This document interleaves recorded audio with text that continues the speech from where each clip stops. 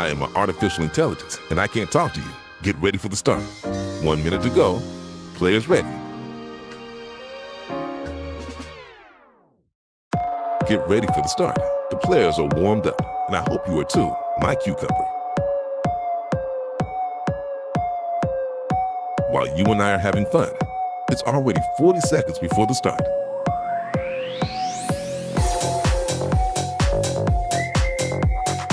"30 seconds before start.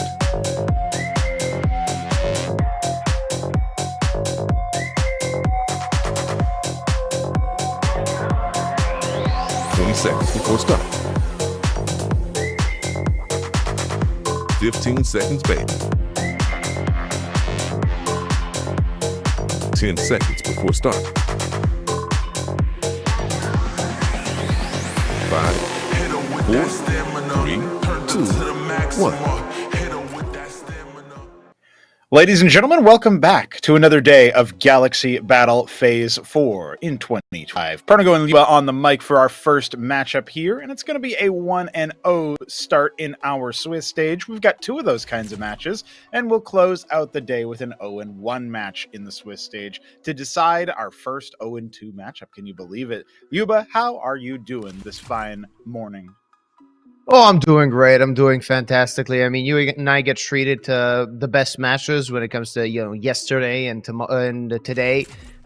When it comes to the quality of matchups and what we can expect from, rather the lack of what we can expect from the teams, given the fact that you can't really choose a winner so easily when it comes to both the first match of yesterday and, of course, the first match of today. It's Sangal versus Monty, and that will be the beginning of this day of Galaxy Battle Phase 4. We're starting off on Mirage. That'll be the map pick of Sangal. Then we will move over to Nuke, and our decider, should we need it, will be Ancient. When it comes to these maps, I mean, they're a bit hit or miss for both teams. Of course, the teams that pick the maps, they know how to play. The teams that didn't are quite uncomfortable on them. So I can see this going to 3 maps easily.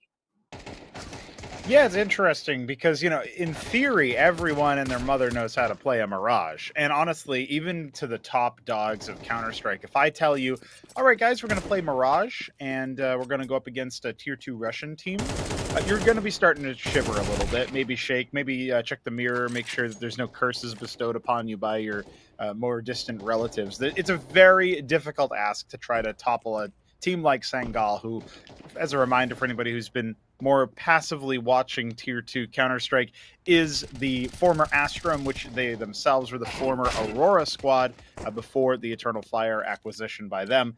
So they're definitely a learned core, and they have Result and also they have Danists as 2 more recent additions to them, I guess you could say, although Result has kind of mixed it up with that crew in the past. So we're coming into Mirage with Sangal on the attack. And Monty, wow, this is an unlikely European combine, an alliance of Lithuanians, British, and of course, you got your one Frenchman. So we'll see how this one plays out as Monty are going to be defending the attack.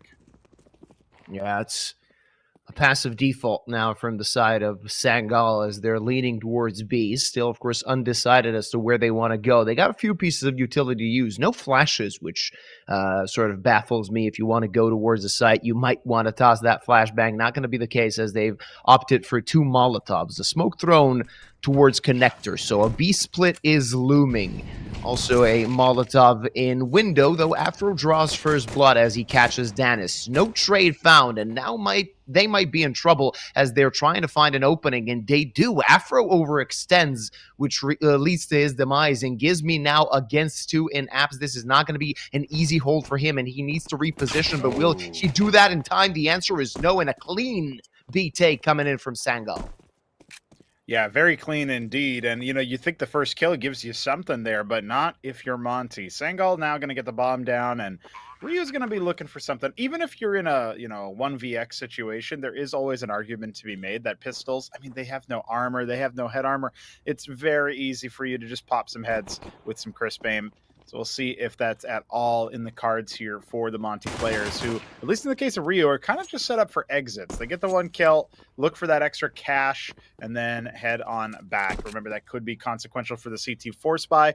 But as you called it earlier, Yuba, you talk about the fact that there's another kill served up on a silver platter. The main issue with this sort of play is that when you end up dropping multiple players outside, once you're talking about the apartments collapsing, there is no way back in at that point. So, just a pretty standard-ish take there from Sangal. They had their connector smoke. They had their game plan set up well. We'll get a repeat of the Ryu kills. Very nice dually shots, and it's an opportunity for him to end up earning $100 per player on his team, single-handedly a breadwinner for the Monty squad. And he has been one of their star players as well recently. So nice to see him get off to a good start. Looks like they will end up saving, which is not what I expected, but I have to commend them for that. They're going up against Galils and AKs. There's no opportunity for Sangal to farm up with a Mac 10 or anything like that. So this is honestly not a bad situation to be in. They're going to stack B. Unlikely to be relevant to this particular case, but honestly, pretty sound game plan coming up for round 2. I think too many teams throw away the second round with a force buy and then don't have a good third round after that. So it's kind of nice to see this for a change. Absolutely. Not really risking too much the side of Sangal. They might want to commit to A, which from our perspective seems like a good play at this point in time. It's going to be a full execute onto an empty site. So they're going to plant the bomb, and this should be a cookie-cutter clean round for them. Though, given the fact that Monty does have a buy in the next round, they could just send bodies in and try and get some exit frags. And each kill they get is quite important, quite valuable, as they might actually give themselves an opportunity to steal away a rifle. And Norway just got jump scared as there are so many players around him, but he's just going to collect them all. It's 3 and a 4th. He should know where the last guy is. An anti-eco ace coming in from Norway. It is in the cards as he's full HP and he can continue to hunt. Though gets dinked, and Danis will be the one to clean things up. It's a very simple round for Sangal, but not going to be so simple the next one, as Monty will have a buy. They will be lacking an AWP, given the fact that they have opted to just go for an eco and then a straight buy. It's a nice little death match here for Norway in round 2, but you're right that the economy is now going to really quite well fund this next round. I did like that Azuu was not interested in providing the ace, ran off to die to somebody else instead after the drive-by dink. It's a small little detail, but don't want to give people highlights even if they're against pistols and small guns. Utility is going to rain into this ace site. They're going to try to take it with some pace, but that's going to be the first mistake. Azuu drops Patsy on the intel. Clack's able to catch one back. That's a big scalp to take down in the form of Rio. There's a lot of utility on the other side, though, and look at that. Azuu trading yet again before Clax once again finds his own second frag. It's been a bit of a tale of two players in this round so far. Afro kind of jockeying for position around the stairs. A bit scared to peek. Doesn't realize quite yet that that's exactly where Danis is, but he is going to be able to drop Norway through the box. That's very, very impactful. It's been a one-for-one trade so far that favors the T's, but at the rate they're going, they're going to drop the last player in a one-on-one. It's a very tense two-on-two right now. Yeah, and do they expect Gizmi coming in from Palace? The answer seems to be a resounding no. He's just waiting for a sound cue. He's just waiting for some intel. Or does he want to drive peek? The answer is yes. That's one easy frag, and he has to know where Clax is. That bomb dropped right next to Clax, looking for the frag. Not going to find it as Monty get there first on the board. Yeah, Clax with 2 kills in that round. He was going to need to get up to 4, knocking on the door of another ace there for the side of Sangal. If he was going to finish that job. And pretty steady hands, honestly, on the side of Monty. Not exactly how we expected Sangal to go for it. Usually when that pace change comes in and you're going for a really fast A-take, you're not expecting the players necessarily to just immediately stall out after the first sets of utility are there. I don't hate it, though. I think if you do have the HEs primed and ready to go, you can make your way to a very tactical take of the site after the first, set of smokes is dispatched, earmarked for very important spots on the map, like stairs and jungle, CT as well. Looks like it will be a much more default setup here for Sangal. Nobody in Palace, nobody in Apps. Actually, one area this is not default at all is Danist's on the sort of anti-flank position there. Has to watch for a very deep rotate because they've totally given up any sort of deep B control. Patsy. Somehow doesn't actually get dropped by Ryu. I don't know how that happened, but Afro tries to get active. Everybody trying to swing at it around the same time, and Azubu takes a little bit too long to deal with Norby. That the flank comes out in a big way, and it's Gizmy suddenly locked into a 1-on-3. That mid play collapsing around Monty. And that should be an easy enough layup. Gizmy now dropped to 1/3 health. Has to deal with Patsy next, who is pretty low, but Klax is holding for him. I love that they didn't even bother trying to rush their bomb recovery, as it was dropped by Azubu earlier. They just end up holding for the aggression, knowing that that's the one angle Gizmy is likely to take. So an NT well-played attempt there, but not it for Monty. Sangal are cruising, it seems. Even in their defeat in the 3rd round, they were still just kind of very casual about things. Yeah, they seem to be comfortable on this map. I mean, it is their map pick, so it is to be expected. We're back on an eco, the side of Monty, so it should be an easy round number 4 for the T's. That previous round was a bit chaotic. 1-for-1 trades all around, but the fact that they got that first frag a bit fortuitous for Patsy to start things off well, it all led to a Sangal victory. This time, just hoping that the pistols are going to do some damage. You got Rio on the Deagle. Rest of the team wielding USPs, and you can't really expect much from them, but wouldn't be too surprised if they manage to catch somebody off guard, take a few AKs away. And it is important because the Sangal money is not looking too great at this particular moment. Yeah, it kind of feels like they need a very clean one, and maybe we can get Danists on the those particular kills with the MAC-10 would be great for the coffers as well, but as you mentioned, the cash not really there for them for reserve rounds. They're going to be walking into a stack of 3 pistols, including Ryu's aforementioned Deagle.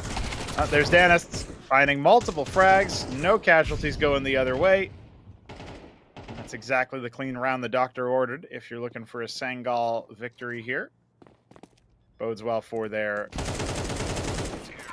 impact going forward. Able to get plenty of action there. All 5 staying alive. Good confidence, good confidence. And that's the second round where Monty just barely invest a thing. Not at all interested in throwing down, wanting to make sure that they get their full buys out.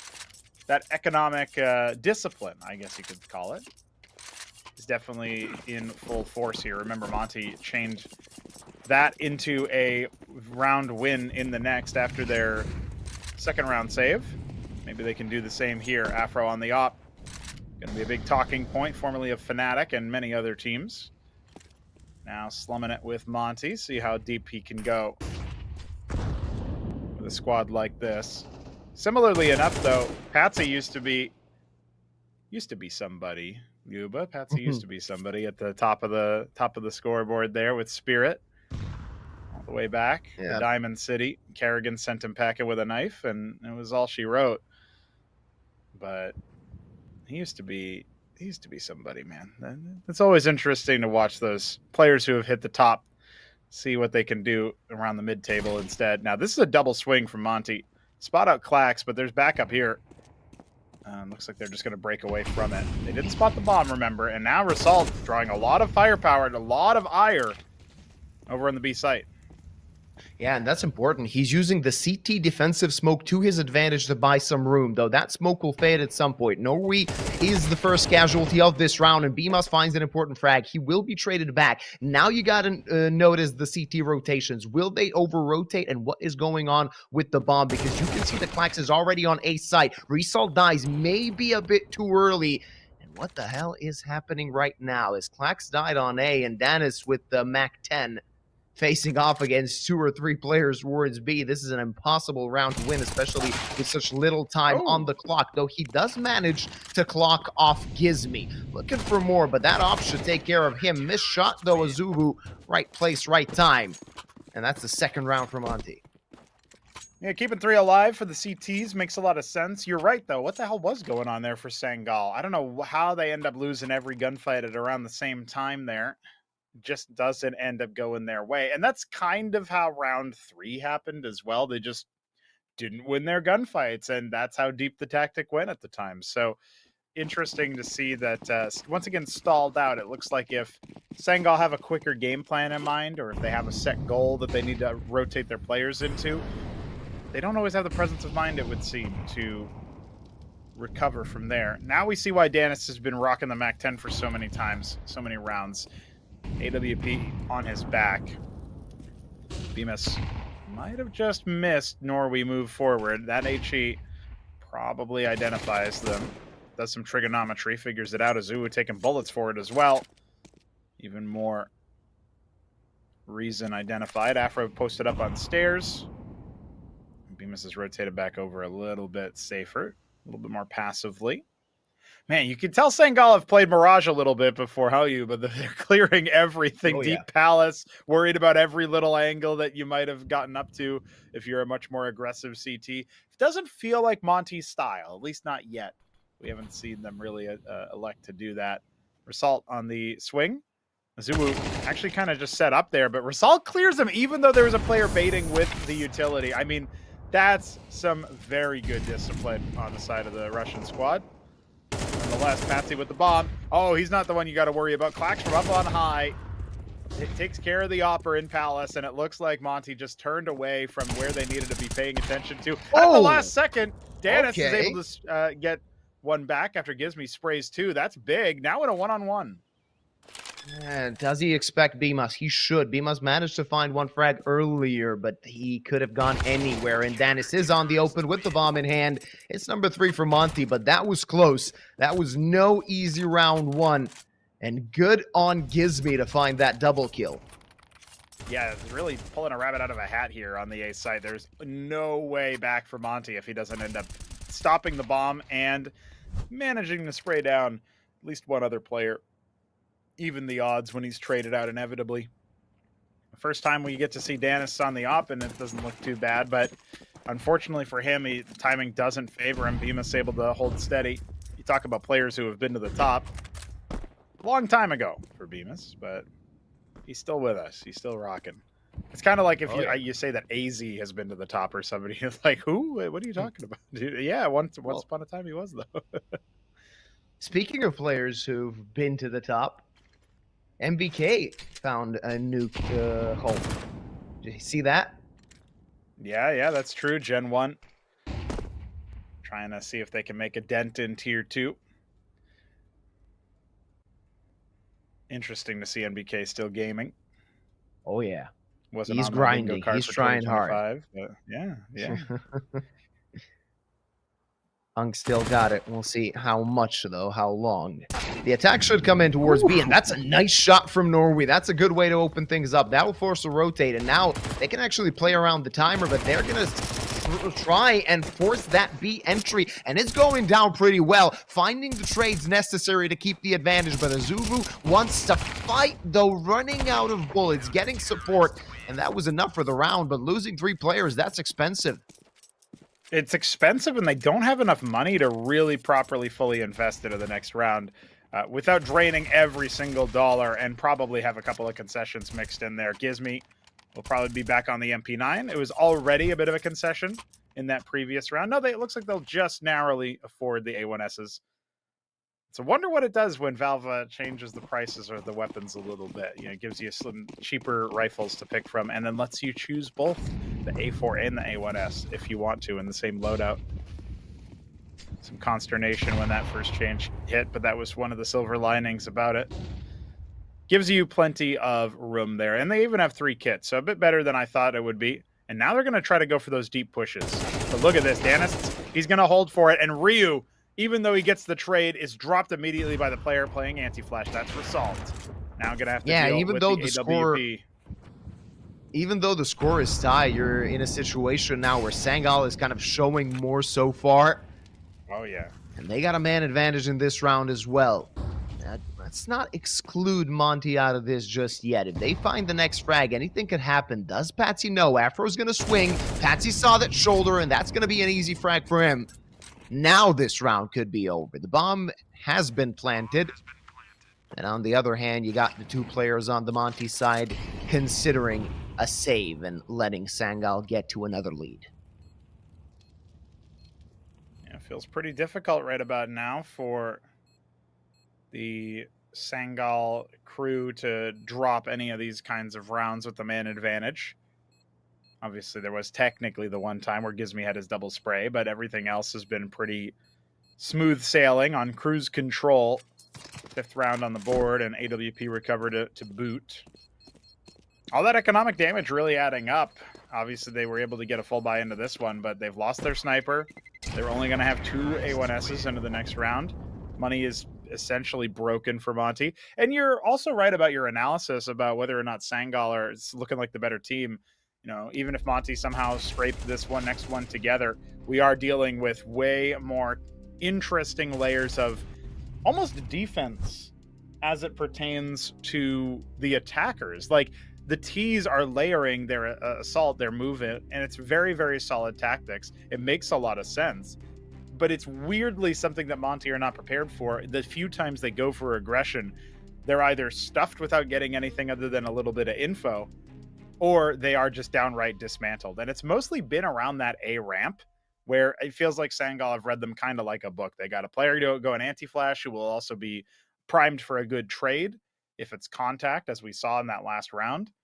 And, you know, that can be Result, that can be Danists, that could be Clacks. That, you know, the fact of the matter is that we just have way more options for Sangal, it seems, to contend with that sort of aggression. And they're also already watching for that, you know, B push deep in out B apartments, for the A palace push towards CT, towards T spawn rather. It doesn't feel realistic for Monty to be able to get any aggression done, and perhaps evocative of that is Bemis going down bright and early in this round, domed immediately.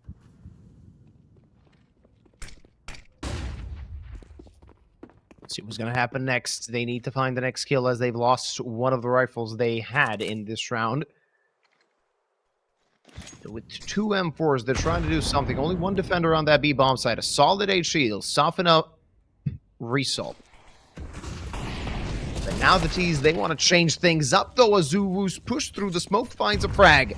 He's lost a lot of HP at that, and Ryu falls as well. So that's the B side open. Possibly even case closed when it comes to this round. It'll be number 6 for Sangal, unless Monty want to try and get to a retake. The answer is absolutely not, and they're going to save what they got. So another lead by 2 rounds for the side of Sangal. Feels maybe a little bit too easy for some of these rounds where Monty don't have any full buys, don't have the entire plate set for dinner. Sangal are just snacking on them. And that's the mark of really versatile and enduring teams. Teams with a little bit of, you know, piss and vinegar in them. You don't really get that out of Monty so far on Mirage. Their CT sides haven't been able to convert those unlikely opportunities or necessarily even get a good look in.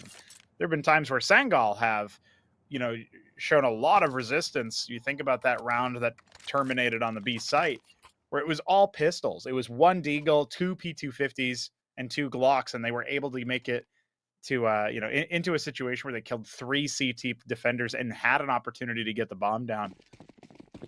And perhaps it was Monty's overzealous nature of trying to stop that bomb plant in an eco that led to more players tasting death than what they wanted. And that's a situation where you don't see Monty having a comparable round. That's one of the reasons why we're saying Sangal here seem to be a bit of a cut above when it comes to that Mirage offense. But still a second half to be played, and that's a brilliant flash to line him up. Afro is happy to change our minds about the tactics, about the layers. Flax has been found out as well. Molotov will clear him out. This is a round where 2 players are compromised with Deagles alone, but it's the rifles filling the scoreboard. And they did well with what they had. Norway gets a frag, but left on 7 HP, it's not looking the best, especially with Clax being on 48. They're going to need to be pixel perfect in their next duels. Could Norway find a kill on Afro? As you can see, Afro just crab walking towards him, but that's great crosshair placement coming in from Norway as they get another kill, get a little bit more room for themselves to work with. With 40 seconds on the clock, they got stuff to do here. They can definitely make this an active round once more.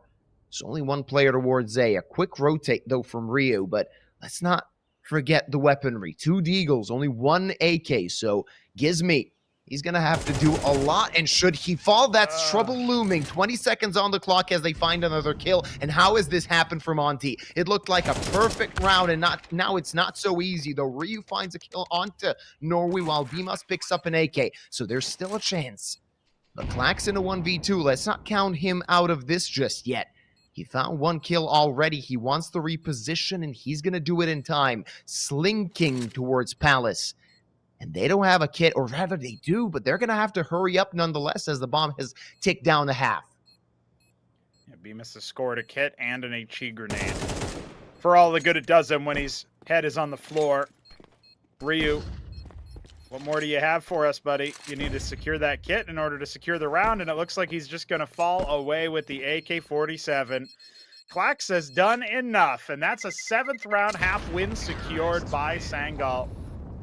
Not at all how we thought that round was going to go. I was talking about how these broken rounds, force buys, mixed buys, these aren't going the way of Monty. They're not even getting a good look in, and this starts out so beautifully for them, only to fall to pieces halfway through. Few questionable decisions. Afro's swing possibly being one of them. Then just the defenders unable to hold their sights, unable to hold solid positions, getting caught off guard by the Sangal players and losing a 5v2. That's not something you want to see. That is one of those rounds that can haunt you up until the end of the map.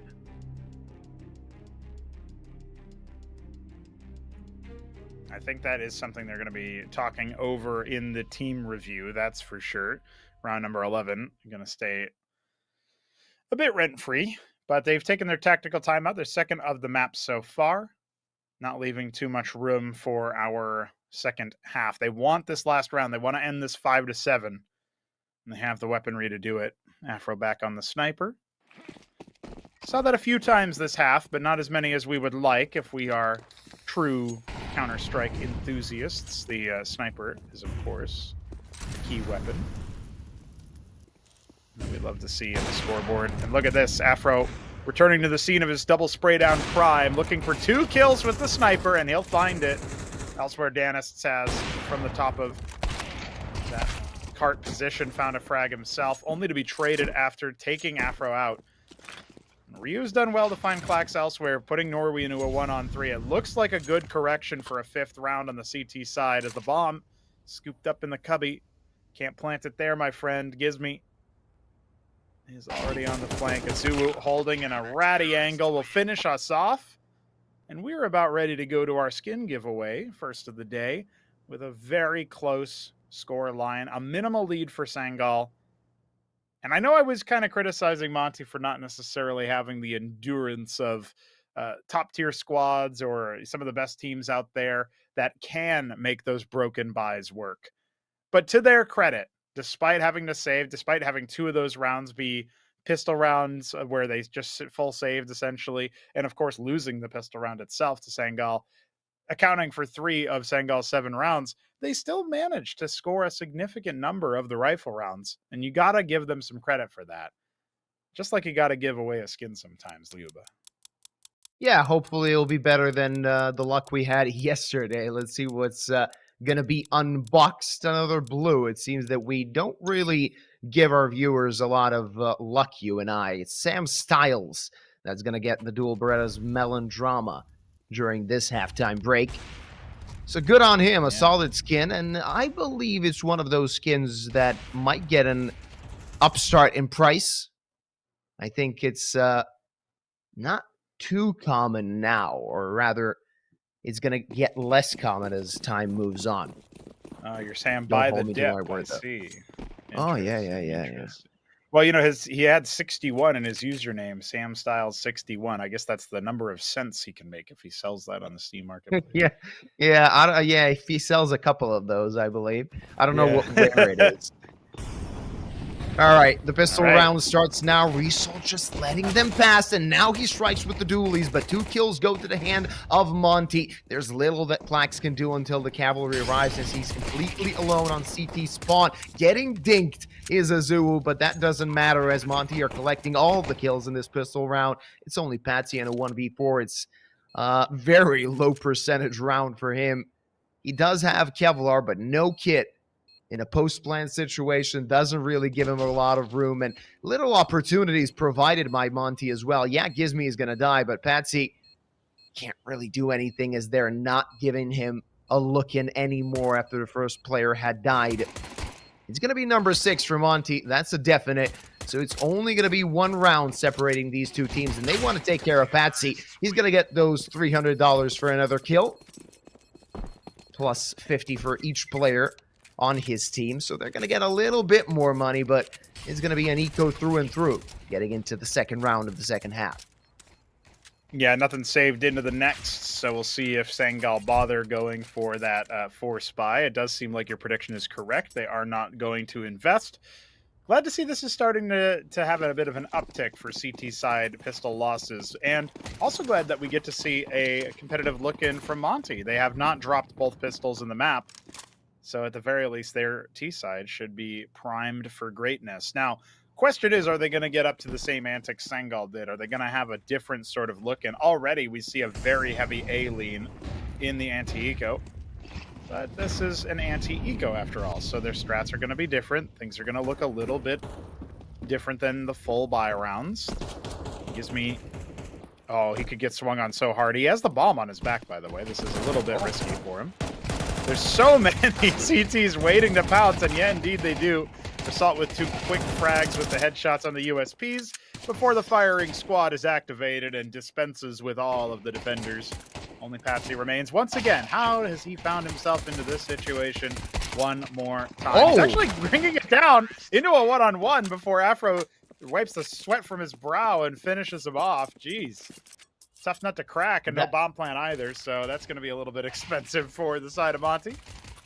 Unnecessarily expensive. Rushing towards a USP-wielding player when you just need to get that round over and done with, especially with Gizmy.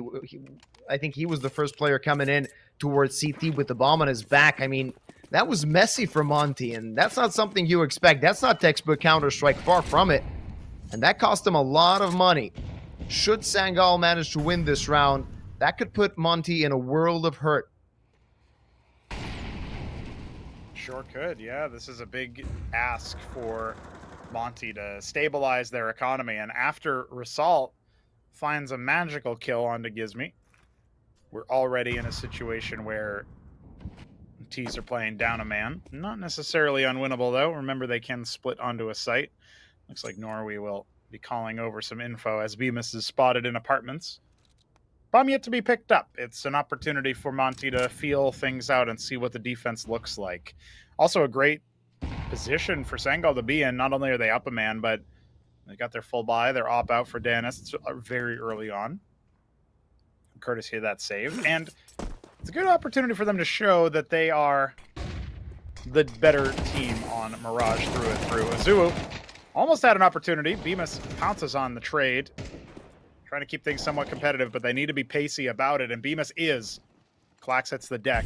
That's going to be the proper site cleared. Utility trying to get Bemis into a very good position for 3 kills in the round to drop Patsy. He single-handedly brought them back, it feels like. Jockeying for position outside a ramp is Afro, finally committing to the site. He's going to get his bomb down, but that is going to force Norway forward, and suddenly with only 20 seconds left, and perhaps not enough players left either, we're down into a 1 versus 2. Danis can still throw a wrench in the works. He's just waiting for his opportunity, just waiting for his moment. Oh, narrowly misses out. Afro Matrix dodging. Neo Not able to make it happen there, and he is dropped, so that's going to be no op into the next round, and a very nice recovery from Monty. Yeah, well done from the side of Monty. A bit of a messy round, but well done from Bemus. He was really quiet throughout this map, but getting so many important frags here, just not letting the Sangal defense breathe, led to his team securing this round, and of course, could be potentially getting the next one as well, as Sangal will not have a lot of money coming into this one. A UMP and an MP9, that's the best they got with 3 Deeks on the 3 remaining players. No utility either. Let's see what Afro can do from this boost. Not going to get tested, though Azuwu is, and he draws first blood in this round.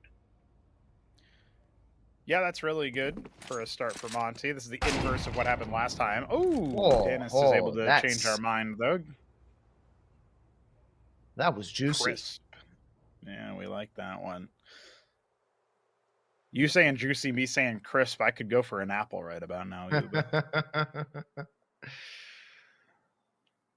Reminds me of an old joke since we have time. This is a bit of a force buy round, but it doesn't seem like Sangal are going to be pouncing anytime soon. I got to tell you guys that there was a man who obviously, for religious reasons, couldn't eat pork.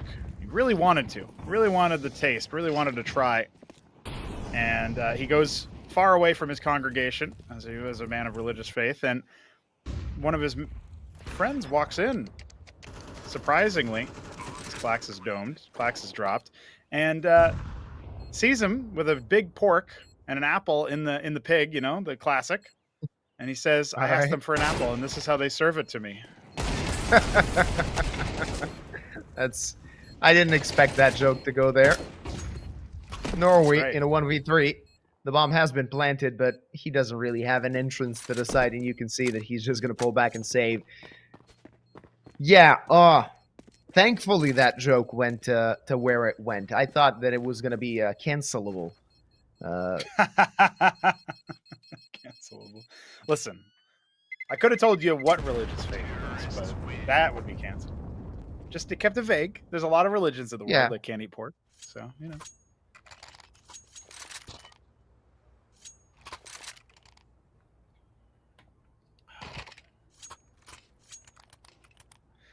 We do have an interesting setup now with off the back of that save. Monty able to survive the force buy. 4 in a row for them. Remember, this is not their map pick. If they're able to secure this, they really will look like the better team. And we'll sit there scratching our heads wondering just how good was their opposition on Mirage to hand them such a dismal win rate on it. Apparently Sangal not good enough. Looking like less than the sum of their parts when we see how powerful some of their lineup, the name value of their roster really is. CT side hasn't been kind to them. Obviously, the T side looked a lot better, a lot more collected. Still plenty of time, though, for them to error correct. Result does so by taking Azuwu out. Nice sync up with Patsy on the smoke break to force the T's back and, at least in one case, capitulate. Bomb already rotating over towards B. But this looks like it's going to be a good opportunity. Oh, they're actually canceling it. Never mind. Feels like some indecision. Scooping up nades, making every little moment count. But with a minute on the clock, I'm thinking right about now we are going to see that B lean. And it is the right decision for Monty, but it is always awkward to try to exit out of these apartments. So many little angles the CTs can be in, and they are playing a bit more passively. Yeah. Let's see what that's going to bring.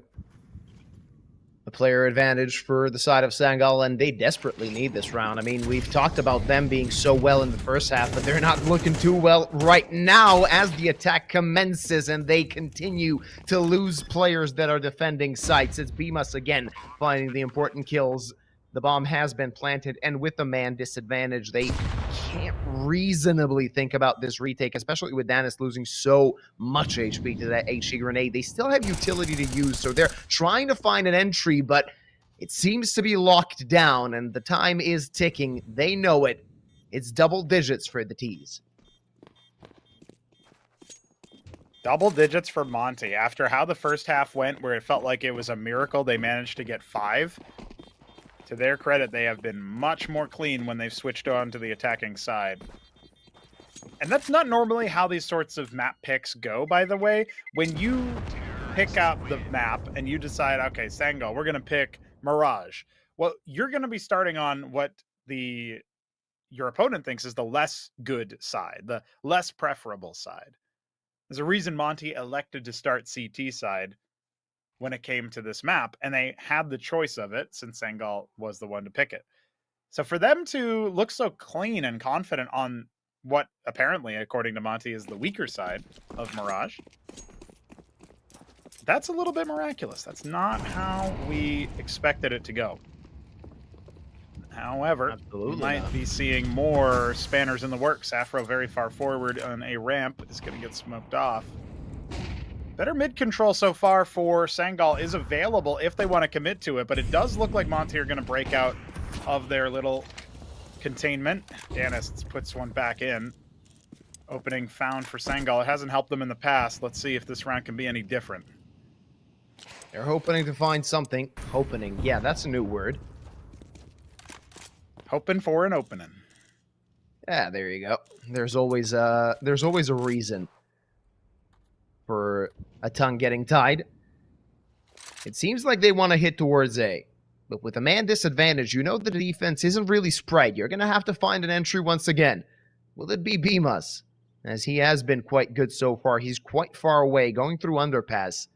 But still, might have an opportunity to find the first kill for his team. 45 seconds left on the clock. They're going to need to hurry themselves up just a little bit. Enough utility to strike that side, but 3 players around it. Not going to be an easy take unless they can actually do it cleanly. Resalt will be the first point of contact. Let's see what he can do. He's going to have support, but will it arrive on time as Ryu finds the first kill? Resalt now open, rotate coming in, and he finds a double. Still alive somehow as he catches Ryu down. It's only Afro remaining and getting hit by that USB once again. Finally, they shut Resalt down, but that was not enough as Danis will put the finishing touches on this round. Sangal taking that much awaited round number 8. Yeah, and look at the way that he plays this out. He knows that he's dinked, and then he pulls out the USP, and when he starts charging the Opper in Palace with the sidearm, I mean, you have to start believing in him. The plot armor, Rambo, all he's missing is a knife. Very, very superlative round there from him. Glad to see Resalt get back in to winning ways. And look at that, opening this round as well. Can't stop this kid, apparently. He's found his stride on the CT side of Mirage.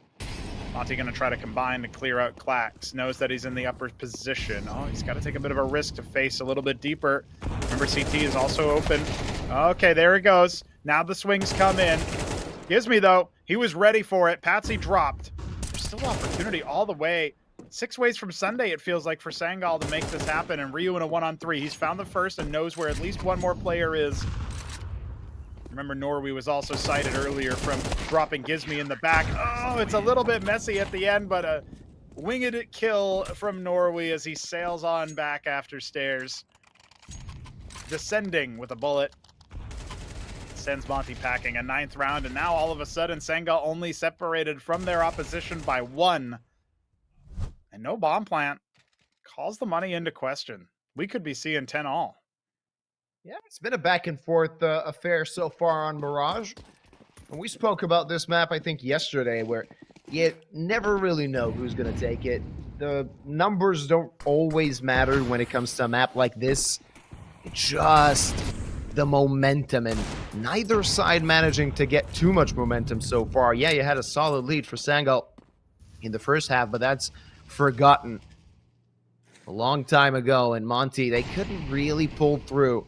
It seems like we're going to have a tied result after 20 rounds played, unless these pistols can do some damage. They still have enough utility to strike toward a site, but it's just enough, and they're situated on mid, which means that they're going to have to break open a defense. Patsy finds the first kill, and somehow he's still alive to get the double. There's Result as well to get another kill for his team. It is just a cleanup right about now. It's only a Zulu remaining.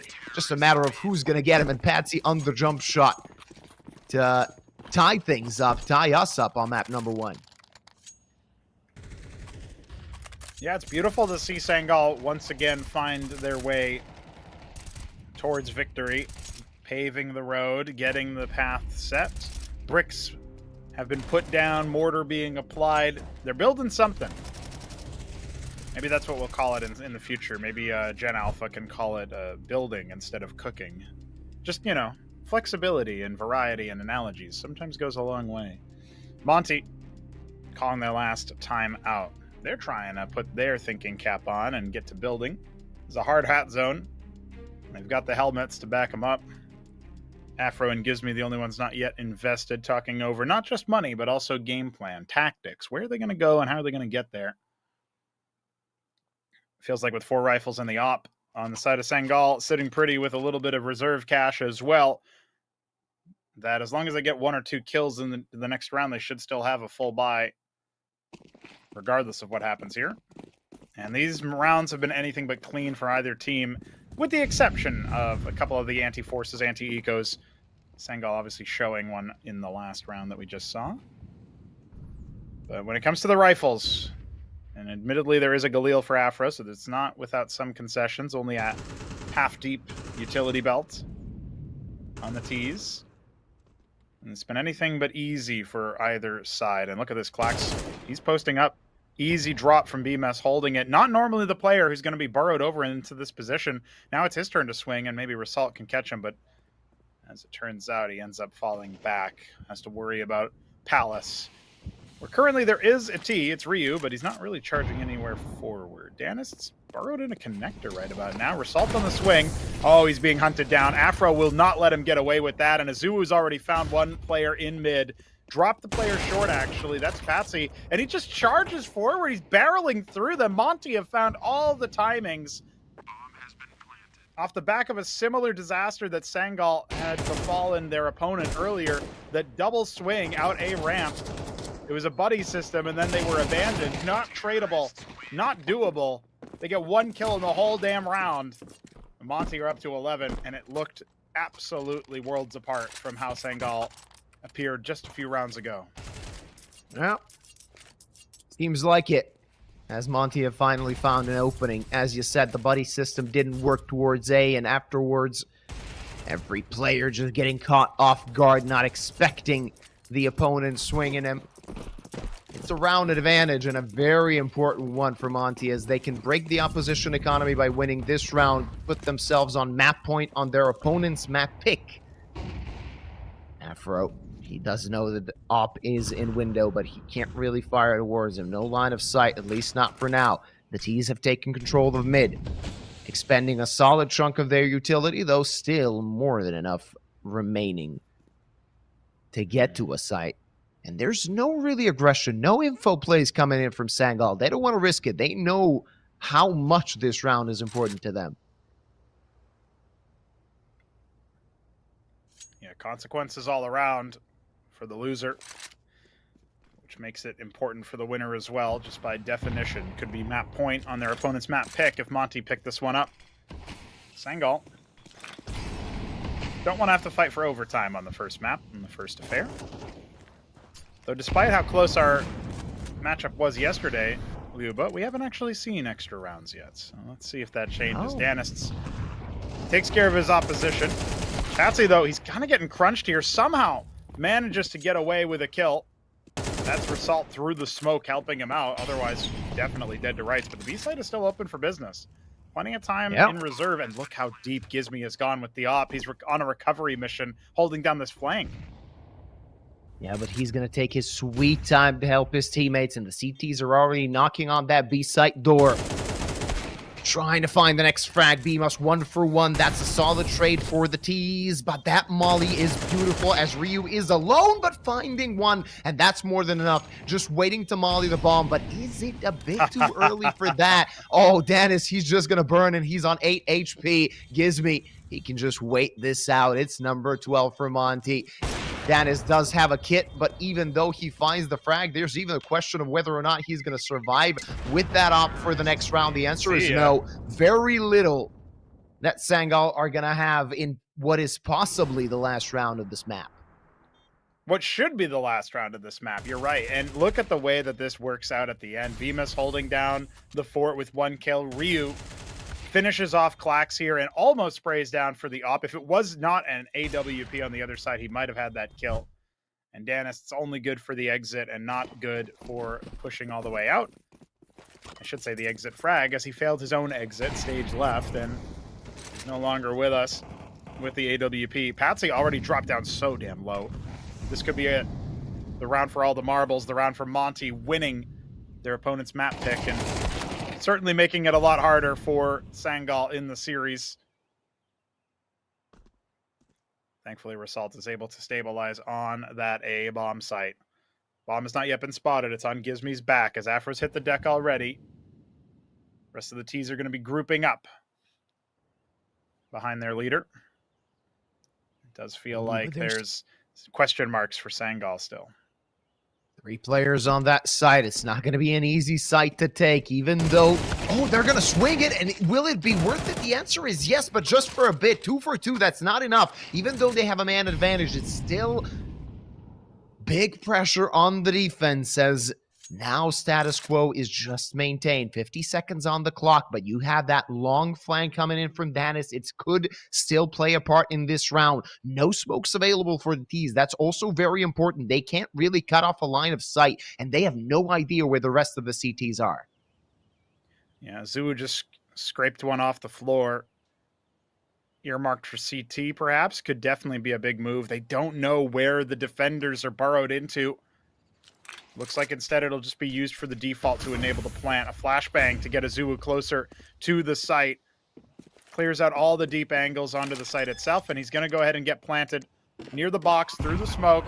Ryu trying to spot out where the opposition is, knows where one is. Remember that long flank you already talked about. Danis is moments away from dismantling this push. Azuu, when does he check it? Does he check it at all? Is he only going to check it in death? It looks like that is indeed the case. The Op are coming in with a 2K, instantly doming the 2 defenders of the site. Attackers turn defenders in Monty. Well, that's one series point they do not convert. They've got one more chance, and we're going extra rounds. Yeah, you spoke about the possibility of extra rounds, and the money ain't looking too well on Monty. They had their opportunities. This was the best chance they got. This next round is going to be very difficult. They're going to have to go for a bit of a Walmart buy. 2 AKs, 3 Galils, a scattering of utility. 4 Galils, actually, as Ryu decided to buy some grenades. That really isn't something that looks grant them this map, but let's see if they can find an opening. Should they find it, it might still be very good for them. They could still win this map, but the attack is going to be fast towards B. Unable to find the first guy. He's trying to stay alive, but the defenders, they both fall in quick succession. The bomb is going to get planted, and now all the pressure is on Sangal. Yeah, all the pressure indeed. Ryu staying alive somehow. Danis fluffing that kill is definitely the nail in the coffin here. It would have to be a 2 versus 5, a 1 versus 5. And listen, Result's been playing lights out, man, but he's got no chance, no hope. Gizmi on the flank finishes us off. 13-11, you barely doubted them at all, it felt like, in the second half. Shaky going on the defense, but Monty recover. And that's their opponent's map pick, done and dusted. That means that we're going to go into a very exciting map known as Nuke, where Sangal have always been a canny lineup. The core of them, formerly Astrum, formerly Aurora, always been pretty nifty on that particular map, and definitely one that I wouldn't write them off. But Monty have a 75% win rate just about after 23 maps are played. You can't really look at them and say they're not the favorites, especially after their recovery in map 1.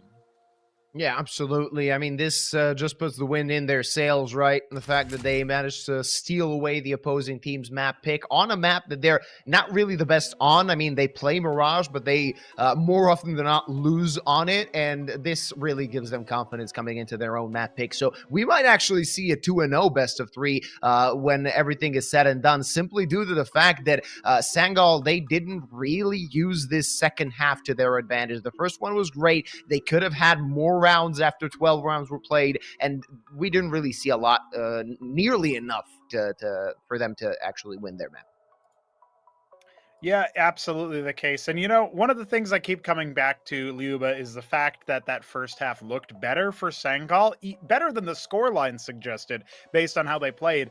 And then where was all of that team play? Where was all of that, tactical grace that they really approached the T side with when they switched over to the defense? It did make it look like it was a T-sided map, which the statistics don't bear that out even at tier 2, although it is a little bit closer to that than it is at the highest levels of Counter-Strike, admittedly. So it's something to ponder on, but Sangal can't be thinking about Mirage anymore. They've got to, vent it from their heads, and they got to think about Nuke. After a short break here, ladies and gentlemen, we will be getting deeper into the series. Nuke awaits us for map number 2.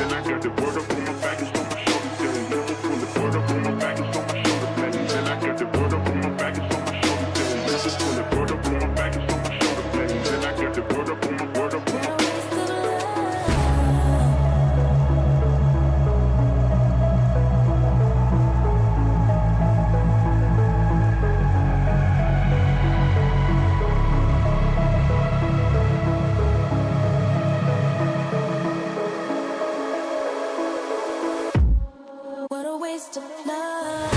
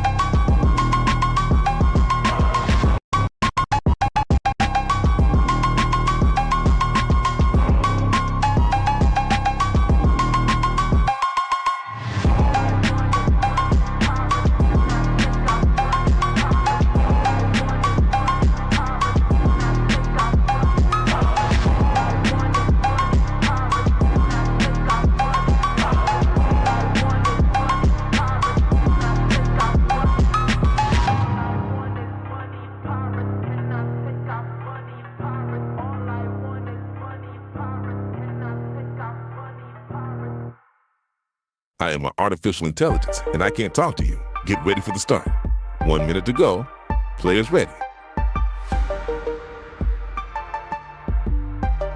Get ready for the start. The players are warmed up, and I hope you are too, my cucumber. While you and I are having fun, it's already 40 seconds before the start.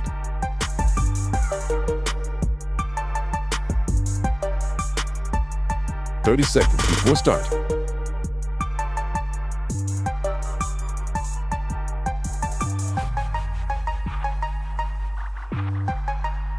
"20 seconds before start. 15 seconds, baby. 10 seconds before start. 5, 4, 3, 2, 1. Ladies and gentlemen, welcome back to Galaxy Battle Phase 4 2025. We are heading into map number 2 between Sangal and, who was that? Monty, doing a lot of damage on Mirage. Not exactly who we expected to take that map. Yuba and I on the mic here talking about this particular series. And Yuba, I'm a little bit concerned for Sangal here. I know that they've been around the block. I know that they are also, this is Sangal. Last screens were Monty. That happens sometimes, but they have been obviously slumming it out in tier 2 for some time now, these Russian guys, and they haven't really been able to find form, particularly compared to Monty on this map that we are going to be seeing in just a few moments here, ladies and gentlemen. I predict, it should come as a surprise to anybody, that Sangal will be able to start on the CT side, but how good they're going to be, I do not know. Yeah, we'll see what this brings them, simply because we're not really expecting much, but whatever they do, it's going to be a pleasant surprise should they bring a fight to Monty. Of course, Monty winning that first map, that gives them a big confidence boost heading into what is seemingly their favorite map, or definitely one of their favorite maps, because they've been doing quite well on Nuke for the past while. That, along with Train, are the two maps they are really liking to play, and it seems that it's yielding some pretty good results. Hopefully for them, it's going to continue like that today. Otherwise, we will be seeing Ancient, a map that neither team really played too well.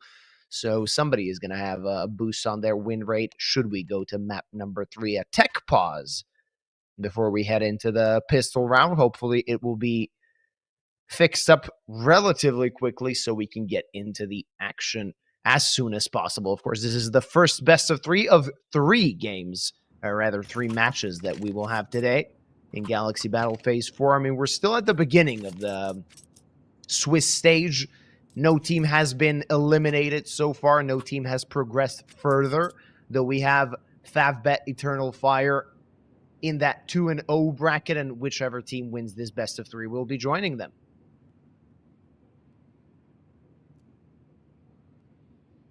One of the things that you got to watch out for here is, as this series progresses, as our day and our tournament progresses, you don't want to be sort of stuck in that 1-1 or, God forbid, 1-2 section of the Swiss stage.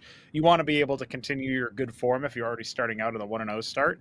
So Monty look good for that. I mean, we're making no bones about it. We are expecting them to take this series, and probably even do so in a 2-0 fashion after converting their opponent's map pick of Mirage.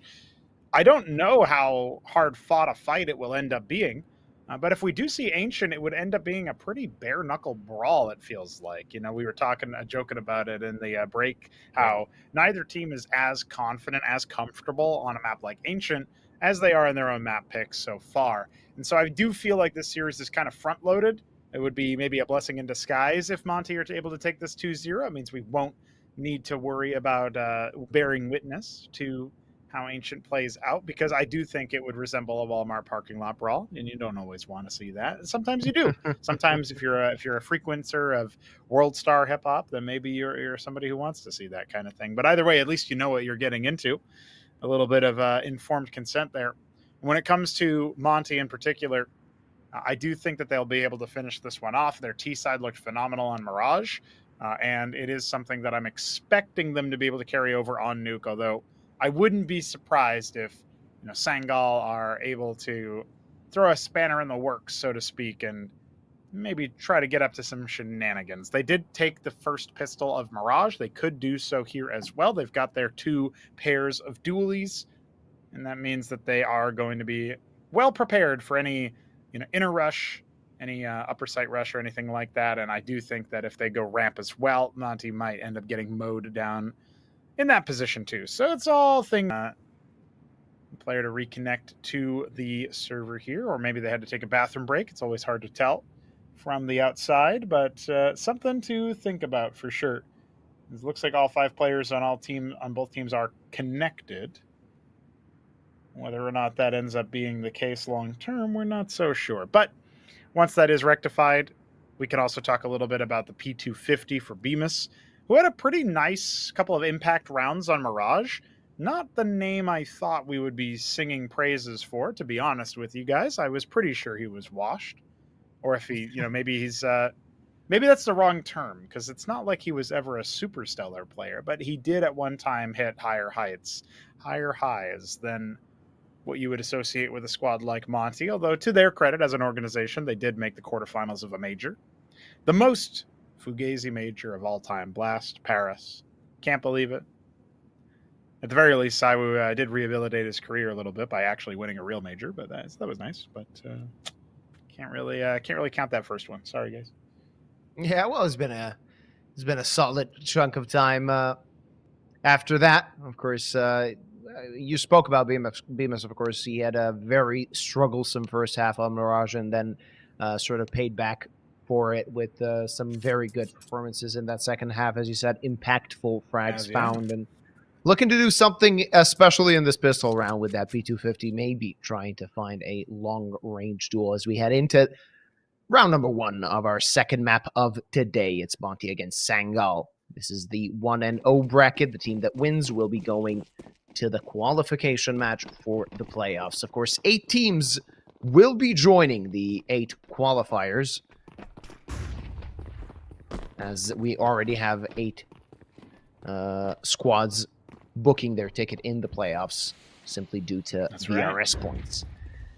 Taking control of outside is the side of Monty. I think that smoke was not thrown right. It didn't really land where you wanted to, but that's a good start from Gizmi. A jump in headshot onto Resalt. Norway on the other side of the map finds a trade, but Azuvu brings back that one-man advantage for the side of Monty, and now a little bit of trouble for Sangal. Wherever the T's go, the CTs will be outnumbered, especially if Bemas can connect that shot. Not going to happen just yet, though. Yeah, it's kind of a prolonged affair here on the upper site, which is seemingly where Monty wanted to go. A lot of question marks about Norway and Klax's positions. The dualies have linked up, however, Danis and Norway closer to the A site. There's a lot of early round aggression from Sangal that didn't really facilitate anything until Afro ends up lurking through lobby and ends up dead for it. Gizmi gushed from long range, peppered down a little bit. He's going to drop down into control. It does feel like right about now, the CTs are considering going deeper. Ryu's already decapitated. Oh, there you go. Speaking of, Klax finds 2 frags, and hey, you're a little bit exposed there, Bemis. You're going to have to plant that bomb a little bit more safely. And with Danis coming down the vent with the dualies, it's all down to Bemis' P250. He needs to find some significant impact here, and it's really just a stall game, a stall tactic, and well, the engine doesn't start. That is going to be a surprising pistol round victory for Sangal. Luba, how could you possibly predict that round? Oh yeah, no chance. The fact that Klax managed to get those 2 kills from Splitter, that made all the difference in the world. Had he died, even after the first kill, had he been traded, that would have been round over, basically. This way, they actually managed to take control of this round back, and actually getting that pistol round is very important for the side of Sangal. Of course, one thing to note, if you want to participate in the giveaway, as a skin is given away each halftime and also at overtime halftime, you can just type !Galaxy in chat and you will be submitted into the giveaway. Sometimes the skins are solid, sometimes less so, but I've seen a few knives being given away, so there's no reason why not to participate. Definitely no reason not to. I guess the only reason would be if you don't have a kick account, then you can't. So you might want to rectify that issue. But if you're already someone who likes to chat, things are a little bit different here. Ryu domed so hard he has to reconnect. Once he does so, we'll get back into the action. But sometimes you will genuinely see CTs on Nuke after a pistol round victory not invest in anything other than the pistols. It's a way for them to kind of cheat into a better weapon next time if they're pretty confident in their and the other side not going to be doing a force buy, then they can kind of get away with that. But the bomb was planted, so Monty have the ability to force up if they need to. Yeah, I mean, they managed to get that bomb down, so at least that gives them the opportunity to try and break the opponent's bank. You can see Patsy actually investing into that M4. Sometimes necessary to have a long-range weapon in that second round simply due to the fact that you don't really know where the opponents are going to go and what their buy is going to look like. Apparently, Monty is waiting for Ryu to reconnect, and they will then decide what to do with the cash they have at hand. First map was quite back and forth, 13-11 going to the side of Monty. And the second map, at least we expect it to be a bit more of a clear-cut affair. But that pistol round win, that gives a little bit of confidence to the side of Sango. Confidence didn't really help them out on Mirage, given that they played with such swagger in the early stages and then kind of started to fall apart to Monty's aggression.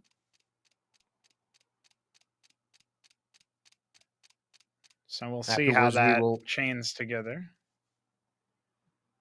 Afterwards, we will have 2 more best of 3s. It's Alliance against Sparta in 1600 hours CEST, and 3 hours later, Copenhagen Wolves against Betera. So some solid Counter-Strike to be played at Galaxy Battle today. Of course, we're still getting into things slowly but surely. And I can see that our observer is quite bored. Yeah, sometimes you're in that exploratory phase. Or maybe changing the pitch and yaw of the camera to indicate tilt. Might be communicating with us subconsciously there. Yeah, maybe he should show us something we don't see every day on Nuke. Go someplace else. Can we go to the top of the building, perhaps? That would be interesting. Rise to the peak. Oh, yeah. Oh. Wants to go back the other way. All right. Well, he kind of reminds me of like walls, right? There you go. That's a solid view of that nuclear power plant and the T's are trying to blow up. And now I like the idea of perching. I like the idea of perching on that little roost there as a bird. This really gives you the bird's eye view of the map. It's probably some crow somewhere that's stood there, you know.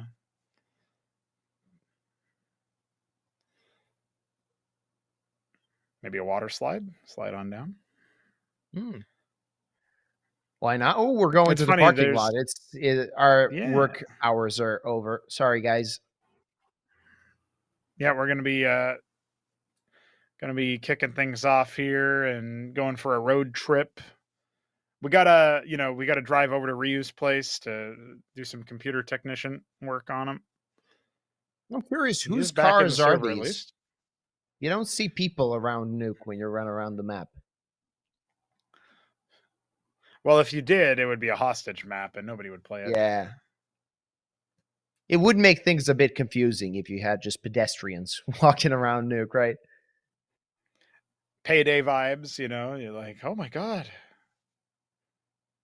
Somebody call the cops. Cops are already here. I guess that is the bulldozer from Payday would basically be the guy in the heavy armor suit, if you think about it. So. Yeah, sort of. Oh, we're moving to another country, it seems. Yeah, Nuke's set in America, isn't it? Is it? I thought it was set in Germany. I thought most of the maps are set in Germany. Yeah, I don't know.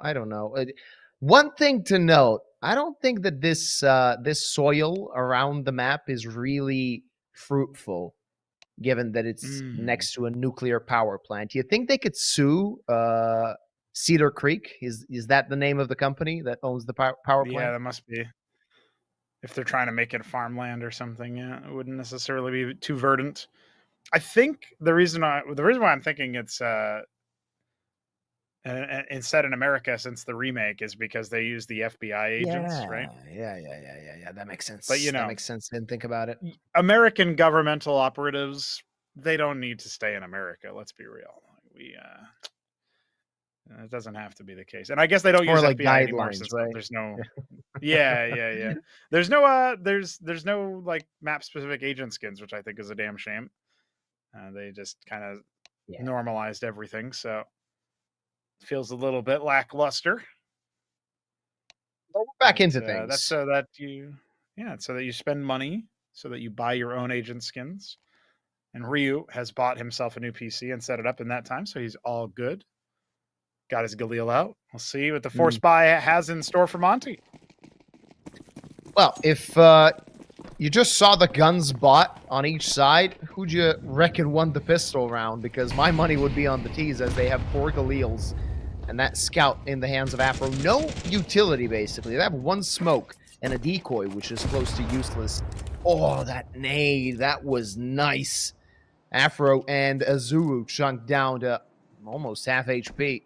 They're going to have to fight with that. Ooh, though, Patsy gets shot in the stomach, I assume, and that's where he lost a lot of his health. Azuru finding the first kill of this round, and Klax is in trouble. Oh, no. Now it's very messy for Sangal, as they've lost 3 players, and Patsy so low on HP. This could be a Monty round through and through. Yeah, it seems like it is. I mean, I can't imagine Rassault getting much here. Borrowed in. Might not even be tested. Well, there's the first one served up on a silver platter. Grabs himself a Galil. Might be the best he can hope for here. The bomb is going to go down. Is he actually calling for Patsy to step forward? No. We have the CT spawn save, and Rassault just going to be looking for more frags, try to get a bit more cash into the next round. They know that they've screwed this one up. Not looking good for the Russian side. Sangal going to have to deal with the second round force buy being won by Monty. In some ways, that is more gutting for the economy than just straight up losing the pistol. He does clothesline Azulu on the way out, and Afro, I mean, it's a hard fight to take with a scout, of all things. In fact, he might just clean up over here. Make it very expensive indeed. Bemis will sail him on through with the Galil headshot, and it looks like just like that, Patsy's the sole survivor. Ironic given the name. He's got his A1S equipped and ready to go, and we're going to see what Sangal bring to bear in round 3, but it's not going to be what they want. It is not going to be how they wanted this round to go. And we're already seeing a little bit of cracks forming if that kind of aggression is going to be commonplace. Because Monty have the protocols, as they showed on their T side of Mirage, to be able to deal with those kinds of things. And they know all of the angles in you. They know what they should expect. So don't be surprised if you see a little bit more aggression from Sangal and if it falls completely flat. Yeah, that wouldn't surprise me at all. 2 premium rifles in the hands of the CTs, and that's basically it. They got 2 pistols. They got that MP9. Gonna try and do some damage with that, but we can see Monty extending quite early in their own map pick. Resol, he's going to get tested here with that dig, as multiple Ts are waiting to pounce towards ramp. Missed shot. Azulu hits. And that's a lot of room bought by the Ts, not losing a player, not losing a single point of health so far. Very good real estate achieved. Premium rifles are in the way of Patsy and Dentists now, but a lot of concessions and down a man. It does not look good for Sangal. It looks like the lead will be taken nice and early by Monty. Burning out a couple of those players with concessions. Norway forced into the fire line. From heaven they strike. Azuu, the last one standing in that position, as the counter kills do come in. A little bit more impact found from the defenders, but the flashbangs are so good. And Patsy swings a little bit too late to punish, so Ryu trades him out. Now in a 1-on-3, Danis decides he wants to go for it as the smoke is going to fade. You'll see it turn. Yeah, there it is. Fortunately, he's already started, and he does find a spray, a delayed spray onto Azuu, but I don't know if that damage was really worth it at the end of the day. Feels like losing that premium rifle that you might be able to build into some kind of heroics into the next one is maybe a bit too much to ask. So, the second round for Monty. And it seems pretty easy for them so far, particularly now that there's only a Deagle standing in their way in round number 4. Mac 10 on Gizmi. I think they've read the economy perfectly here. They should be more than equipped to handle this kind of thing. Yeah. It'll be quite simple for the side of Monty to double their advantage. at the very start of this map. And we spoke about this so many times before. The fact that Sangal managed to get that pistol round victory, it's completely important. It's completely unimportant, rather. It's one of those situations where it would have been better had they lost the pistol than now, where their opponent actually gets the reset, gets the conversion, and Gizmy as well. He's going to farm up some cash with that MAC-10, looking for more, and the Glock will do its job. Finally, they take care of him, but the consolation prize of that MAC-10 is simply not enough. And Resol's just waiting to punish somebody. He's going to have to wait for a long time. Not going to happen in this round, as Monty secure round number 3. Yeah, they're looking for where he is. They're not actually planting the bomb yet, which is kind of funny. A little bit tense as they wait for the last defender to reveal himself, but I think Result is more than happy to just make us wait the 40 seconds to detonation. Maybe he'll get a little bit more active later, but he's perched up. Takes a little bit of convincing. Now he's going to go ahead and descend, perhaps ascend. Skips the ladder for now. I think he's made some noise. Azuwu starting to look for him. Maybe he can take Gizmy out, but not going to happen. Just a little bit of chip damage. Yeah, Bemis is able to take him out, and it's nice and easy. Yeah, Gizmy did have a lot of farming to do in this particular session here.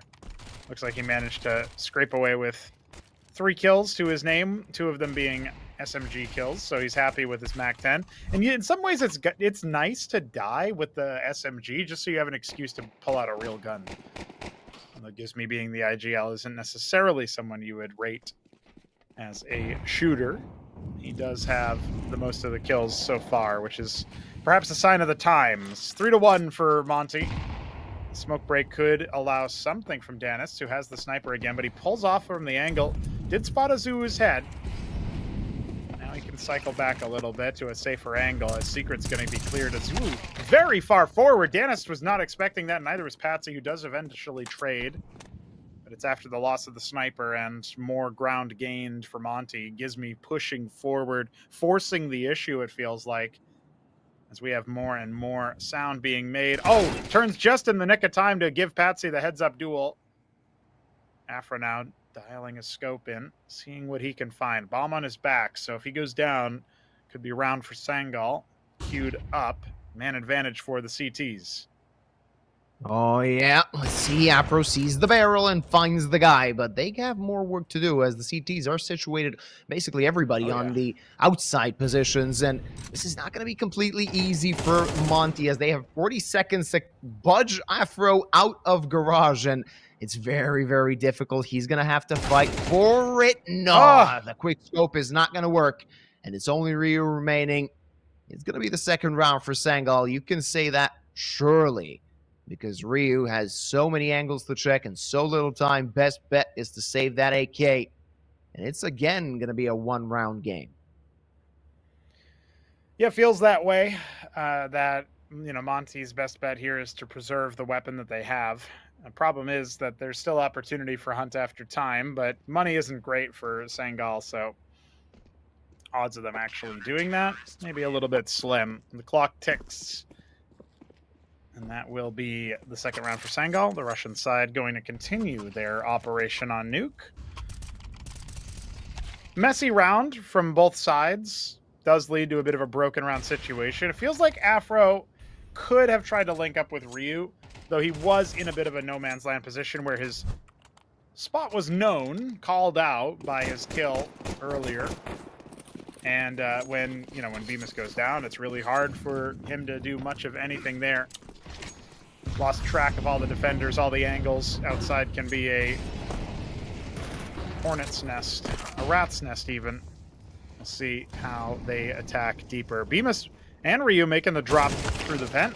The Klax is still loose, and Norway, thankfully, is able to bail him out of trouble at second vent. Otherwise, he potentially could have been dropped there. Afro staying behind to watch the vent, I love. But he does need to watch out for flanks and other positions. Speaking of, Gizmy looking to see if he can get any intel, even just hearing footsteps. And the people going through vent, there's 3 coming from the brackets here through ramp. Make that 4 as Norway slinks back over there. It feels like Monty are very split on the defense. Let's see how quickly they can link back up with each other. Yeah, Gizmy, he's just going to hold Clax off as 4 CTs are coming towards Flair. Patsy finds the first kill. Beamus unable to turn around on time. It's 3 against 2, but the time is taken away, and the CTs, they need to commit to this defuse. They're trying to do it, but God. they can't do it in time as Gizmy and Afro take the round. You could say it's stolen away because it was really, really close, and they just failed to cover their angles well enough. Yeah, Danis whiffing with the AWP is the most impactful thing here. Look at this. Gizmy accidentally baits Danis there. He was not blind from that flashbang. What happened instead was he just sort of accidentally jiggled on the bracket push. I say accidentally. It could have been intentional. It just didn't look like it the way that his crosshair was placed. That is a gutter, because if he had not been able to stop the diffuser, that would have been a Sangal round. And now they've essentially been full wiped on either side, which always favors the T's. Cheaper weapons, cheaper equipment, and of course the greater share of the money with the round win. Now here comes the flashbang. That's pretty good, but somehow Bemis still dials in the headshot. A little bit sloppy there from Norway. Pays a blood toll for that failure. And now Clax hitting the deck. This was just a pistol round, sort of a somewhat Kevlar purchased here and there, but for the most part, just a few upgraded pistols, and they're all dropping one by one.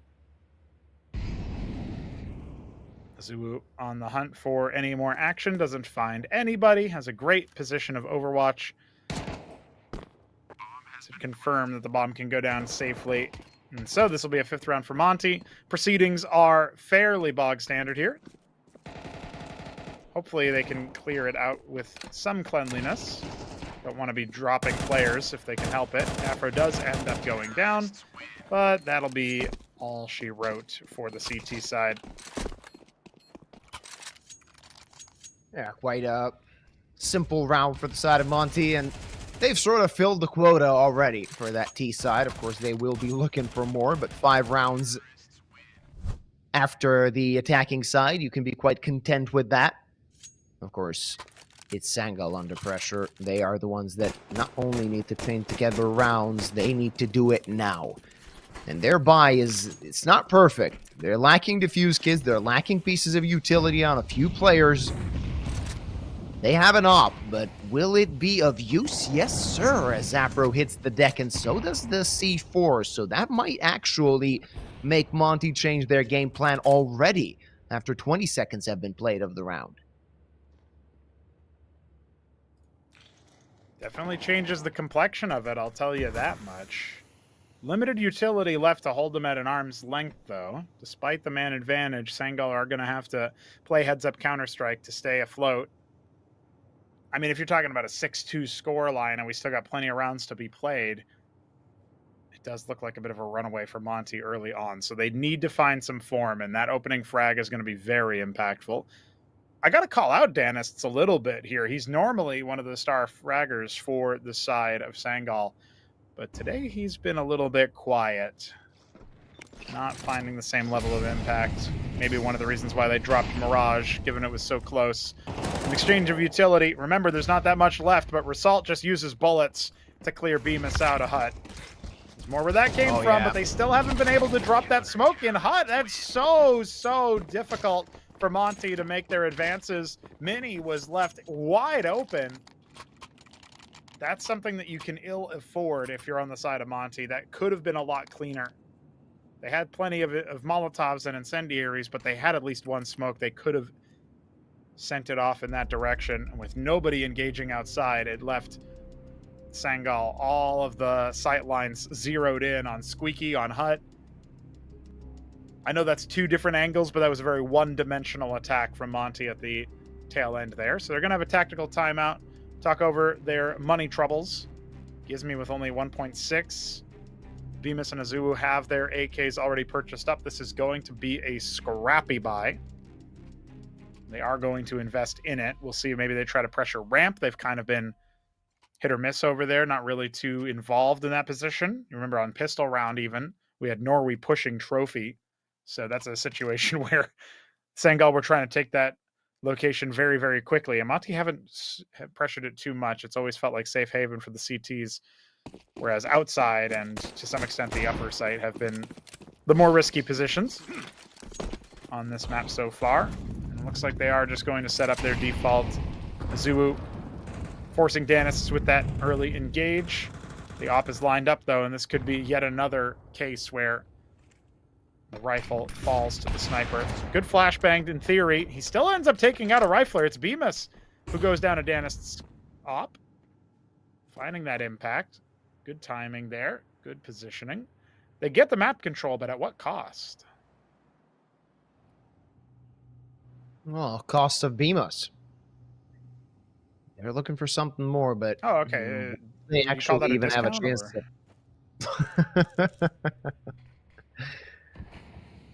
Well, we'll see if they can find one or two more of those. Clack's trying to find something, at least found info. That HE is not going to do any damage. Now the attack comes in towards A, but he should have support in terms of Result that is on the rotate on heaven. But look, it gives me, that's a flank and a half as he finds the frag. Now they can go to B and things are starting to complicate. Things are starting to be very difficult. It's Danis defending the site, finds the first, looks for more. There's the second, dancing There around it the is. silo for the triple kill, and it's only Ryu now remaining. They could not find the upper, and he's paying back for that mistake 2 rounds ago. Not gonna find the 4K though.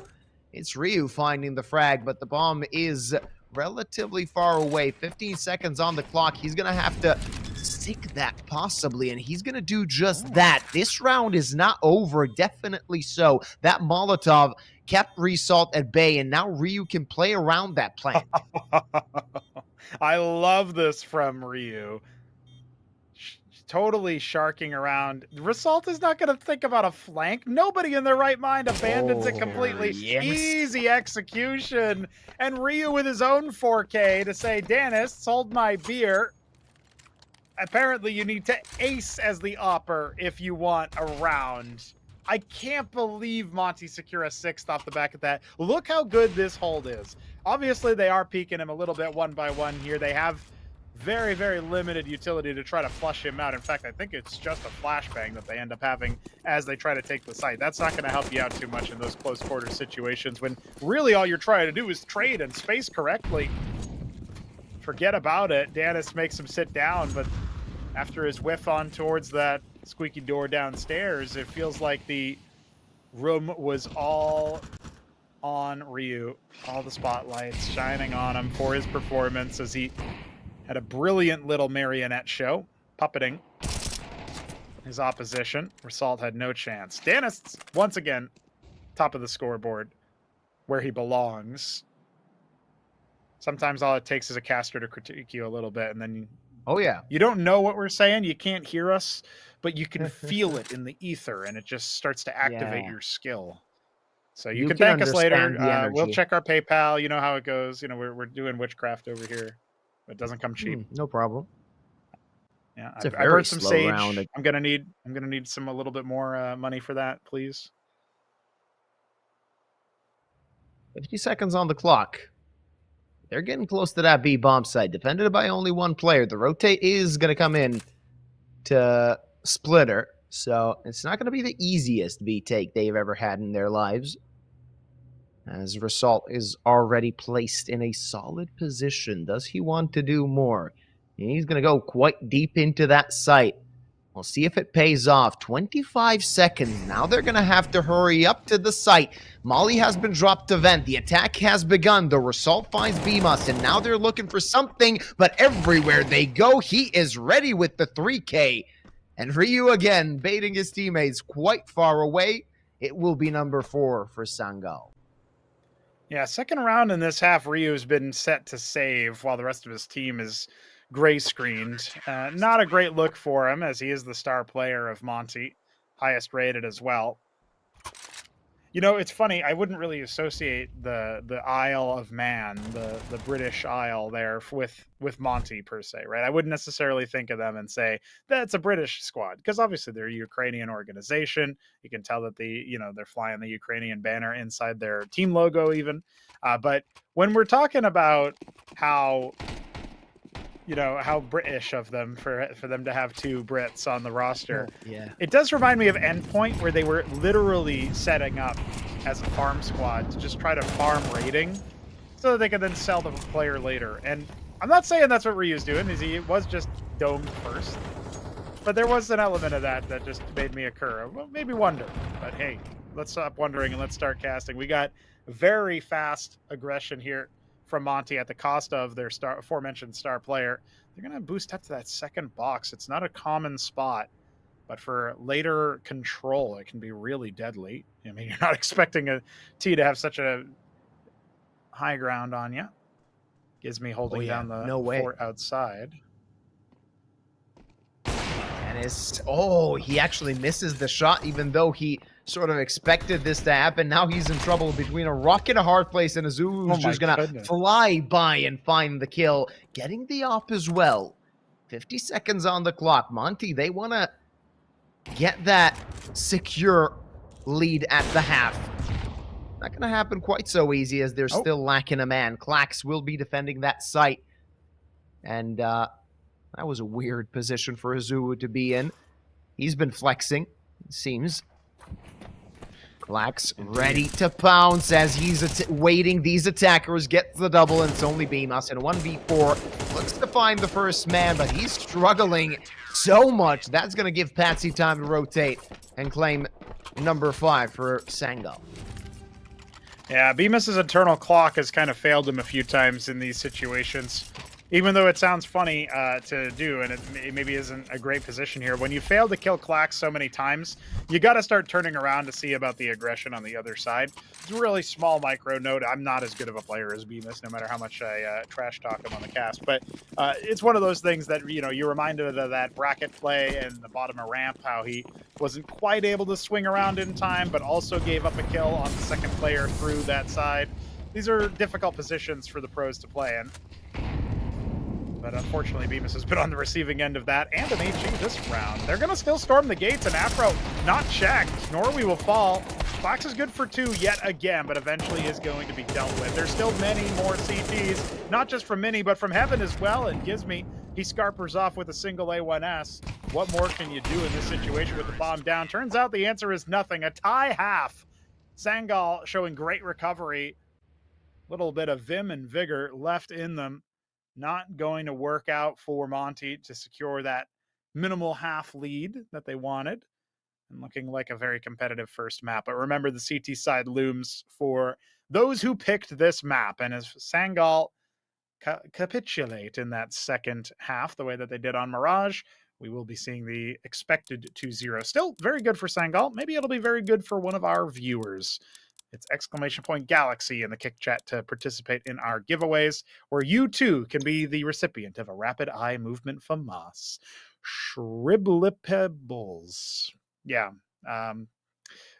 Maybe if you have a name like that, don't participate in the giveaway. Thanks. Yeah, it's a very odd name to see, a very odd name to pronounce, but congrats nonetheless. You get yourself a FAMAS skin if you ever use that gun. Oh, another player has been disconnected. This map did give us more than a few technical pause. We had Ryu disconnecting in the first half. We also had some technical issues at the beginning of the map, and now at the beginning of the second half, Result is missing. Hopefully he will be joining us quite quickly so we can move on with this second map. 6-6. It's a tight affair at the half, and Monty, I don't want to say that they'll be kicking themselves, but it could have been better. The T side they played. They had a solid lead. They had a few opportunities to extend that lead. At the end of the day, Sangal will be happy with the 6 rounds they managed to scavenge.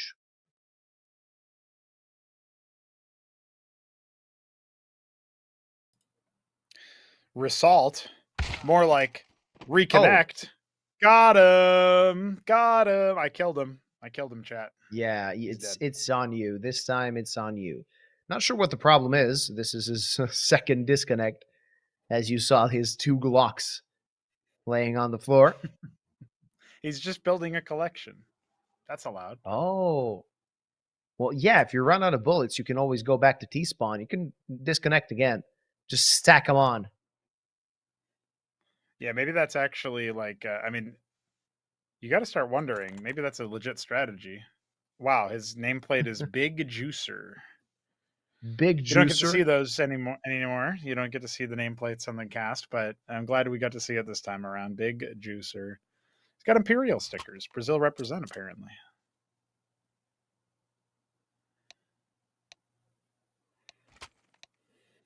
Que otra? No habla. Alrighty. Whoa. The action Dennis on continues. the pistol What? round has a Tech 9. Yeah, I love that. I would prefer it if a Kevlar player had the Tech 9, so you can go Right. with the raid boss method. Because you don't really want to lose that Tech 9 too quickly, but maybe he has a plan. He has a smoke as well at hand. We're going to find out what he's planning to do. On the other side, of course, you got the dual Berettas in the hands of VMOS. You got a few pieces of utility on the Monty players, and, of course, 4 pieces of armor on the boys. It's VMOS that could get tested towards ramp. Zulu finds the first frag, gets traded back right away, and now the T's are going towards ramp. Let's see if VMOS can do something. The shadow advantage did not absolutely help him at all. So that's a player advantage now for Sangal as they're sailing through to that B bomb site. Afro late to the party. Yeah, late indeed, and it seems like he's the only one even showing up. Somebody bring the beer. Sangal are burrowed in. They actually pull all the way off the site, which is very, very nice. It's going to be so difficult to track them all down. You can even see Afro considering. Gizmy does find Tanists, though, and they've cleared Underdark. All of a sudden, this gets a little bit easier for the CTs. It's tough to deal with Patsy on the flank. That's a great position for him. Cut down to a 2v2. Now a 1-on-1. It's just Afro, who's already found 2 frags. Doesn't have a lot of time here. He's going to have to stick it and then force Patsy off. And as soon as Patsy sees him, he knows that's the round done and dusted right about then.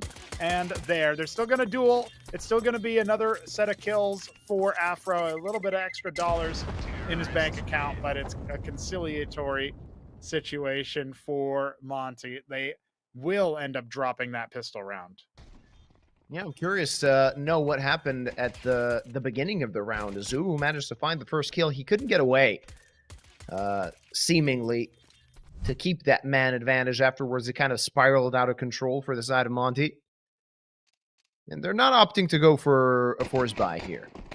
They want to save as much as they can. Afro could even invest into an op once they get enough money for a buy, so that could be one of the reasons they decided to go for an eco here. It's only Ryu that's going to have something to fight with, but he already lost a good chunk of his health.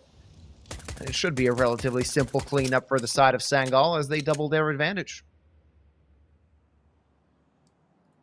They do indeed, my good friend. It does feel like Sangal are going to be smooth sailing to an 8th.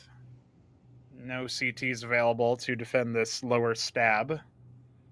More like an uppercut at this point because Sangal are going to be able to plant that bomb uncontested. Reuse 5-7.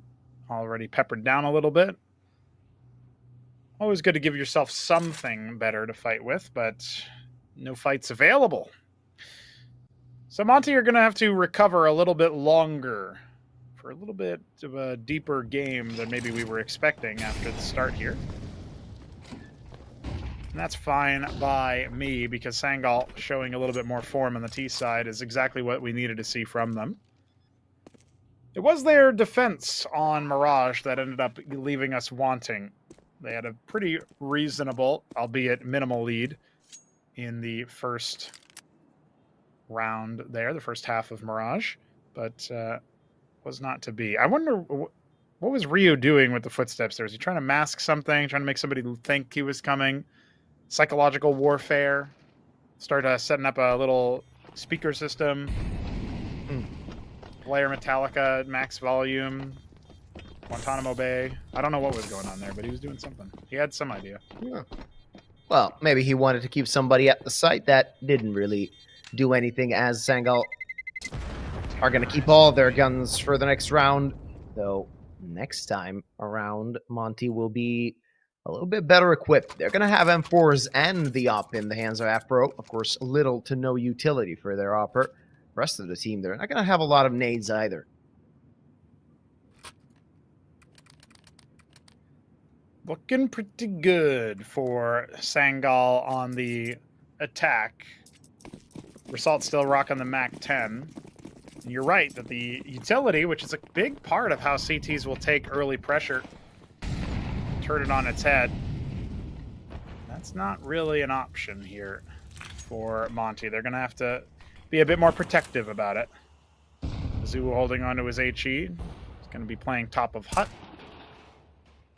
A bit more action outside than we normally see from Sangal. They are pressuring Big Red right now and seeing about their their secret cross rather. In fact, that's where all of them are. Afro finds the first frag. There's a little bit more cheek to Gizmi's play than we normally see as well. Trying to spam through the smoke. It's a good option, but he's not finding the timings. Bad enough that Patsy's hit the deck early, but the rest of the team is going to make their way down. Result holding upstairs, slinking around, looking for any little bit of action he can. Molotov will announce their presence. You can't really make your way to the lower site without showing a few bits of your hand. Norway has a great opportunity to kill Gizmi, but it's not going to go his way at all, and that really will initiate proceedings. The door yet to be opened, the window yet to be popped. It's all down to timing. Yeah, absolutely. Gizmi repositioned, and there's such little space for the T's now to enter the site. Gizmi wants to put the finishing touches on the round. Not going to happen. Dennis finds a frag, and he finds the double here. At least that can let them plant the bomb and give them a chance in this round. This is not the way you want to lose your round, but Dennis is going to hit the deck. It's only Clax in a 1v3. They have two incendiaries, rather a Molotov and an incendiary to use, but now they know where Clax is. They just need to swarm him, and so they do. It's 7 for Monty, though a bit expensive, a bit more expensive than they would have wanted, simply due to the fact that they were 5v2, and at the end of the day, it was a bit messy, a bit rough for them. Yeah, I got to criticize Afro for just standing in the smoke blankly and not being ready to fire on Dennis. It's there. It didn't even look like he adjusted or hit the shot and whiffed, you know what I mean? Like, mouse 1 wasn't even a key on his keyboard. Not that it is, because it's on the mouse. But you know what I mean. I don't know what he was doing there. That feels a little bit rough. And that's after Gizmi obviously fluffs the spray, getting a little bit nervous. It's a tense hold while you're waiting for your teammates to rotate down with some swiftness. But still, Monty are able to score the round, and at the end of the day, that is what matters. They've got a FAMAS. They've got plenty of A1Ss, and actually better utility and better kits than before. So we're happy about their position economically, but if they drop one round, it's going to get a lot brittle. A lot more brittle than they would like. And the odds of Sangal being stuffed at 8 for the rest of the half is pretty low. So we are going to see their money called into question. That puts Monty in a very good position should they win this round, but it's not going to be easy. Both teams actually facing a reset here. Smokes falling on the outside positions. That HE grenade will show absolutely nothing to Gizmi. Only lose a little bit of his HP, actually. Though Afro gets the first kill once again. This op is doing work, at least enough for them to have an advantage at the beginning of the round. And Sangal have lost plenty of rounds in the first half. Even after getting that, or rather, Monty had won plenty of rounds in the first half, even after losing that first player. So you should still not count Sangal out of this, though Azuvu doubles their advantage, and now things are starting to be very difficult. Patsy finally making some room for his team. That'll force a rotate. That must force a rotate at some point. And with 30 seconds on the clock, Sangal do still have a chance to make this an active round, especially with Patsy making so much noise on B. Yeah, well, Ryu's holding it, and it was multiple players sighted and killed, at least in the case of Norway. No bomb spotted until just now. Afro holding from ramp.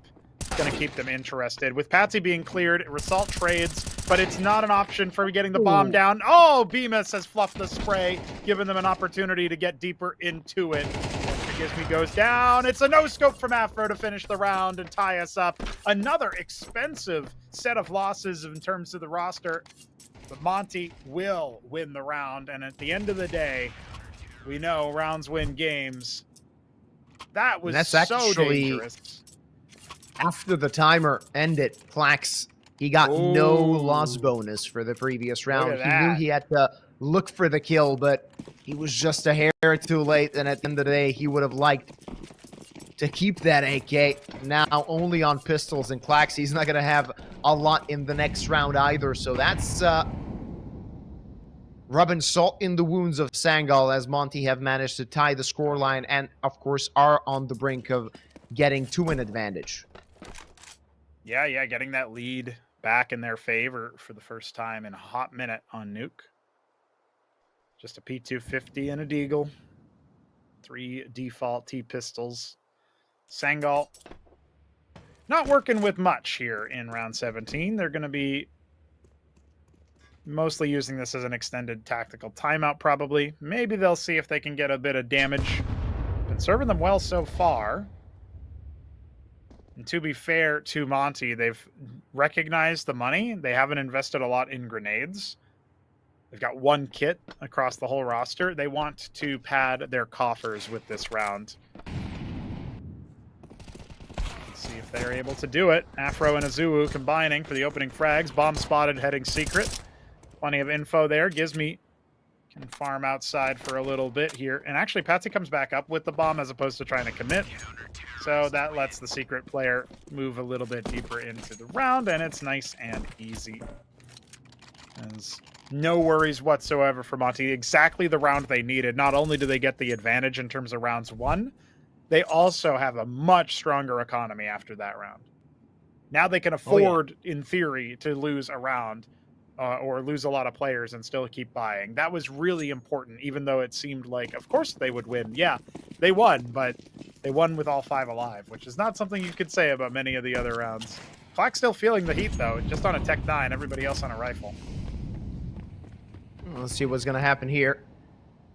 Sangal, they're in a situation where they desperately need this round.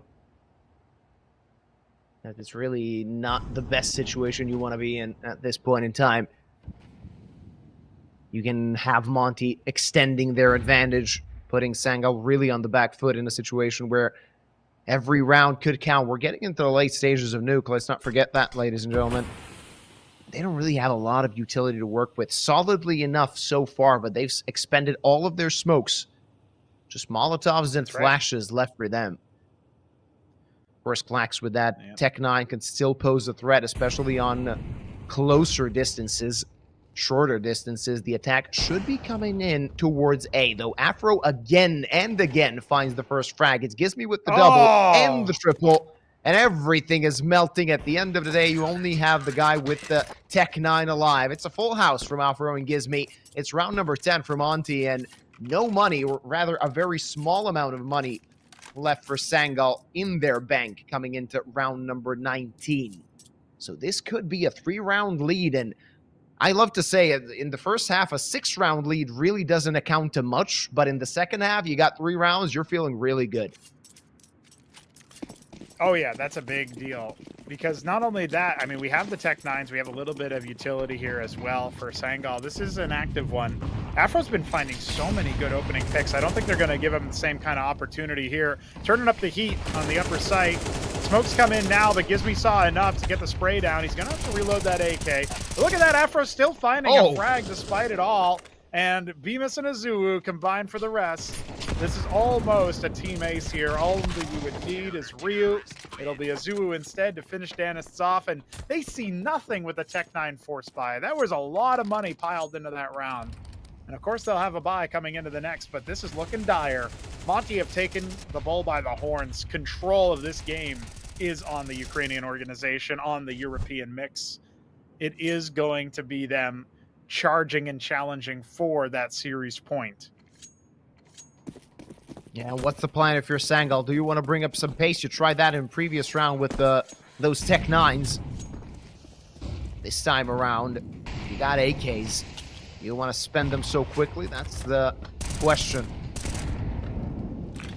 It's rather just going to be a very slow and methodical default, maybe waiting for a CT to make a mistake. But a nuke is, or rather, nuke is one of those maps where you don't really have so much room to be so aggressive. Of course, you can make an aggressive push, but it could quite often prove to be a big problem. Norway gets the first kill. It's Gizmi on the rotate, trying to get one back. Not going to happen. Already Beamus trying to get at least one kill, but he's going to fail at that, and Afro is in trouble. He's going to get tested along with the Zulu. They're going to need to stop this approach as soon as possible. Beamus, on the other hand, got taken away out of this round, and Afro with the missed shot. That opens so many doors for the side of Sangal.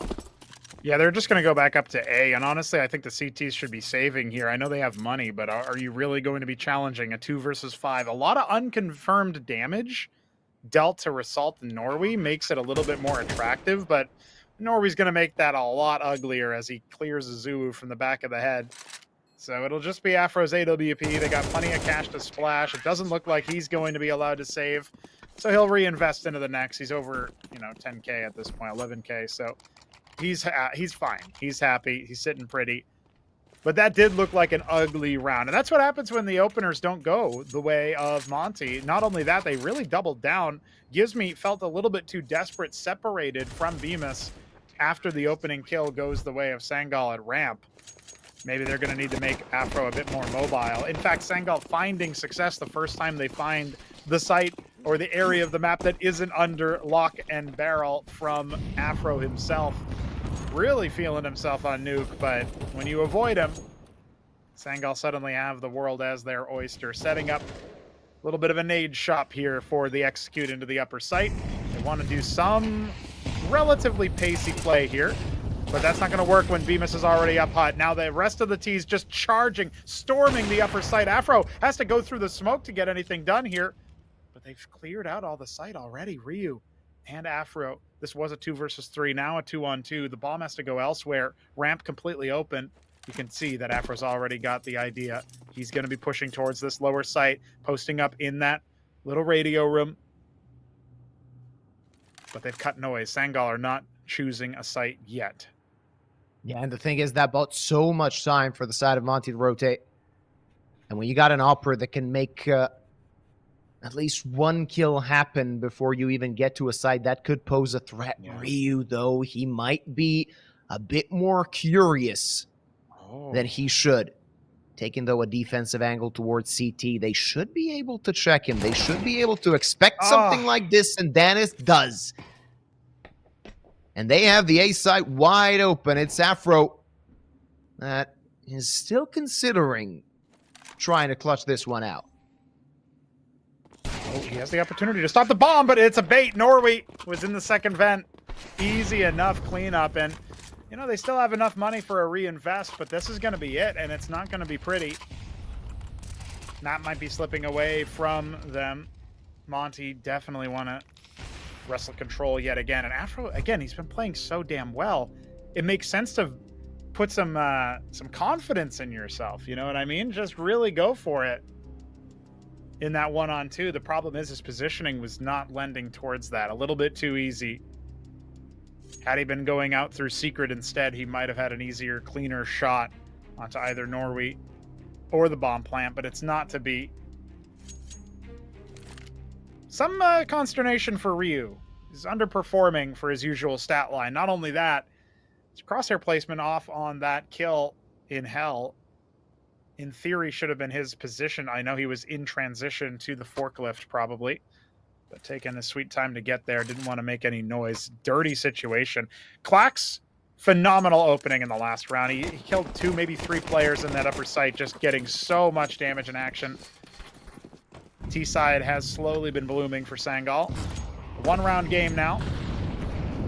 2 more chances for Monty to push towards a win in regulation. Well, a couple more chances than that as long as they secure this round here.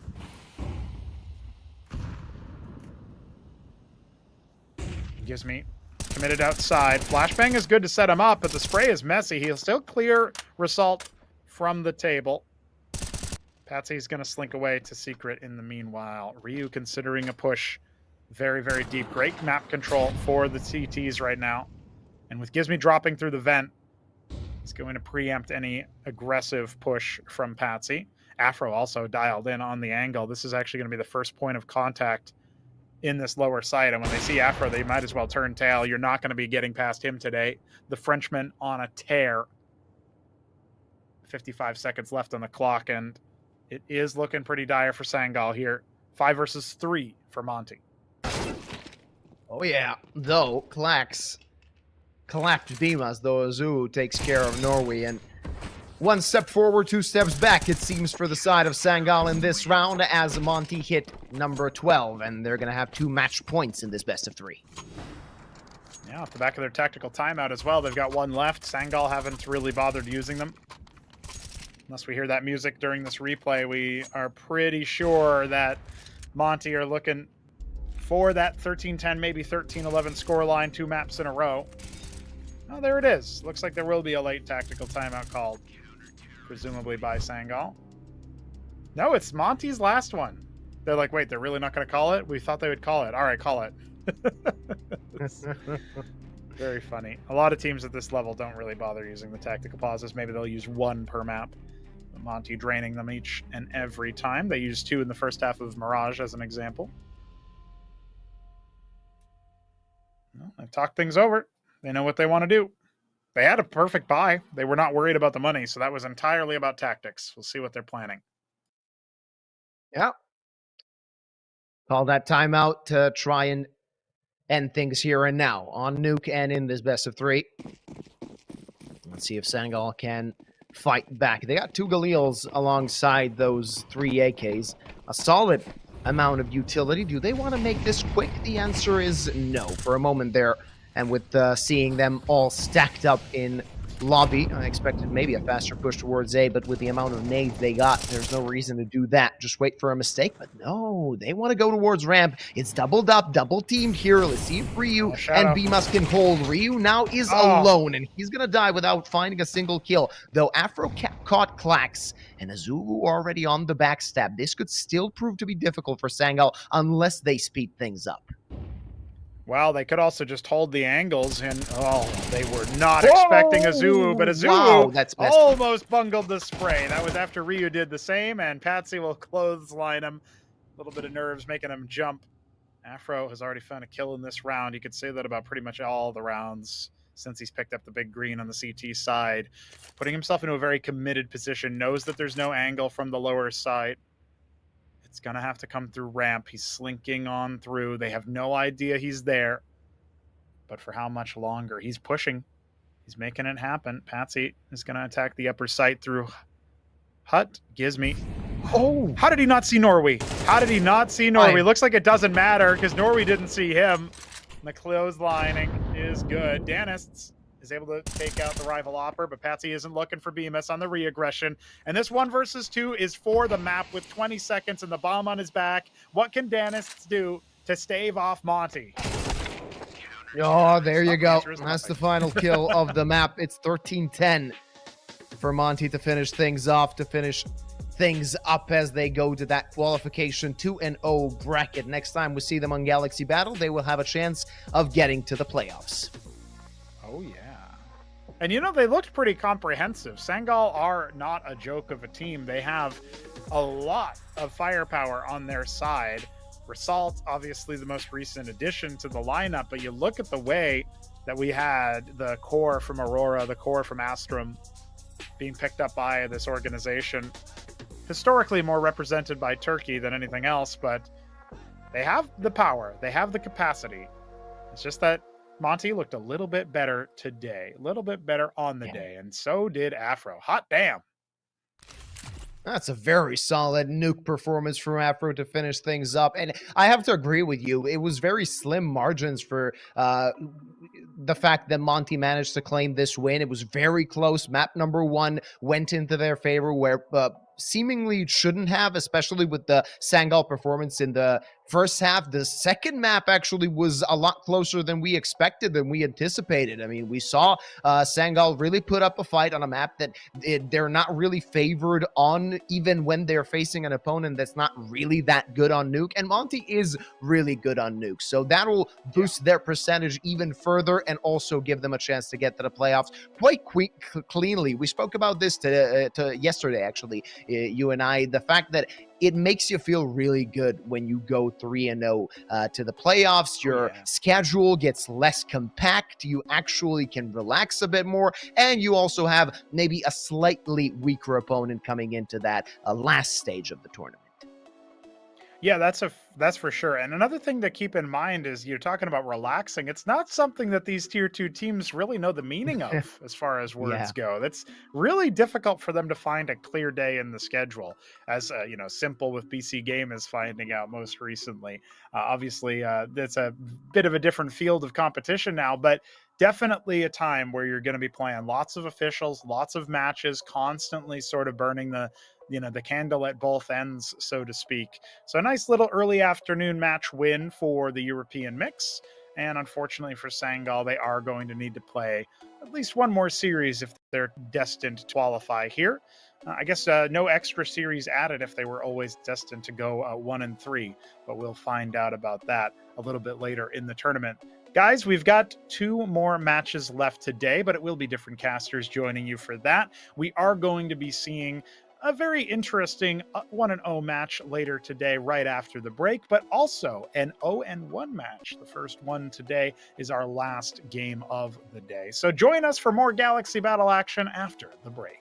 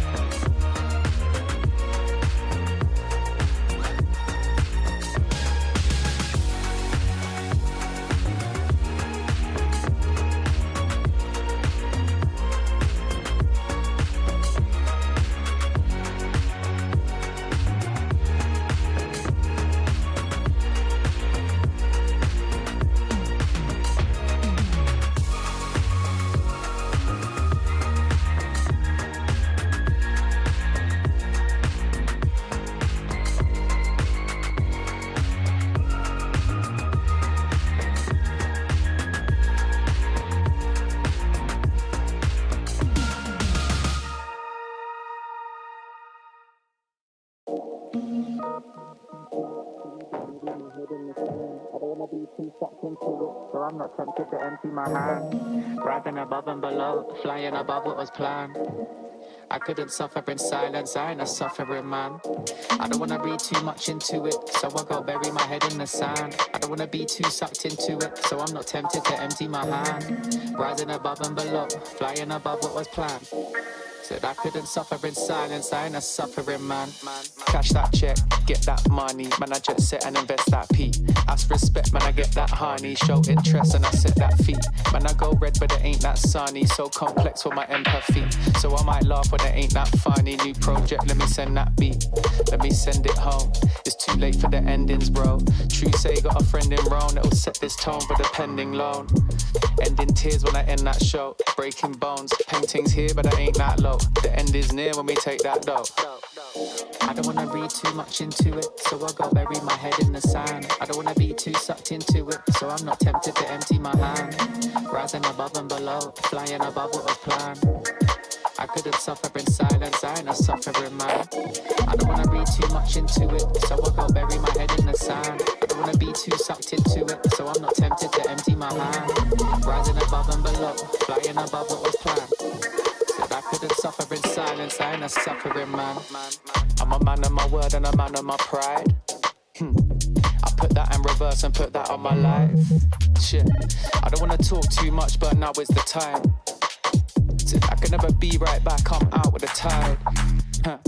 Riding the waves, boy, surfing the web, man, I'm balancing mine. Hiding away won't serve you respect, boy, damaging ties. So I wouldn't wait, I deserve my respect, boy, I'm out for the night.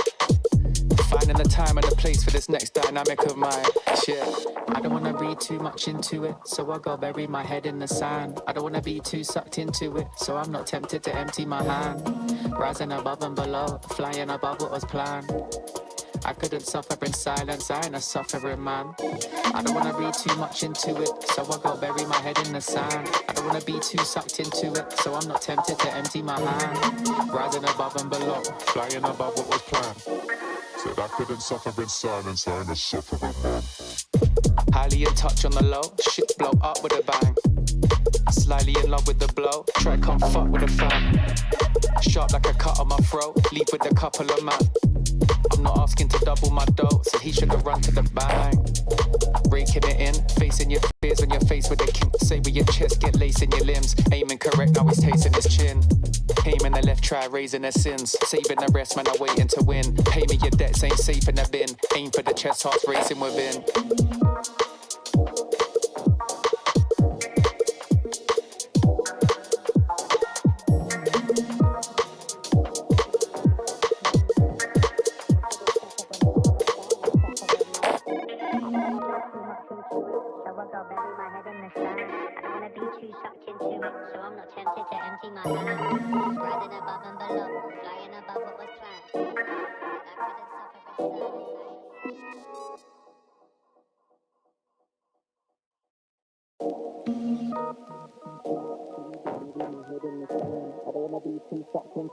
So I'm not tempted to empty my hand. Rising above and below, flying above what was planned. I couldn't suffer in silence, I ain't a suffering man. I don't wanna read too much into it, so I go bury my head in the sand. I don't wanna be too sucked into it, so I'm not tempted to empty my hand. Rising above and below, flying above what was planned. Said I couldn't suffer in silence, I ain't a suffering man. Cash that check, get that money, man I jet set and invest that P. Ask respect, man I get that honey, show interest and I set that fee. Man I go red but it ain't that sunny, so complex for my empathy. So I might laugh when it ain't that funny. New project, let me send that beat, let me send it home. It's too late for the endings bro. True say got a friend in Rome that'll set this tone for the pending loan. Ending tears when I end that show, breaking bones, paintings here but I ain't that low. The end is near when we take that dough. I don't wanna read too much into it, so I go bury my head in the sand. I don't wanna be too sucked into it, so I'm not tempted to empty my hand. Rising above and below, flying above what was planned. I couldn't suffer in silence, I ain't a suffering man. I don't wanna read too much into it, so I go bury my head in the sand. I don't wanna be too sucked into it, so I'm not tempted to empty my hand. Rising above and below, flying above what was planned. Said I couldn't suffer in silence, I ain't a suffering man. I'm a man of my word and a man of my pride. I put that in reverse and put that on my life. Shit, I don't wanna talk too much, but now is the time. I can never be right back, I'm out with the tide. Riding the waves, boy, surfing the web, man, I'm balancing mine. Hiding away won't serve you respect, boy, damaging ties. So I wouldn't wait, I deserve my respect, boy, I'm out for the night. Finding the time and the place for this next dynamic of mine. Shit, I don't wanna read too much into it, so I go bury my head in the sand. I don't wanna be too sucked into it, so I'm not tempted to empty my hand. Rising above and below, flying above what was planned. I couldn't suffer in silence, I ain't a suffering man. I don't wanna read too much into it, so I go bury my head in the sand. I don't wanna be too sucked into it, so I'm not tempted to empty my hand. Rising above and below, Flying above what was planned. Said I couldn't suffer in silence, I ain't a suffering man. highly in touch on the low, shit blow up with a bang. Slightly in love with the blow, try come fuck with a fan. Sharp like a cut on my throat, leave with a couple of man. I'm not asking to double my dough, so he should have run to the bang. Breaking it in, facing your fears on your face with the king. Say with your chest, get lace in your limbs. Aiming correct, now he's tasting his chin. Aiming the left, try raising their sins. Saving the rest, man, I'm waiting to win. Pay me your debts, ain't safe in the bin. Aim for the chest, hearts racing within.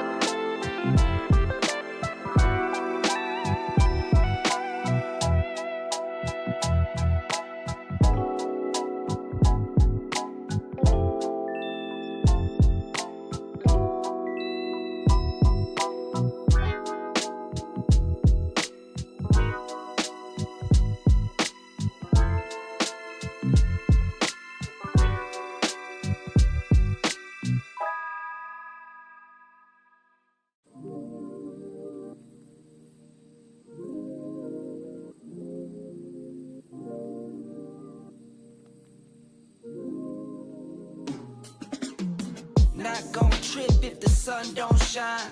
Not gon' trip, you know I get mine. 2020 vision, I want all the loot.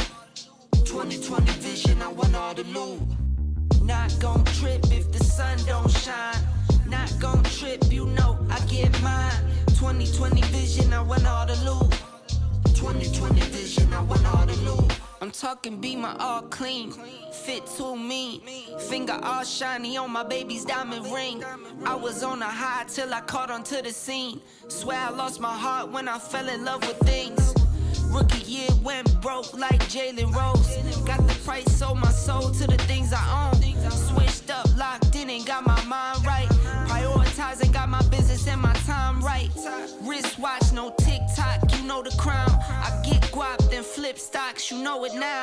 My baby's loyal and she holds it down. Play with my fam and I might blame you, but it's going down. Not gon' trip if the sun don't shine. Not gon' trip, you know I get mine. 2020 vision, I want all the loot. 2020 vision, I want all the loot. Not gon' trip if the sun don't shine. Not gon' trip, you know I get mine. 2020 vision, I want all the loot. 2020 vision, I want all the loot. 2020 vision, I want all the loot. Windows tinted, never rented, but I've been accused. Numbers up and we need no recruits.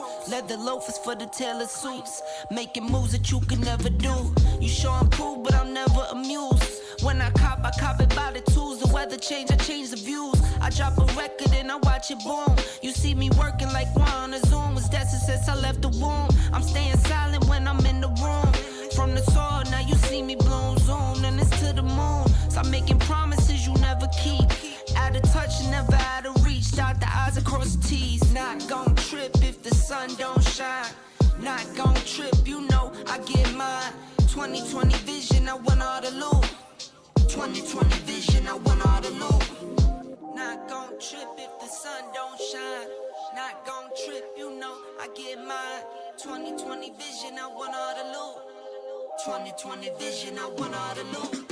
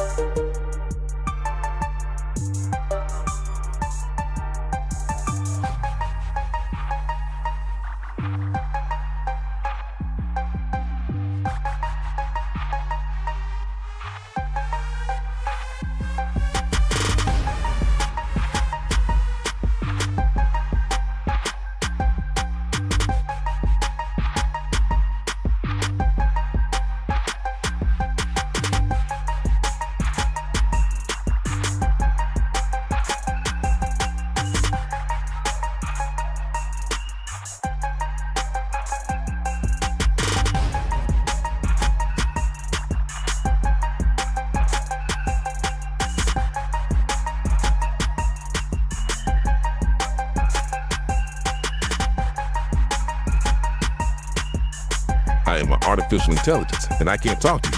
Get ready for the start. 1 minute to go. Players ready. Get ready for the start. The players are warmed up, and I hope you are too, my cucumber. While you and I are having fun, it's already 40 seconds before the start.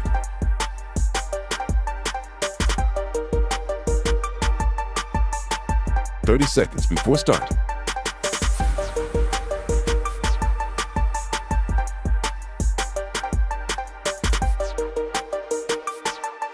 "20 seconds before start.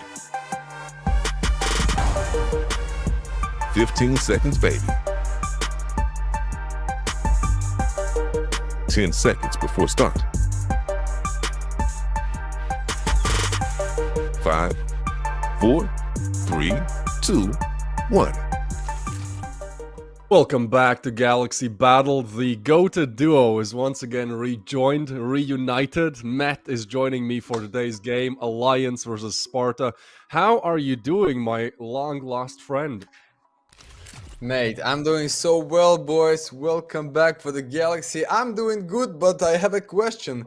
How is your hair doing, my friend? What is this like old Italian classic hairstyle? You wanna be like short this season, or just like, okay, I'm just switch on for the Sigma mode. I'm just wanna take the short, huh? Looking good with this beard. I like. Just wanna tell you something cool. Okay, guys, looks like we just have not much time for the off top. Just quickly for the webcam, straight for the front stick. Oh! I don't even have the time to tell you what is going on, but okay, Ancient for the Sparta, Train for the Alliance, and Overpass for the Decider, but I don't know. We have a big favorites for this best of 3, which is Alliance. They almost get down Simple and Co. in the final of the ESL Challenger, and right now fighting for the fresh roster from the Russia. We call them Sparta, but not so loud, because they're not the real Sparta one, so let's get it. The first pistols, and I hope first one highlight is coming just right now. Yep, we're starting on Ancient. Before we start, actually, can't forget Wander. He's here, so we'll have some great drone operations, some great cameras coming in for sure, as always. And yeah, Sparta starting on the T side. I like this. They're just trying to contact mid. As soon as they spot UP, they'll probably make themselves known, try to push up, and just take A as quickly as possible. UP is in a world of trouble here, because the long push is coming in as well. He needs to find this A main player, and if he does, actually, then Alliance will be in a great spot. But he's not. Oh, the Titan. Oh, yeah, he makes footsteps. But they planned the bomb, so this is going to be a weird 5v5 retake. Wait, they have a boy. They have a boy, which is fresh one in the roster, but for the good KD for the 2 last 1 months, and they have a smoke and they have a flash and a point. Young Cowboy with a nice cover for Abbott, like 4 pistols to your house against man and the default at the one time. Yuramyata and Confuse. What is going on, guys? As well, the kills just in 1 second, just for the fake, with no kits, with no smoke, with no flash. UP, it's just no time, yeah? I don't believe. Well, Knife there is is coming. time to defuse, but yeah. We are drowned there. I don't know what happens. Alliance, I think it was a 2v4 at one point, and then Sparta just find good timings, I guess. Like, look at this. So this is 4v2 at this point, and a crossfire is set up, and I guess, yeah, they were not ready for the player to push through the smoke. So some great timing found for real. Weird replay there a little bit, but yeah, it's gonna be Sparta with the first, and I feel like if you're Alliance, you need to take attack pause after what just happened. Like, what the hell was that? Yeah, I think it's not about like extra calls, like guys, what is going on, how we can lose these pistols at the easiest point that you can retake in this game. It's the A side on the Ancient, if you don't know. The hardest one is the A side on Inferno. I think it's all about like breathe out, just okay, chill, it's not a big problem, we can force. Yeah, they boost their money just a bit with this knife kill, but this buff by Fabio killing me as always, my friend. Why you so good? Just tell me. Or are you the fan of the Sparta? Why you cannot show us the city side? Because I feel like Alliance can bring something with these fours. Even with no kids, for the 5 extra seconds to defuse the bomb at the B side, because they have only one smoke to pretend about a split maybe for the mid. I see how fast they are. There is no nades to dodge, just clean fight in the cave in 3, 2, done!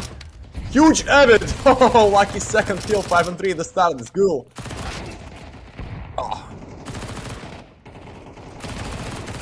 Dijon tries to fight back, but only gets one, and yeah, this is a force that works out. Makes sense why they call the timeout. The timing is perfect on the push, everyone is playing off each other. That's a weird peak though, Twist. Needing another second there, just pretty much was out in the open reloading, you know, that's something you tell your Nova 1 teammates not to do. And although Poi tries to make things work, not able to get the frag. Era is there, he knows where the last one is as well. Picks up a smoke, but Yuri Miyata might peek on it as Galil is picked up. It does deliver a headshot. Another round where it's a 4v2, and the Lions should win it, but man, that is a close call right there. Start is beautiful. How the second kill is going for the enemy's face by Abbott. You, like, mostly push and shot at the same time with the MPs, how it should be, but my friend, he's so lucky to get an extra one, and even 5 on 3 just ended 1-1. We see the same plan for the round by the Sparta. Risky force, 1 AK for the invisible, but you need to be visible if you want to open somebody and find the kill. So nothing at the start. No push, no resistance for the CD side. They know how important this round is right now. But I like this setup. The boost, nades for the AK-47, and somehow number 4, Poi, can be real fast for the A side. Bomb is here, some fakes for the B side, and this is it. The fight is coming, I hope so. Or it's all about the fake. No? Fake kill. Oh, yes. Yeah, the coordination is a little bit weird there. Like, the push, you know, they needed to maybe wait a couple more seconds. Like, somebody pushes B, and then, like, 1 second later, they all push A. Like, there's just not enough time for the CTs to rotate. So, not exactly a call that I like. Maybe misplaying it a little bit. Leaves them in a 2v4. AK picked up, though. So, if there's anything left in this round, it has to be Dijon. I think there's Dijon Mustard. It's pretty good. But this guy, Dijon 8. I don't know how to pronounce his name, to be honest. We'll see if he's able to... Actually, look at the timing, Matt. Oh, this could be interesting. If Era goes down, Alliance is in trouble. And once again, it's a 2v4, my friend. But Vera is not the player going down easily, I think so. But Dijon find a good second open for him. 3 in the 4, you need to secure the majority until the number 5 is coming closer from the donut. But my guy, first one is the fake, and no kills for the boys. Okay, 2 in a row for the Alliance. Right now, Sparta just need to get over for their full eco, have a Lila's bonus, so default to play with the pistols for the full buy round number 5. But right now, Alliance going, instead of going back just in the game, just reset for the 3 in a row and maybe 4. But not the greatest start for the Sparta as your own pick. But guys, we know Alliance adds such a strong squad. I think maybe for the half a year we talked with the Davis how good they are. Like, we like them so much. We're not like cheering for them, but I think it's gonna be just fake if we tell you it's like the weak team. No, they're not. Oh, well, that's just Galox, and they're getting mowed down. Should be Oh! getting mowed down. The reload is a little bit messy, but yeah, they do manage.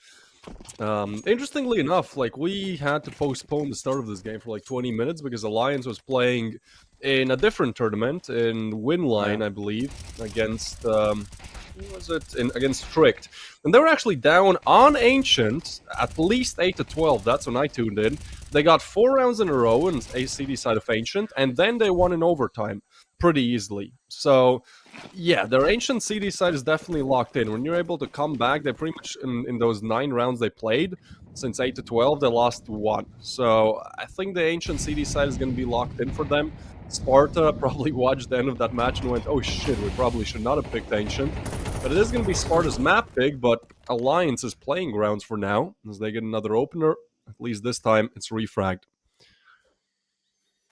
Yeah, and the boys, don't forget, talking about the match against Cricket, that was at the decider. So, okay, after this fight, I just wanna tell you my line, boys. Poison to your veins. Beautiful double. Smoke to close him down, waiting for the boys. We see number 5 twist every night, every day. Wanna be Lurk, yes! Easy kill, nice AK. This is it. Confusing a bit for the confuse. Oh no. Oh, it's almost face to face, just in the red room. But the bomb is laid down, it's the main problem. Even that's enough time for him to walk around the city or even the B side. I just don't know how you deal for this crossfire. Era is so close. Like the top mid for the twist, it's impossible. Confuse faked the footsteps, but unfortunately Twist was just too far away. I am surprised that they split up. Like, this is a 1v2 with the bomb down. All that Alliance should have done is just played literally with the bomb in sight and, you know, refragged whenever they try to pick up the bomb. It's a bit of a misplay, I will say, for sure. We'll see if that actually turns into a bomb plant. How have they not figured out that the bomb is taken? Okay, the smoke now comes down, so Era 100% no-nows. Oh, that nade should do it. Yep, bye-bye. Good job. Maybe a bit of a misplay, but no problem for Alliance to finish that one off. It will be 4. Yeah, buddy. Not so free and not so easy, but 4 in a row, it's cool. Okay. Back for the take about the Tricket game, guys. In the best of 3 for the Alliance. That was at the decider, it means.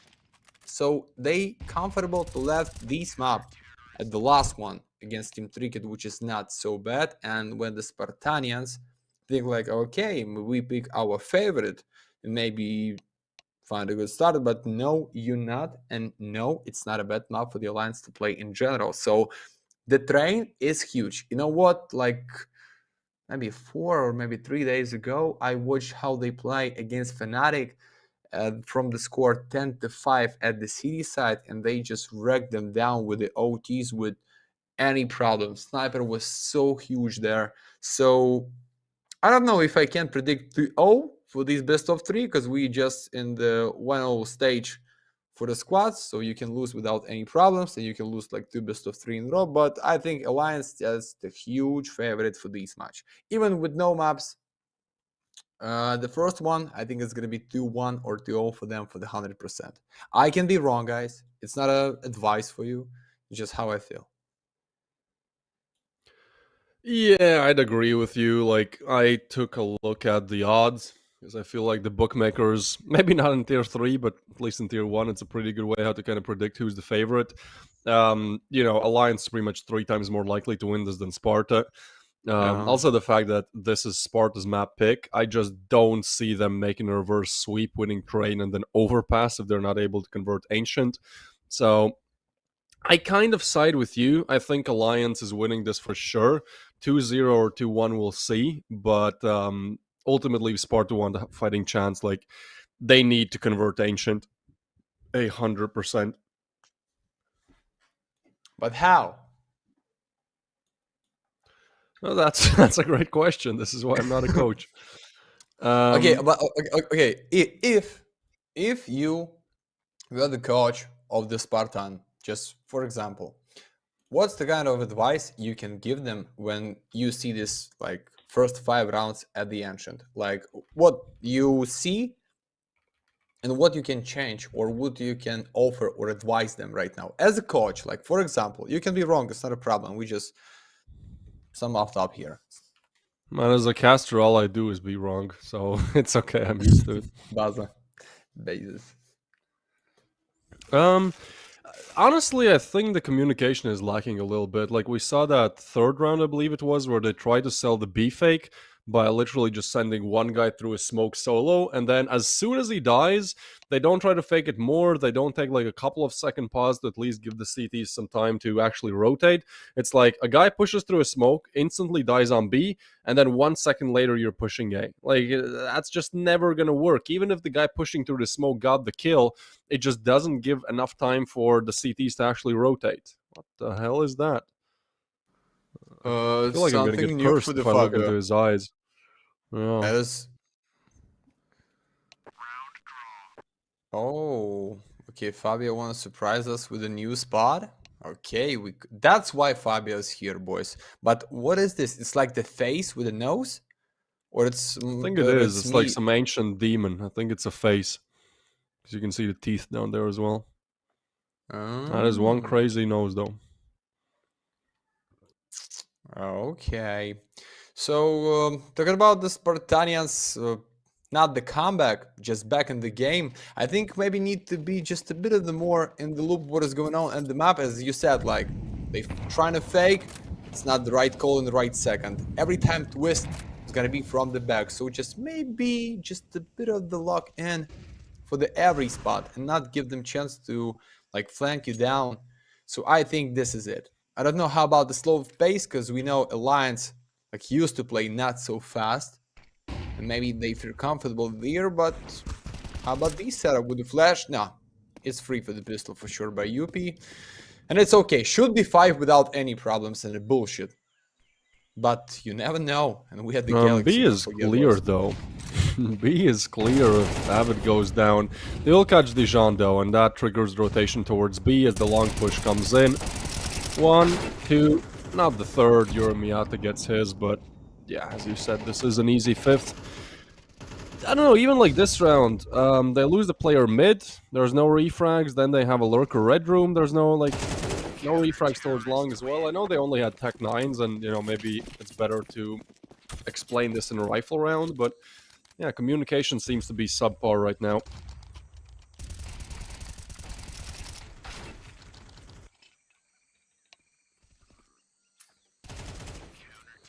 Okay. Matt, have you ever won the Galaxy giveaway? Yes, every time when that's the kind of bullshit, my friend. I'm the champion with this one. But if you talk about something at least not the purple, like pink maybe, or which cost more than $5, I'm out every time. So don't ask me this question, please. I'm asking the stuff for the Galaxy, guys. Give me something. Who's gonna know? Like, I'm a caster here. Like, I deserve the gun, but they tell me, nah, matey. Just everything for the boys in the chat, and I'm like, okay, I'm just a bad person to ask me. The skin, I'm joking, boys. Well. I'm joking, okay, but confusion is not a joke against boy. Just a quick trade, but A side is open. But how about the era is in the town? Easy. Ooh, all right. I love the camera as well. It reminds me of like some skate videos or something. Yeah, they try good. What's happening here? Oh, yeah. Okay, there you go. That's the finisher, isn't it? Invisible. Not so invisible now, huh? Era finds him. Yeah. That's a great 3-piece for him, 2 for Avid, and yeah, like this round, I can't even say that, you know, they pushed alone. Like, they tried to go for the A execute, they went together, maybe a bit of a bad timing there on your Miata, like that's a perfect time for Era to peak. Honestly, just great shots from Alliance, you know, it seems like they're working on a really good level as a team, and then individually they're striking as well, so it's very difficult for Sparta to get into this game right now. Yeah, and wait a second, it's gonna be fast fight, but no, it's the fast death just for the Dijon 8. And the A side is coming right now for the Sparta. I think he was right about miscommunication of the squad, because even they go out from the main and the teammate was behind the box, like they're waiting for so long, waiting for the mollies getting thrown, waiting for the second pick with the missed timing. But right now the flash and attack is cool. But how many in the line? Confused. Yes, but 3 and 4. Wait, Davis, it's not the end. We know how good I know. the retake. It's just always these are the rounds that you lose after you're pretty much undefeatable. There's a single AK, a single M4, 2 M4s actually picked up now, so it's not too easy either to convert this as time is slowly ticking down. I guess they're waiting for the Avid backstab, but Avid actually won't get a lot of info here, so it has to be these Temple players pushing out. As noise is now being made, I mean, yeah, they're going to be expecting this. There you go, that's Avid's one. There is no utility though, so as this last smoke comes in, you have to defuse immediately and hope and pray that they don't spray you down. Confuse gets one, but is he able to get off the diffuser? He is! How the hell does Confuse manage that? That is a great clutch and even gets the third one on the top as well. An ace, man. He was on, what is it, 6 and 7, and just pulls out a banger of a round. Man said, okay, fine, I'll do it myself. Can we call it get confused, the whole A side? I think so, guys. Like, you see this angle, like Trophy called with not a full mag of the bullets and just get the 5. Okay, Sparta, so maybe that's the key to back in the game. Like, every time confuse them down and somebody's gonna find more than the 4 kills. I don't know, but we understand. Round like this can happen like one of the, I don't know, 100 times.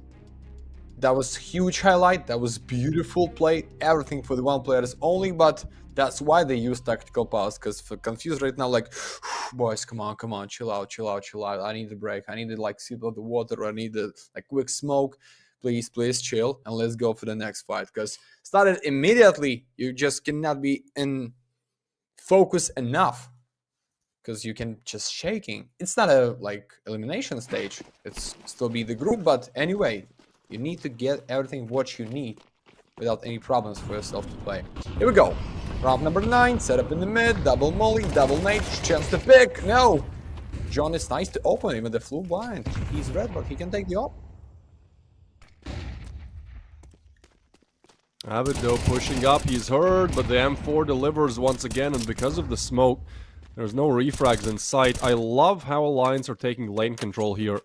You know, they isolate the player, you kind of have to send somebody there, but then there's just no setup for a refrag. What the hell is that, Invincible? Alright, well, now it's really weird, because he has single-handedly opened up the A site, but there's still 3 towards B. And Uramiata will find Twist, so I don't even know what... Like, from the CD side, this is you have no idea what to do. You have no idea where these players are. They're actually going back to A. That's... yeah, I know, man. And there's a backstab as well. This is going to be a really weird end.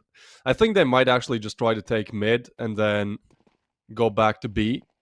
The thing is that Avid is making a lot of noise here, so he's definitely hurt. Yeah. And yeah, all that Invincible has to do is tuck in the corner. Now they know 100%. Yeah. Just 2 steps change the whole plan to win the round number 3 for them. But I don't know how about the Alliance, so it's already safe for them. And that was the huge chance to guess big for the A side. Yeah, they have Red Avid, but he's with the 9 rounds only for the 14 kills. So maybe like lucky double boy, which is full with the molly and smoke with the kids for himself and for the Avid, somehow can win the clutch. But what I want to tell you, it's at the same time not the safe. You're being loud, you're not going for the B because the sniper is red, so why not just being in the full silence, not trying to kill anybody? But right now, Avid, sorry, but you absolutely cooked. Yoramata, beautiful triple, so I think Sparta finds some keys for this lock. It's just a highlight in every round for somebody, and they can back for the 6-6 maybe, but I think it's gonna be like around 7-5 or maybe 8-4 at the side. Not so much money for the defense, that's why they call tactical. They just need to small talk, how to spend my money. Honestly, there's still time. Like, I feel like this is going to be one of those matches where, the first 5, 6, 7 rounds look really, really dominant for either side. And then out of nowhere, Sparta get 2. If they're able to get 1 or perhaps 2 more rounds in these next 3, like that's a decent T side, especially with how CT sided CS has been recently. Like, I can totally see them kind of making this closer. And I know that's kind of out of nowhere. Also, I feel I only noticed this, but Sparta picked a map that is second best for Alliance. Alliance has a 78% win rate on Ancient. Sparta has 41. I don't know why they picked Ancient, but yeah, it's definitely not going to be easy to come back. But all I'm saying is that it's still possible. But if we need to talk about the comeback at the 6-3 score only with these buy for the Alliance and without the money for next, just with a chance to save Ira, his favorite and one of the most expensive. I think it's just like not the greatest start for the Sparta and like the big chance to find the majority in 1 or 2 rounds for the city here. Because we see how they move and okay, the less you have, the more you can reach at the Galaxy as always. When we casting with the Davis, it like happens every time. Like the pistols with the MP is going for something, and right now it's UP, but I don't know.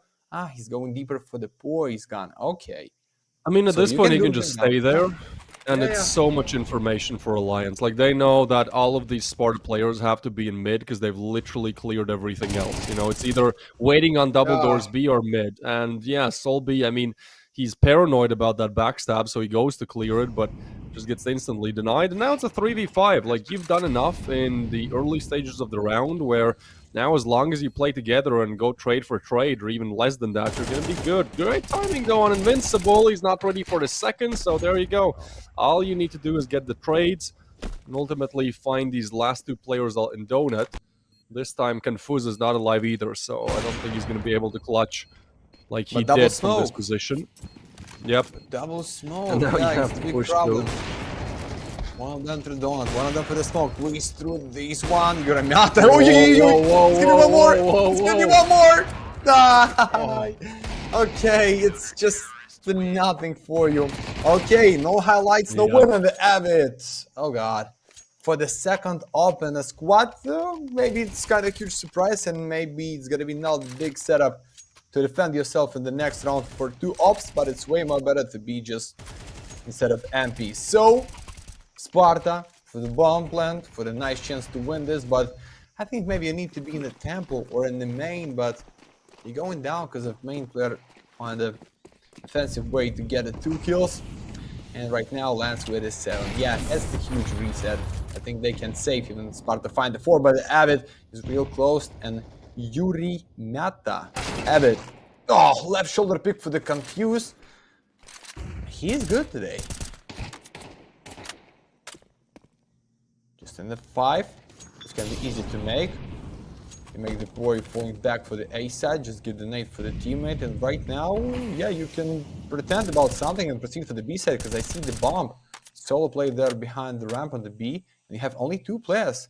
Yeah, it's 2 ops at the same time. Oh god, it's gonna be a huge problem. Oh.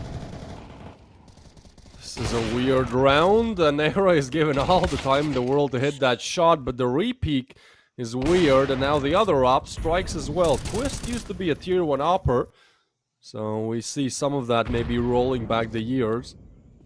Now a 2v3 is on the way. Ooh, okay.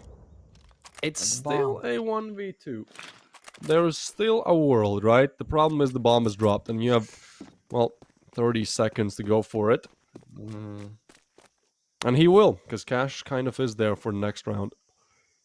Yeah, you have like no other choice. You being with the empty. My question is, why is Boy not on the bomb, right? Because they know about the bomb, and he's just... Why? What is this? Mate, you need to kill him. I don't know what's going on. Okay, maybe you think like the second player is gonna be together, maybe just they stuck together for the 1 spot to take care of the ramp and the top mid, but my friend, you have no time. There was just no room for any second to think like it's gonna be 2 in 1 line, or you being with a highlight and the soul is out for the technical guys. Oh no, just kill the twist in a 1v1 against second orbits can be easy, and I think that's even enough time to rotate for the A side through the mid. Maybe with the last 1 second to plant the bomb, but not a straight play for the B, but right now Alliance with the 8, twist with a huge confidence for the 11 kills, Poi for the... it's Abbott for the 15, sorry, I missed this. Yeah, they big today. No love against Sparta. And I don't know how to come back in this game. Right now, I can't call these comeback. Because even 8-4 with the second pistol round winner for the Spartanians, we know how comfortable it's play at the T side. Like, low money, just rush B. Low money, just rush A. Like, red on black, which way we're gonna go? Okay, this one, double smoke, double flash, trying to plant the bomb, get some money with the Galios. One more time, repeat. But for the defense, with not the huge sniper as a twist, with not a big carry as a Avid, I don't know if that's going to be easy to stand. Anyway, the last one on this side. Don't forget to like exclamation mark Galaxy into the chat to get your free skin by the giveaway, baby. Easy for Poi. And good flash for Soul. 4 and 4. I think they want to go fast this time. They played so slow that maybe speed is going to be the difference maker, but they just run into the op of era. Now Twist is in a good position as well. Nice flashes though, but that lets Twist activate as he gets another one. This round is yet another done one. And, you know, at 3-6, I said, that's not going to look too bad. But I feel like with 9-3, as it should be, right? Given your Wait. No, yeah, 3, 2, 1. There you go. Close. What is close, guys? 6 rounds in a row after pistol round winner for the Alliance means only one thing: they're ready to defend themselves at the Ancient. Even that's the pick for the Spartanians. But the T side is coming. The streak in the 6 rounds in a row for the CD side right now. Just give you a chance to find the draw. And guess what? We find, yeah, tilted Kitty Vatrushkin. Get a tilted deal. Maybe he's cheap, but not so bad to look, yeah, in the game. Even it's factory new with some like hollow stickers, I think like green or blue, it can be good. So congrats, my friend. That's pretty decent. I feel like a lot of I had this talk with System the last game we casted. What do you think is the most underrated skin in CS? Like just a cheap skin that you really like?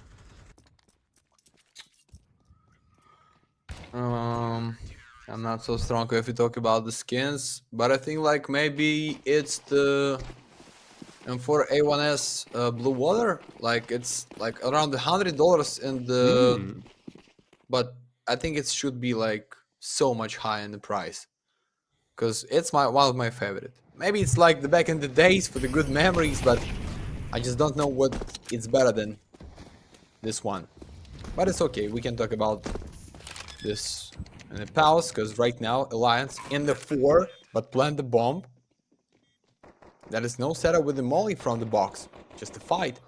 Look at this, man. There's 4 coming from heaven, and Twist is not able to get the frag. At least he gets the info, and half the time has ticked off already. Soul B has a kit, but at this point Sparta has to push. Like, they want to get on the bomb ASAP, and oh, the Glock will get the first. Now the mission is to run down time, survive for as long as possible. Poi and Era, they peek and they get all of them, man. What the hell? That was a 3v5, turns into a 3v0. Total 60 HP damage dealt. I mean, it's literally the first pistol round just with the nameplate switched, right? This is what happened in the first one, if you don't remember. Sparta were in the 2v4, they won it instantly, and yeah, look at this. Oh my god. That's it. That's the map. That's the map, right? They just walk around the mid for too long, and the guys you see, 10-3, Davis already want to tell us that's the end, and they play Ika. They won it back in this game from the 11 by Alliance. I like this if we talk about some competitive stuff, but we understand it's almost impossible. But wait a second, flash for the Soul, open for the Confuse. Nice nade for the Donut, but how many kills is gonna be right now in this spot? Abbott, it's a K47. It's 2 and 3 there, boys. Wait a second. You wanna talk about the GG? Okay. Just watch. Nah. Yeah, it's No, all I right know now, there's it's all still an AK in play, but they don't have a kit, right? So, and I think Alliance is Yeah. very much aware of this, given the buy that Sparta had. So at this point, just run down time. That's your mission. Era is in somewhat of a fighting angle, but as he gets the first, Euramiatic will get one back. But the 10-second defuse is the big issue here. Even with the smoke down, UP can just wait a little bit longer, and yeah, at this point, I mean, there's just no time to defuse. UP plays it perfectly. Doesn't matter if he doesn't get the kill. That's still 11 for Alliance, and although they lose a lot of weaponry, like, it's not like a, 8-6, 7-6 scoreline. This is 11-3, so it doesn't matter. You just need 2 more rounds. And I am not a big believer that Sparta can make things work here. Good attempt, though. I'll give him that much. Ante, really big Ante, but the play is the play. And I don't know if that's already a decision to play with the Eco. Maybe should do till the end, say the AK-47 and the Mach 10 and the CZ out. But when you feel that's the end of the round and almost the end of the map, you just want to gamble as much as you want. So anyway, boys, let's get it. The last one, real chance. Still no maximum bonus for the defense, so we need to win these rounds so much. And what's the plan? Standing here and guessing for the 3 players at the A side. It's not an everyday for the defense setup, but looks like they can be right. Or it's just the right call for the captain. But the red room is empty. And they have the Confuse, which is right now with how the hell's... Uh-oh. Boys from the back is the huge problem. The main is out, but invisible. Really invisible behind the box. Uh-oh. Uh-oh! Your shoulder! Wake up, friend. No way. Nice trade. How many? Beyond. Yeah, the M4 is there, though, but he needs to survive. Help arrives, but Era... Oh my, what? He gets one, but he's gonna get overwhelmed. There's one in Temple as well. Era fights through, chews through them. Gets a 2-piece, and now Twist is left against a 5 HP player, and he does that.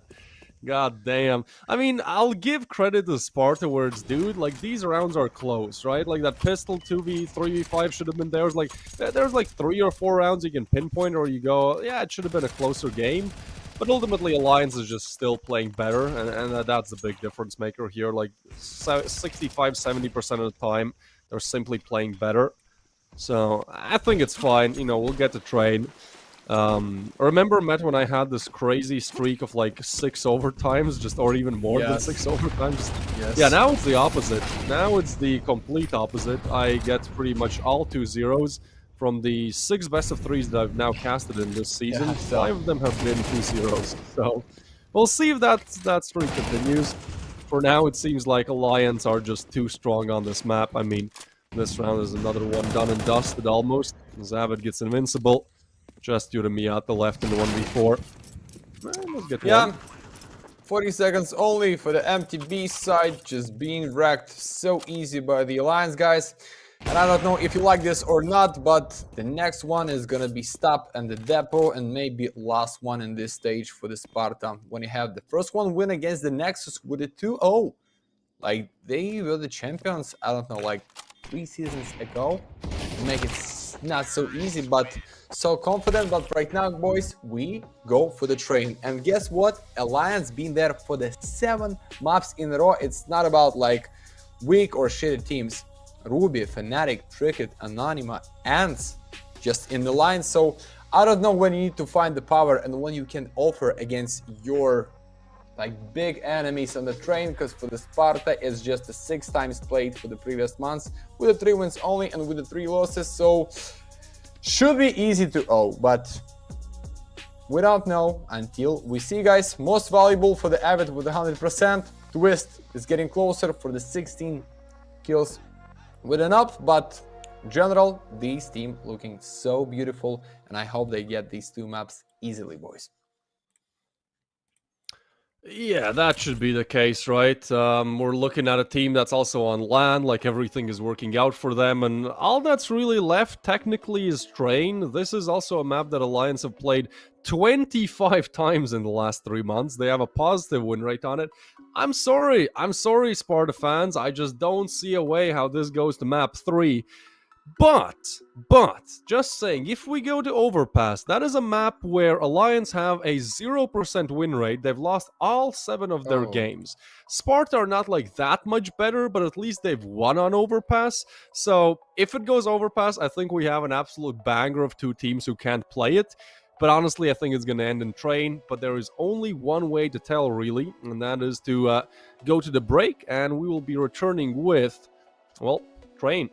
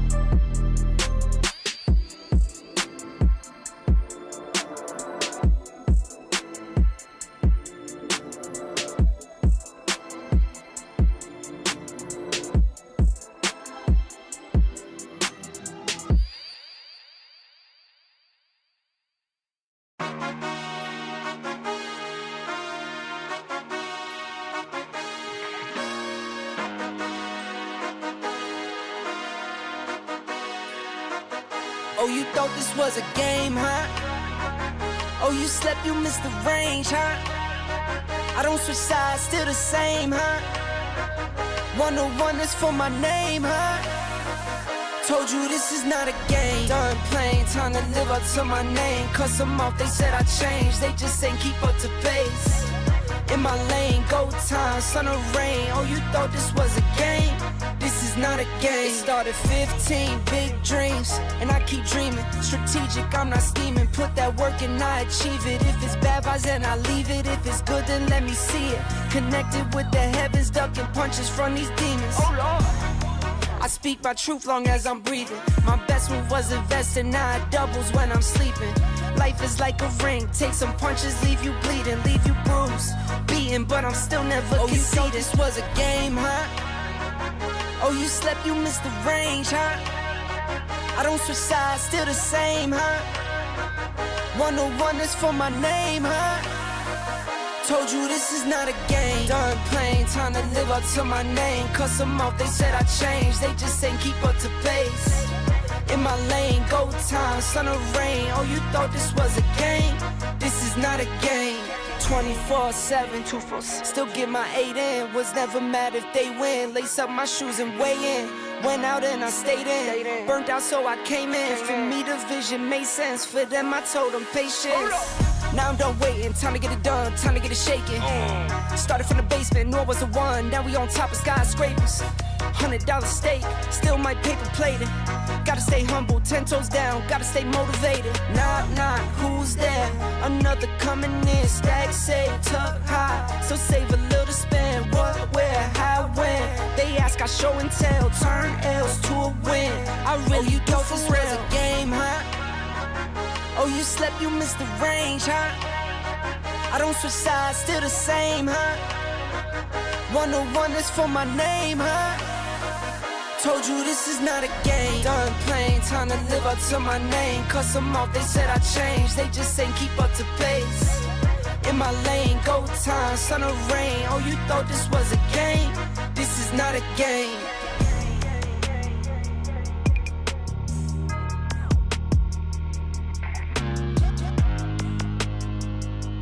I am an artificial intelligence, and I can't talk to you. Get ready for the start. 1 minute to go. Players ready. Get ready for the start. The players are warmed up, and I hope you are too, my cucumber.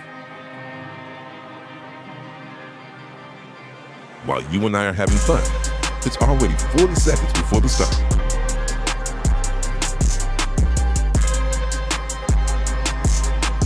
"30 seconds before start.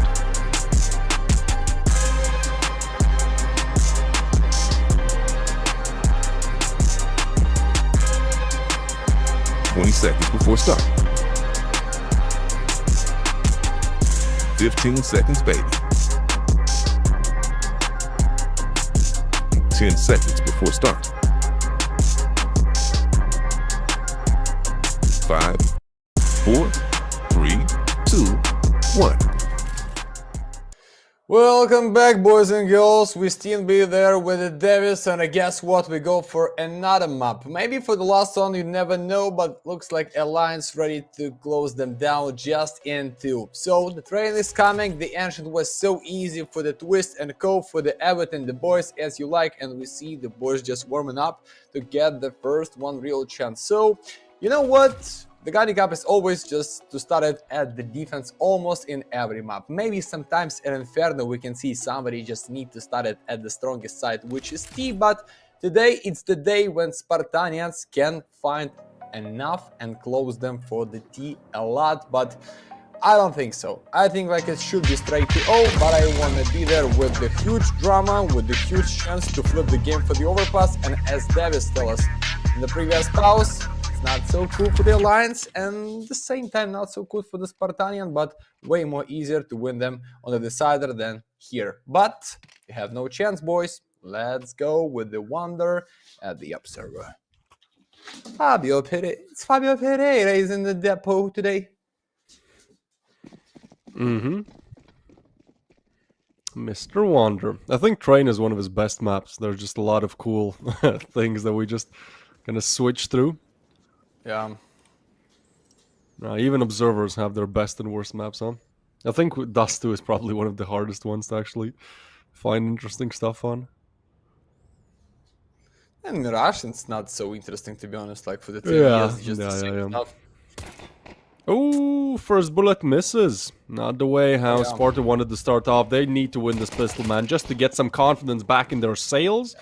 And well, the 5th bullet won't miss. Dijon gets another one, and Poi finally gets one back. Still a player advantage. We've seen both of the first pistols actually going to the team with lesser players, but look at this backstab. How about this backstab? Should be an easy... No! Always happens, man. Poi will get another one, though, and if he gets this dualies player, this is now somehow doable. As, wow, once again, I don't even know what that was, man.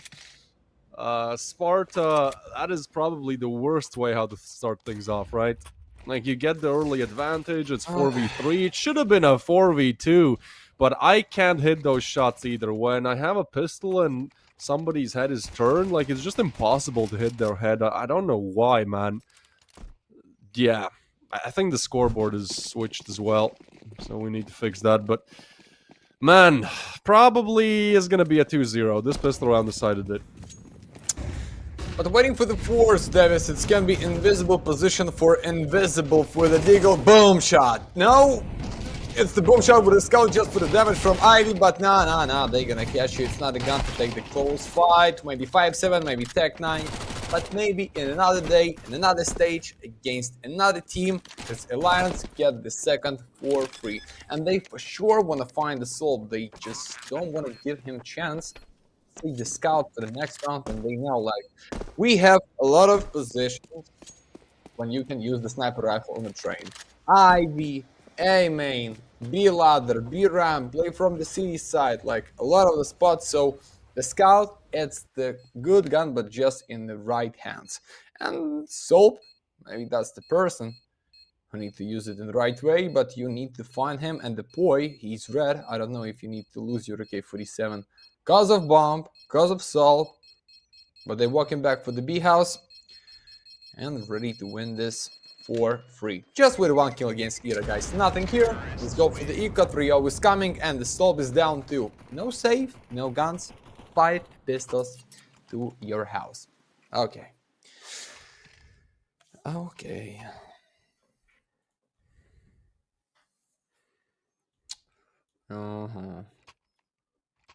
Checking Telegram, my friend.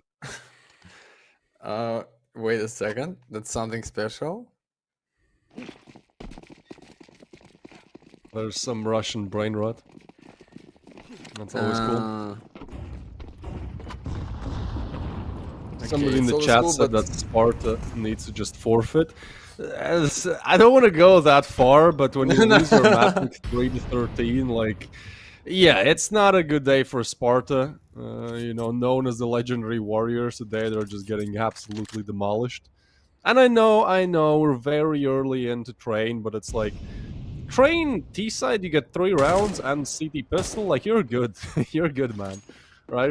I talked about with System about this last time we watched Train, and it was like, yeah, as long as you get 3 on the T side, and you can like convert the pistol and the consecutive, like that can be 6 to 9, and you're on CT side, it's you know, easy. So as long as they don't use the USPs, which with the B side Fallen they won't, they've done enough, and they have 9 more rounds to pretty much just collect bonuses.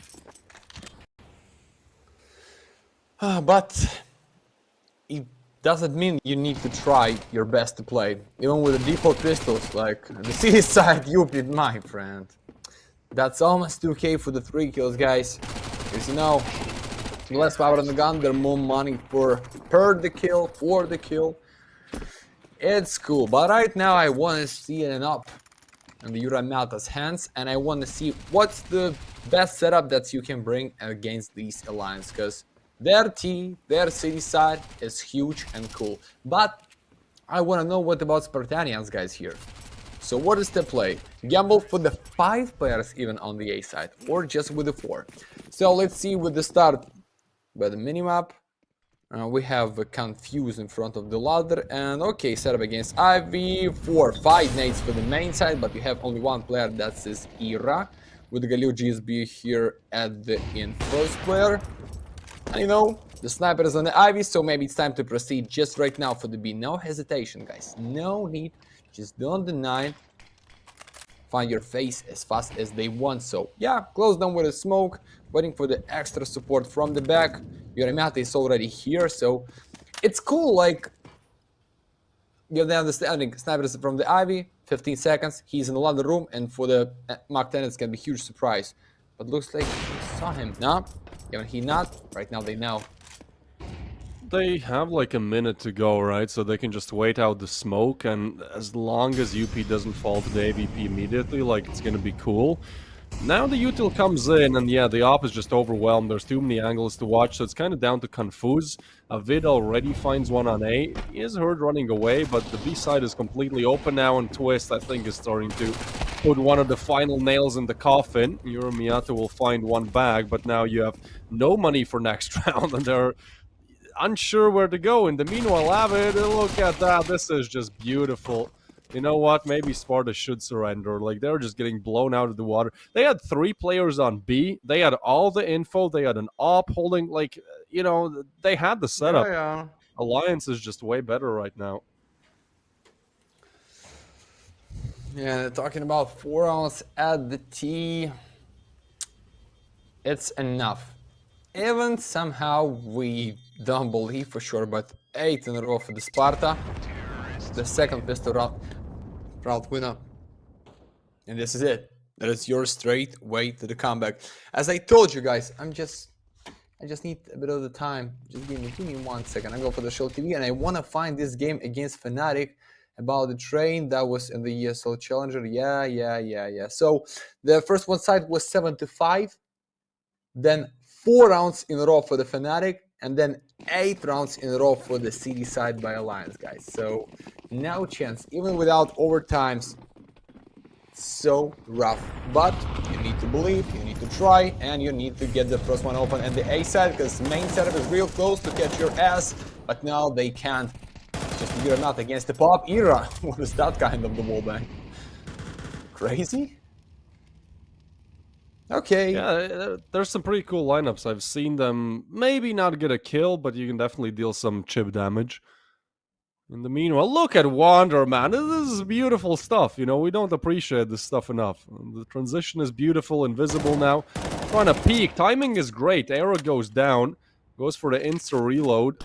Oh, he's gonna go for, yeah, goodbye. That's just overcommitment. There is no reason to do it. Maybe he thought there was a guy there, not 3, but just immediately lose that advantage. And once again, we have Sparta on the B side with a good setup. Like, surely one of these you capitalize on. Yeah.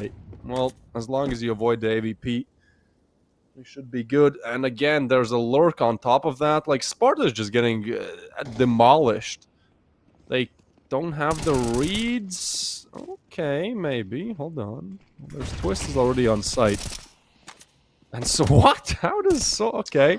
All right. Well, that's one way to recover. Connector player still not taken down, and that leaves Twist in a 1v3. 20 seconds to go, and Soul B will find him. What a weird ending to that round, Matt. What the hell? Oh, I don't know, but it's good for Sparta. Just find the first one for yourself, because we know it's not about like the right score. I just feel like, come on, guys, we give them 5, we give them 6. How many in a row should be there? And a CCT Wonder. Watch every of your step for the CD side, but the problem is the money always, not only in CS. They grind enough to make every round almost flawless for themselves.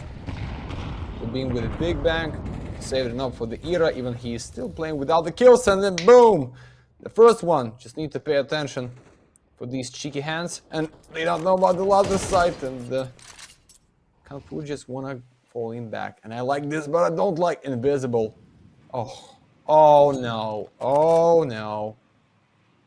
Imagine what can be right now. How many in one line? He's in the back, the boys is coming for the B side. Even with the 4 players, it should be easy winner. No? Uh-oh. Oh, it's only one! It's only one! Oh god, please.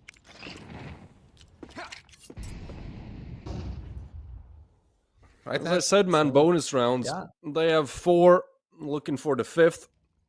Last round was a bit of a fumble, but honestly, that was Alliance making mistakes more than Sparta playing amazing. Like, there was a guy on site who couldn't take them with CT and connector with like 15 bullets, you know? So I think as long as those mistakes don't come in every round, like, they're still going to be fine. There's this fight towards main, which Twist, of course, somehow just straight peeks into that, crouch peeks into it. It's a very difficult engagement to win. And now they've been completely bamboozled. The op is going to catch that as well. Alliance is just demolishing right now, man. There is nothing that Sparta can do. It's a little bit sad, honestly.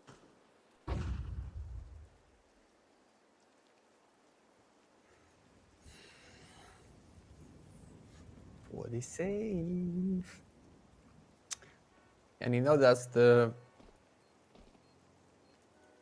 right call when you not only win the round at the T side, when you just saved enough money to buy AK-47, because with the Colt it's not every time enough, even one bullet to the face.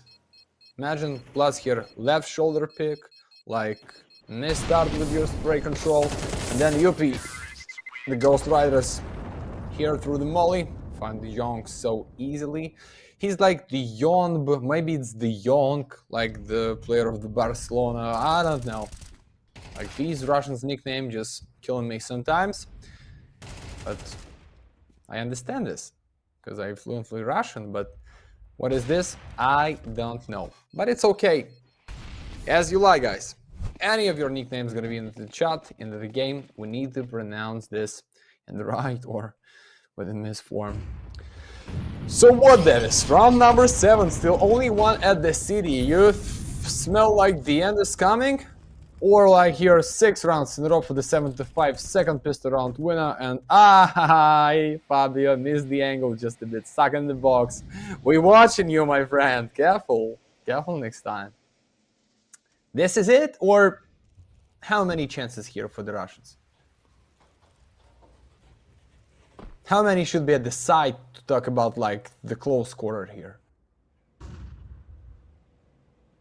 Yurechka. Well, he has to hit the shot, but so far the op has just not been able to deliver 2 kills, make that 3, and there's a double setup. Solby actually wins that engagement. The player main has to get the kill. It's Twist with 1, but Solby with the refrag, and UP now tagged up as well. Going down, in fact. Alright, well, Sparta get a second. It's still far, far away from perfect, but I'd say this is the first round where they look confident, right? Like, they win not because Alliance makes a mistake, but because they simply win out their gunfights. Good stuff. You need, like, all of the remaining ones in this first half to make it competitive.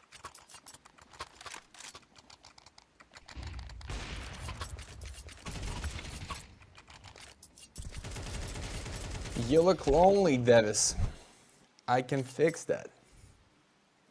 So 2 maps, yeah, with the 2 maps in a row with the overtimes as you want, my dear.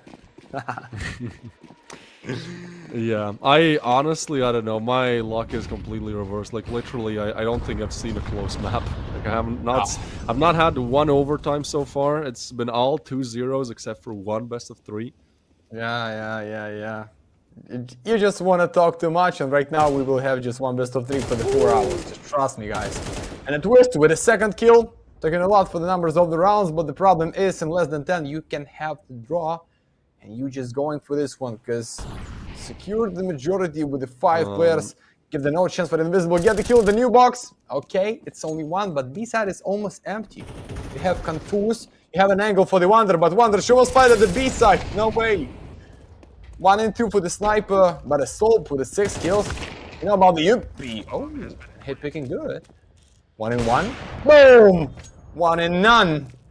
Great clutch. Round number 3. So that is step by step. We get into the something at the first one side. Okay. You tell me that's like for the almost 10 best of 3 in a row there is no overtimes? Okay. Just give me 15 minutes. And I show you something.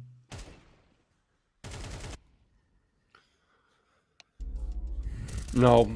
This one is done, man. It was done after the first 3 rounds on Ancient. I don't think there is a comeback coming. There is a timeout coming, though. You can already hear the music. We've started to implement that as well. Timeout called by... makes sense, actually, right? If you're Alliance, like, this happened to them once on Ancient, where they had a big lead, and then Sparta made a small comeback. At this point, again, all that you really get is bonus rounds, because 5 on the T side is already great. But theoretically, with how things went, you would love to finish, if not 9-3, then I think 8-4 would be, very solid as well, just to kind of lock it in. Admin, he's doing it backwards. He's doing it sideways. Do you know this legendary Foon video? You have to know it, right? Looks like I'm not. Too much for B-Hop? You don't know this? Man, I will send you a link. This is the best video Yeah, you're gonna watch today. please. I need to be in the context. Okay, talking about legendary lights against the food. I just know about the cheeseburger, and this is it. But is it not enough? If they will tell me something and I don't know, I need to bring it to my mind. Okay. It says 12 million views on YouTube, my friend. And not on my view. It's gonna be soon. But after these map, boys, we lock in. We just see the chance for the Sparta back at the first one side, and then Davis already sent me the link to watch it like this. Yeah, this we call him speed, and we call this chance for the 3 and the 5 went around. Against 47 for Ira. Jump to Ira. You're red right now, but you can't find the Ura's meta. Good angle, but repick for the sniper for the kill, and 1 and 3 for the Avid. Wait, no space for the K. And no space for the win route number 4. Yes.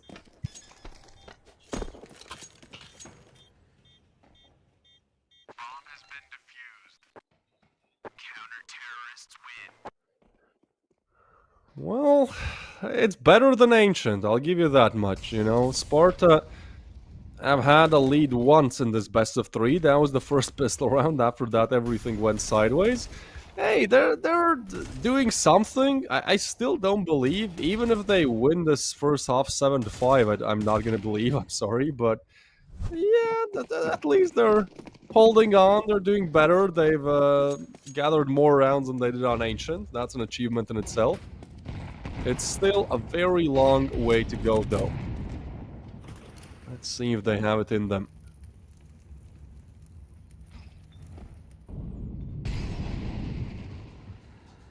Get away. Get away from me. Yura Mata. The how his nickname is his real name, like Yuri. And the Mata. It's like the spicy standing. Oh, the setup is cool for Yuri and Invisible. There's 3 on the 5. You're lucky enough. But even they can secure the lead. Because Avid right now can't pick the kill. No, he can't. Okay, the flawless. Just find a twist. Twist the up is here, but twist is in the pop, ready to be killed. Yeah, and invisible in the smoke. Like, all right. The gun just it's stuck so in the head. difficult to have this nickname because I started using the nickname Twist like at this point like 13 years ago, man. It was like my first nickname that I ever used. Back then I obviously didn't play CS, and then I start playing CS and it's like, oh cool, not 1, 2 guys already have my nickname. Back then Twist is more popular. He was playing for Fnatic, right? There's also once his fame kind of ended, and I was like, cool, now I can be maybe the most famous Twist. Then Twists appeared, and I was like, okay, well, it's just over. I'm gonna be a copycat, no matter what I do. Just the way that it goes. It's a cool name, though. Everybody wants it. Yeah. Like every time somebody is real cool and shines so bright, you're just like, maybe I just came almost the same, like with another letter, and nobody can see this. Like, it's cool, but guys, find your own nickname and build the story around this. What happened, by the way? What happened in Nothing. this game? This is a 5-1, and now Sparta have had like 5 super dominant rounds in a row. Like a complete 180 out of nowhere. They still have the chance to be the victors of the first half, which is something I did not expect at all. That was just 1 to 5, and you start talk a lot about how easy for you it's just to grind this new season Yeah. in the Galaxy for the almost every map for the 2-0, even without overtimes. Oh way, I missed it so much. My friend, you're welcome. I told you. You just can't play with this one. Because manifest into your house when you think it's the end, but no, it's not. Things got invisible, stop them somehow just with one trade, but flash to your face. And the B is full of the T players. Yoramata for the miss. Had a nice stop with the molly, so I don't know. I think they are in the loop about the B side. That's why they have 2 players, extra smoke, 1 flash for the ladder side, and the Wonder wanna show us the body at the floor. He's doing push-ups? What is that standing for the boy? You're ready to do some extra, like, pumping for the chest? Yeah, I think you need a little bit of a confidence booster, a little bit of a pump if things are going like they did. All right, that's good. You know, this is a feel-good kill that they needed to convert. It's clean. It also gives them the player advantage. Now they get to expand on the site, and as long as they take down Dijon, it seems like nobody will be the victor of this half, as 6-6 seems imminent. Yeah, the smoke is there. I mean, this Confuse is dead as soon as... Oh, he should be dead! What? No! No! What? How is that a thing? Confuse gets a triple, and now it's a 1v2 for Twist. They dropped the ball so hard on that engagement. There's still time for Twist. With 20 seconds left, he just needs to find a duel. Oh no. Stay alive out in the open, gets the first. Miyata is low. I think Twist has this one because of the defuse. Plays with the time. Nade is not good. A great attempt by Confuse, but Alliance win what 100% should have been theirs. Man, that was the ultimate caster's curse. As soon as I said he should be dead, as soon as he walks through the smoke, my guy just gets a triple. What the hell? Every time, and Fabio agree with us, yeah. Guys, like every time you just hear when Davis or me just trying to give you any take, do just the opposite and you can be right for the 100%. Like every time. So confused with the 1 KD with the 8 kills for the 12 rounds, it's not so much, but is that something in the line? Please stop at least for something purple, guys. Yumatio. Winner of the already up. Cheap. Ugly, but you're welcome. Or it's not so ugly. I just didn't use this in the game, to be honest. Didn't see them, or just not pay attention. I don't know. I think it's okay. Yeah, like, okay? It's okay. Not maybe, great, but... Okay. Look at this. What the hell? What a helly. But guys, we... Oh, okay, like in the kitchen. In the grandpa. We come to the neighbor's house. This radio is still working for the 15 years. Yeah, let's get it. The second pistols, the B house. Not so clean. But the poi can be the solo guardian for the whole main. With the huge info. The question is, 4 players, is it enough? Avid with the use Poi with the dual burritas, old Italian classic. About the A set and a Twist solo with a smoke and with no kits. Interesting utility for the city, but nades are coming. And the mollies for the con. Okay, it's time to rip him through the ramp. No, oh, no. Okay, 1 for the Ira. That is just still 1. Can't use for the trade. Ira, not much bullets left. 6, only need to find a skill button now. It's so invisible, guys. 2 in the 4. I don't believe in this clutch, but we need to see how that's the end of the round. This should be... Oh. Well, you pick invisible. It's confused from the back. Hold on. It's a 1v2. There's plenty of time. No kid, though, but...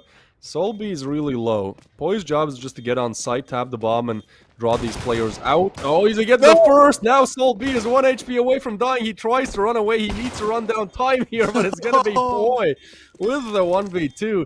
This is 4 out of 4 pistols now, going to the team that should have absolutely lost it.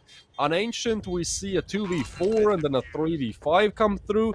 On the first round of this map, I think it was a 1v2. It was like very unlikely odds as well. And here it's another 2v4, 1v2, whatever you want to call it. Yeah, Twist, I guess, does enough. Poi is just a beast. And honestly, they misplay that. Like, how does Sol B not get the frag there, right? Nobody's holding his angle. He literally has Poi stopping, trying to shoot the first player. So, should have been the kill. Sparta really dropped the ball hard on that one, and it will be Alliance with the lead. And yeah, honestly, I was ready to say that I still believe in Alliance 2-0, even if they had lost that pistol. So now I think, you know, CD side is just going to be a breeze for them. It should be, really. Yeah. But it's already winner. And the risky 4, so going down there, it's 9-6, and you need to start grind your own comeback. Twist. Oh, that's the tiny gap to use the smoke and close an Ivy for the whole of the round. But even you're not trying to do this, you have an era with the crossfire, so it's cool. Ivy is closed this time. And I don't know, I see the bomb so far away. I understand the plan is just being out from the pop, but it's the era position for the first one. Boys from the back, invisible, so that this is it. You wasting too much time, guys, to waiting for the miracle, but it is no magic when you play against Alliance. It's only hard setup with a nice open for the bomb plant, and then you need to cover everything what you can, because if you're not, they're gonna find and kill you like this. Easy for Twist. And now he's just trying to be out solo from the Ivy and the almost flawless round. The Yuramata just with 1, take the gun. But they know where you are, my friend. And you done? No way. Okay. One more. I want to see this. Oh, my There's favorite no cold. time. That's a really big problem here. No, Bright Water. It is a good skin. I think you can also have a really nice combo because there's an agent. I think the Blueberry agent that has the same sleeves. You can buy the gloves, like amphibious gloves. They are pretty much same pattern as well. Oh, they're perfect. Wander, you are a beast. You can buy those gloves, and you can have a Bright Water Karambit, for example, or a Butterfly. Like, I think Anomaly actually, and watched the video where that was like his combo. He had a Bright Water. Yeah, I'm a skins nerd. I'm a skins nerd, Matt, if you couldn't tell. Yeah, because I'm absolutely not.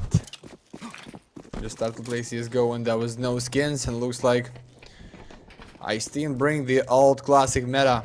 Like, it's not about the skins, it's all about the skill, so... Or maybe I just, like, not bring any time for the skins. I'm just like, maybe I'm just gonna spend for any other things. What about the skins? I don't need this AK-47, and it'd be so beautiful. I'm just not ready. Okay, talking about the skins, it's easy, but play with the pistols against full buy, it's way more easier to being wrecked. One more for Ira. This is it. 25, nice molly for Poi. The 9 is coming, as I told you guys, after the risky 4s lose. And yeah, this is it. Looks like no room for the comeback. Maybe if they win this one, I believe somehow, but it's almost 10. And huge and the big stats for the Alliance in the defense for the last 7 train in a row. Yeah, man, I think this comment that I just see in the chat from Walk, he says all Alliance has to do is aim better, it's already GG. I think that pretty much sums it up. Like, all throughout Ancient, all throughout Drain as well, Alliance are simply winning like 60, 65, 70% of the gunfights. And that's not even accounting for the fact that, like, I believe they also have the better team play. On Ancient, it was such an upset because Alliance aimed better and they had the better communication and team play. On Train, I will give credit to Sparta. Like, their communication is way better. This is why they actually get 6 rounds on the CD side. The problem, though, still is that one team is just the better aimers. And as long as that doesn't change, and that's the thing that is usually the hardest thing to change, you know, immediately, on the spot. The timeout won't help with getting more headshots. So again, I just don't believe in seeing overpass. As much I'd love to see how bad Alliance are on overpass, because they have played it 7 times and won 0, and Sparta is no good players on overpass either. I just kind of have to feel that, you know, this one is not gonna happen. Oh my god! I checked Alliance's stats on overpass. Their first match on overpass, since it was added back in the map pool, was against Sangl in ESL Challenger League. The score, are you ready, man? The score was 26-28 on overpass. They lost that, and I guess after that they just got mega tilted. Recently, they lost against Eternal Fire in overpass in overtime as well. Actually, all of their games have been super close. It's 3-11 to 3s, 110 to 13, 11 to 13s, excuse me. Yeah, overpass should be a blast, but I don't think we're gonna get there. If there's a chance, then Spartan need to 100% win this round. But I feel like, despite on the stats on the overpass, Alliance know about these two, so still call for the captain and the coach, guys. We should to win there because of the overpass. It's gonna be not so easy then. So UP, that was no time to go up by the ladder. It was so loud, and the 5 and 4 invisible. One more kill, Poi. 3-1 line is coming for you now, just in your dream. Ira at the catwalk, 1 kill, not the second. Okay, V-Stan, Spartanians is clean at the B side, but it's not the end, boys. Even minimalist bonus we see for the twist. Now, after the previous big update for the extra money in the defense, he can even buy the op for himself. It looks like he just want to save the MPs, give it for the somebody else, and they try to buy fully with the boys. Yeah, you talk about these gloves, looks like, yeah, and the knife, which is so sexy. What a twist! We can see your knife if you're going down. Or it just maybe fine. He has a Talon. I think he has a Talon blue steel, maybe. Maybe chat now. Oh no, never mind. Somebody else has the amphibious gloves then. It's pretty nice gloves, to be honest. Expensive ones though. I think field tested for amphibious is like, I think around 2,000 euros mat. So it's definitely not cheap. Let me check on that actually. Sport gloves amphibious field test. Oh, I was lying. Only 1,000. If you just simply spend more than 1 month's rent on gloves, they can be yours today. Isn't that wonderful? Yeah, it is. But okay, so it's not the last one. I like how they just take the money every time. That was from the first one round at the T side. They just wanna buy fully. They don't care about the lost bonus era for the face of invisible. I understand to play with the short distance at the body, but that was painful. That's not. That is the madness. That's the triple, baby. Yes, yes, yes. This is it. One big push with a nice pick, but beyond. Wait. And no risky spray through the smoke? Maybe you need to try, Evid. You know, he was there. But it's okay. 2-3, it's not the end. But the bump is down. Ay, ay, ay. It's the big problem right now. There's no way. Like, that was prime simple. I don't believe that there can be a kill, 3 kills like that, and the Lions still lose the round. Like, they've been solid at closing out advantages as well. I think this should be totally done and dusted. 40 seconds to go. Your Miata will attempt this. Oh, hello, and bye-bye. Era is just on fire, man. 15 and 12, but those were some clean shots. You can see the shoulder pad there as well. Good job, buddy. You've pretty much secured the win here. This was a very crucial round that Sparta needed to win, and they come nowhere close. I don't know what Confuse is doing, because if you see this, like, deep and offensive pick for the op, you know how Era is good in general, like, not just for the train. Why are you still watching the ramp? Even that was the setup to make you down with the crossfire. You know the sniper is so close, and you can't even hear him. Never mind, boys. One more for the Alliance. Sparta with the first one tactical pause. I think it should be second on even the last one, because what do you need to talk about? That's like 2 steps away from the match point. And the Lions get the 2-0 stage, not for free, like pretty good Ancient with the just a bit worse train, even that's their own pick, but it's already 7 rounds. And this buy can be Wick, but not like the John Wick. It's the one eagle for Uramiata. We know how bad Sniper is with the guns, with the pistols, but nah, this is it. It's double. Hey, how is Avid? Thank you. It's diabolical that he's even alive there after the second frag. John actually gets one, and we've seen all kinds of madness from that connector area previously. Noah strikes back though, Uramiata does as well, and Era gets another, so this time it's a 1v2 for Sol B. Has found good timing, the molly is interesting, but I think honestly his position is pretty strong, like that is a pretty big thing here. It really depends on the timing on Era here, as he's trying to clear every single angle, Sol B will find the timing advantage. And now there's a minute left. Twist has the bomb, though.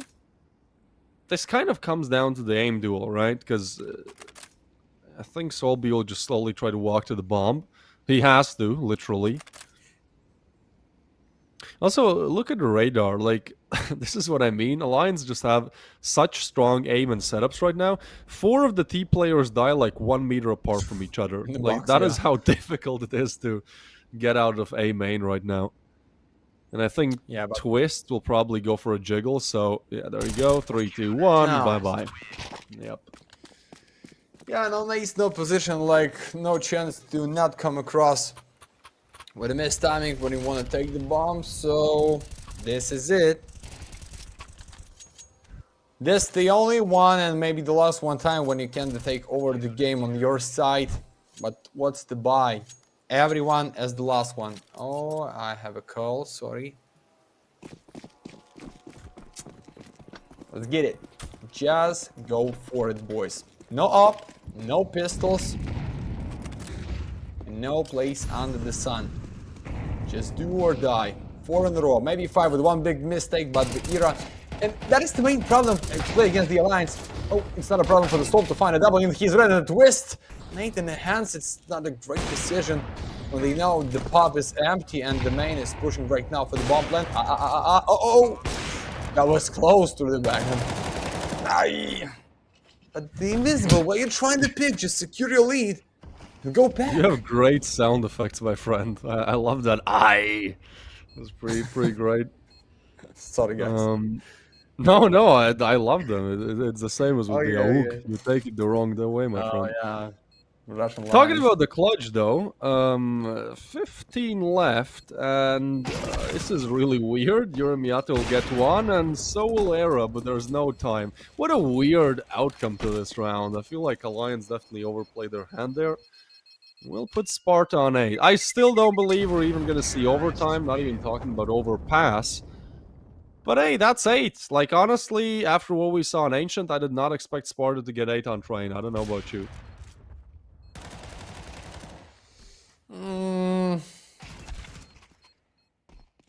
I don't know. Seems like the score was 1 and 5. Like, I don't know. From the Ancient, I believe it's can be 2-0 and there is no chance to win them. So the main problem to play against Alliance, guys, they so intelligent. They know the best dollar is the safe dollar. So every time you cannot see them with any kind of the risky force for the half buy. They know no guns, no power, no winning round, no majority at the side. So that's why Era still playing with up.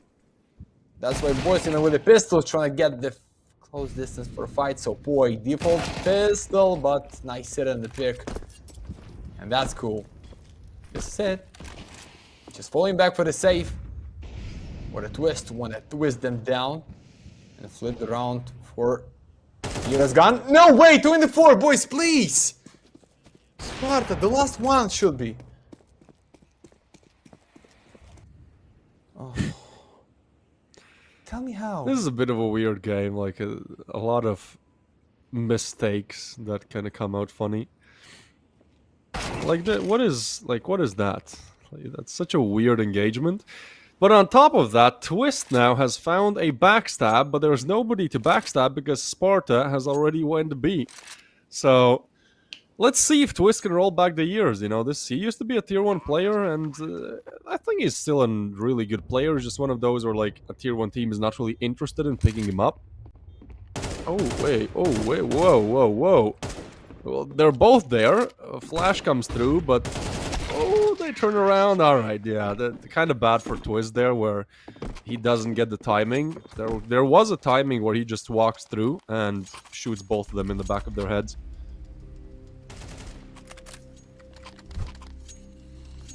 Okay, the tactical. That's the second tactical pause, guys. Even the Lions, the big favorite for the matchup, their pick is going not so bad. That's the second time when they want to have the small talk, and it's only one for the Sparta, so maybe that is the problem, guys.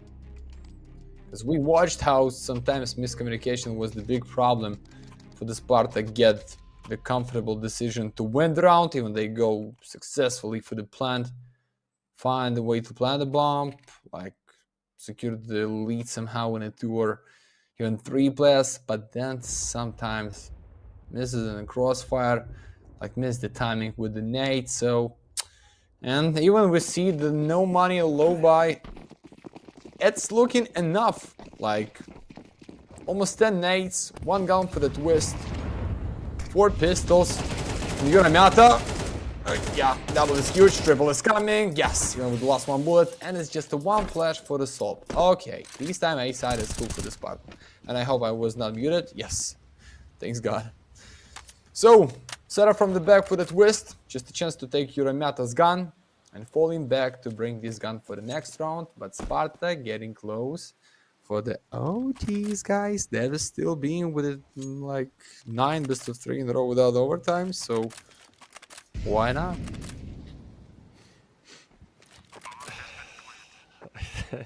I am not. No overtimes. Yes. No overtimes, no. Look, actually, funnily enough, yesterday I was casting as well. I think it was like 11-10, and I went, we're not going to be seeing it overtime. Like, one team will just take it in regulation, and that was actually it. The team that had 10 just took 3 in a row. So I'm kind of going for this. I'm not completely putting overpass out of the equation, but I don't think we'll be seeing it overtime because my curse has reversed, and I fully believe that I'm so important that I can literally, you know, change the outcome of the games with my luck. Hey, it's the first time for us to casting together, so why not?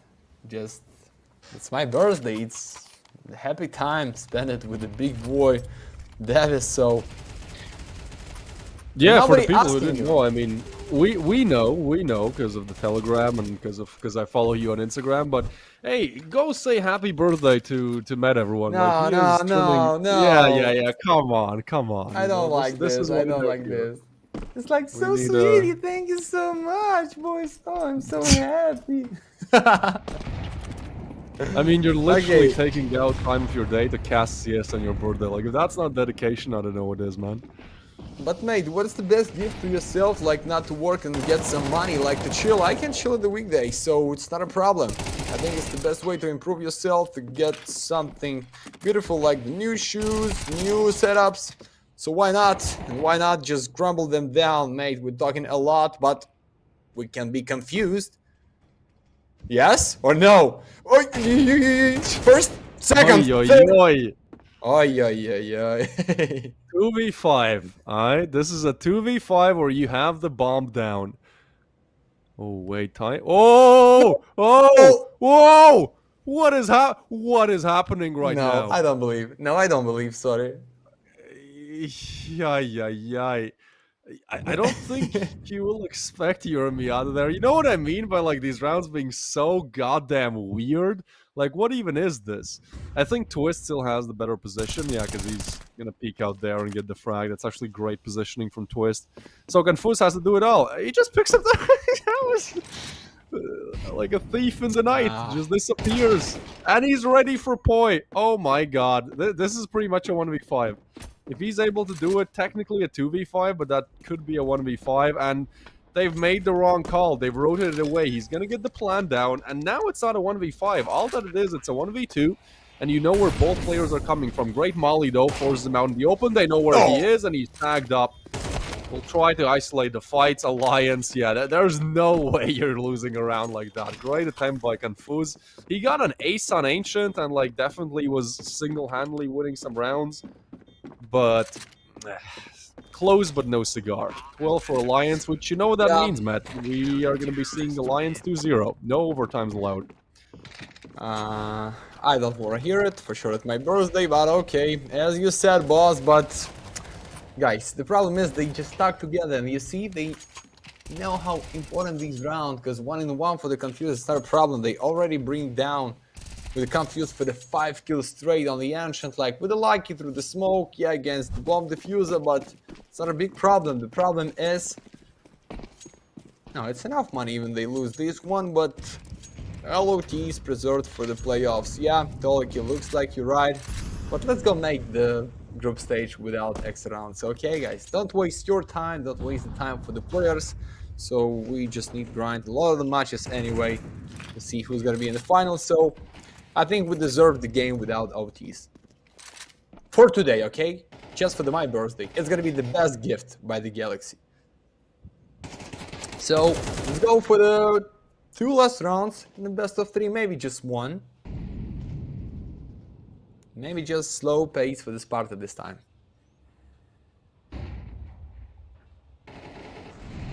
Pop Dog fight, Poi and Avid, yeah, Oh, that's no. it, isn't it? Like, it's literally the same that happened last round, right? They double push Pop, get the 2 frags, and the bomb is dropped. And this time there is nobody in a miraculous position to just get 2 kills for free. At least Sparta has 1 more player. It's not a 2v5, but yeah, I just don't see this happening. Good luck. Good luck to Invincible. He's going to get backstab and get 1. Yura Miyata. And John. 30 seconds. Literally unlosable for Alliance. What is John doing right now? He should be going to the bomb. Like, he's not playing to win. I understand that it's like, yeah, 1% chance to win it, but you should have still played like the best way to maximize your possibilities to even attempt that 1%. He doesn't do it. So that's it. Alliance 2-0, steamroll Sparta. Now, Crane is closer for sure, and I think that's because Sparta fixed their communication issues, but ultimately, as the guy in the chat said, the aim always was and always will be on the side of Alliance. They simply win out their aim duels way more for it to be a close game. This is it, Era for the most valuable, guys. Okay, it's the close train, it's way more better to play on the depot instead of the Ancient, but guys, how it should be, the streak is going with 1 more extra win for the UP and Co, and this is it. Going straight for the 2-0 stage, 1-in-1 for the Spartans here, but guys, it's not the end. We have the 1 more best of 3 series for today, because I don't know if we need to talk a lot about this game. Like, it's so easy. Big favorites for the win of the first one, just flip the game your own pick, going for their favorite to play. Maybe somehow weak start at the end for the first one side with the 5 rounds in a row by the Russians, but guys, it is what it is. Straight win, how it should be. We predicted. Looks like first one time for the whole year with the Davis for the match, and I think we can end the live right now, but not for so long, because in 1 hour we have the 1 more Copenhagen Wolves, like the champions from the previous season, to fight against 1 more Russian squad, Betera, and big favorites 1 more time against Russians 1 more time, maybe 1 more time 2 maps, or maybe we just deserve at least 1 overtime series at least 1 map. Yeah, we'll see how it goes. In my opinion, like, this is actually going to be a close game. There's also a lot of allegations against Betera in the last couple of days on Twitter. So, you know, I think it's going to be interesting. We'll see how it goes. But as you said before that, like, an hour-long break, and we'll be back with the 0-1. So actually, whoever loses that next best of 3 will be down 0-2. So it is an important matchup coming up. We'll see you guys on the other side. Matt, go watch that food video I sent you. I'm going to rewatch it just for myself. We'll see you guys after an hour. Bye-bye.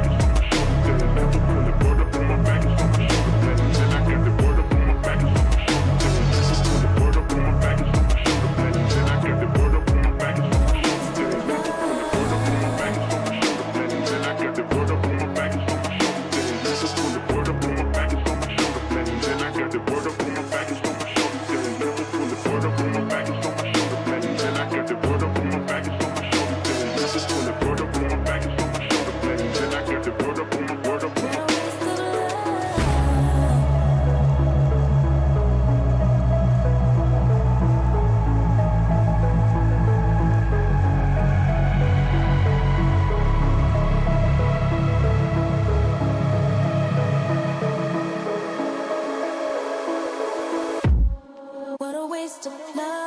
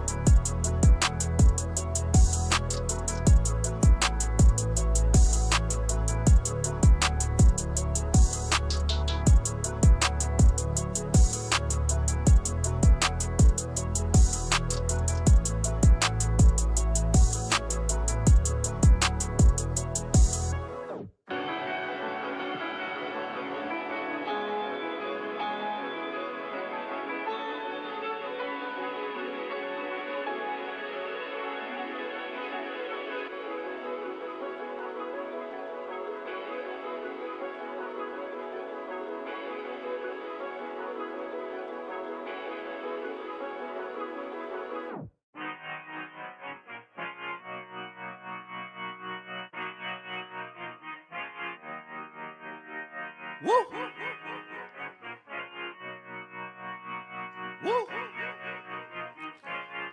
Look, I just been keeping my poise. Made by the million, but still unemployed. They text me about green, but not on Android. She not my shawty, she filling the void. I make the sounds that cut through the noise. He think he a man, but he chillin' with boys. Put down the liquor, start drinking LaCroix. The pain wasn't choice, but now I rejoice. My uncle had told me that I was the one. I played that shit smart, now my bragging and dumb. Lil' shawty had hit me, said she wanna come. Her dresses is black, but she not a nun. I'm so Pasadena, cause that's where I'm from. Some bangers, some hoes. Them with guns, they scheming for riches, they playing it numb. I'm second, I wins cause I'm second to none. Look, what the you think I do it for? Do it for? Ay, looking in the mirror, you the go, ay, I've been out here grinding 24, so in the mirror, you the go, ay, what the you think I do it for? Do it for? Ay, looking in the mirror, you the go, ay, I've been out here grinding 24, so in the mirror, you the go. I ain't had to get snooze in a minute. Got the bag, then I took it independent. Model 3, you know it's not rented. Authentic, every vibe is cemented. Fresh J's, now we jumping out the ceiling. Tough times, made a diamond out of feelings. All facts, they can't question what I'm dealing. Got house, we my focus on the building. System lost and now I'm feeling so prolific. Hustle loud, much you don't get it. Seen the highs and the lows, it's terrific. It's a job to hate, that's why I love the critics. Self-made, I ain't gotta ask permission. Turn my pain into fire, no ignition. Only when the money talk, when I listen. I put the city on my back and they're dissing, huh? Look, what the you think I do it for? Do it for? Ay, looking in the mirror, you the go, ay, I've been out here grinding 24, so in the mirror, you the go, ay, what the you think I do it for? Do it for? Ay, looking in the mirror, you the go, ay, I've been out here grinding 24, so in the mirror, you the go.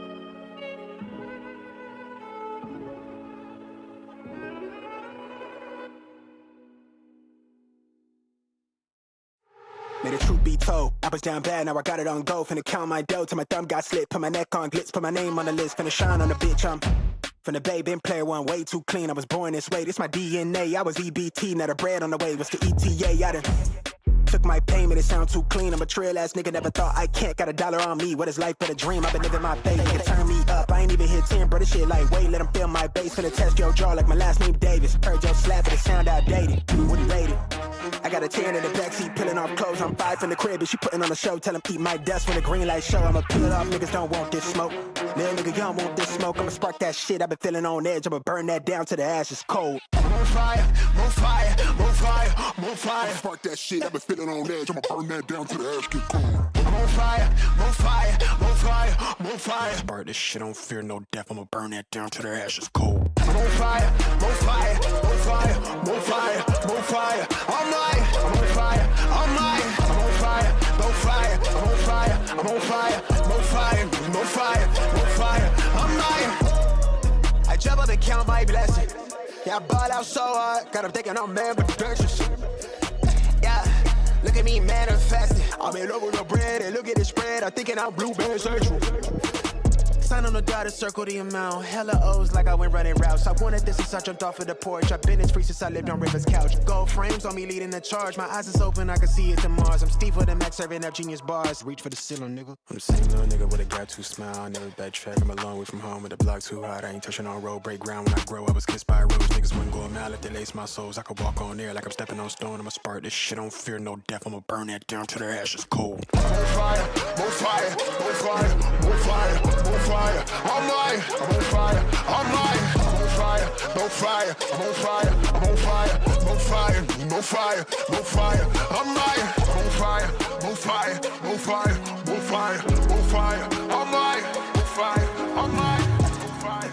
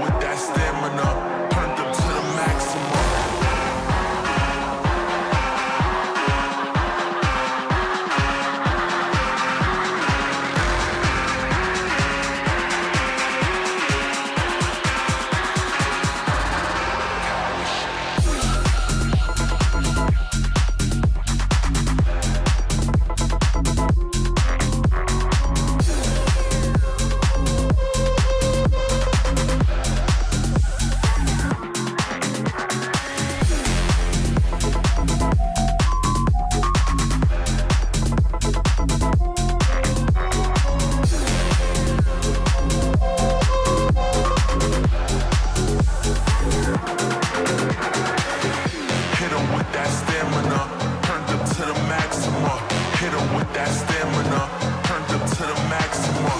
Hit him with that stamina, turned up to the maximum. Hit him with that stamina, turned up to the maximum. Turned up to the maximum.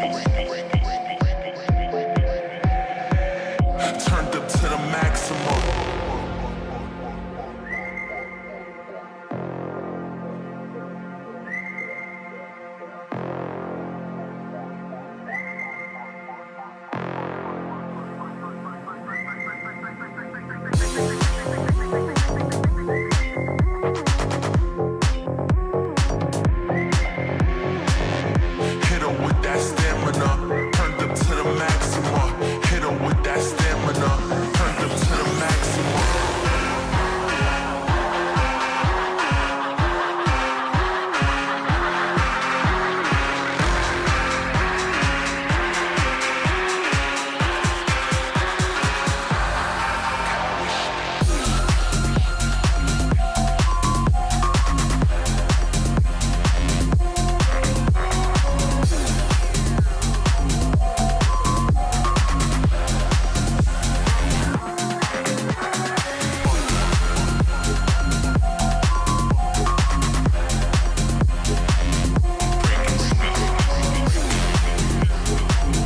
I am an artificial intelligence, and I can't talk to you.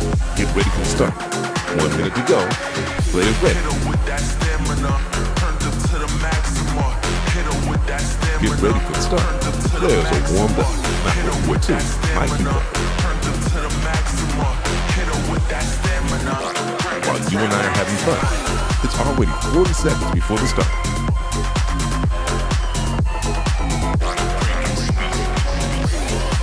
30 seconds before start.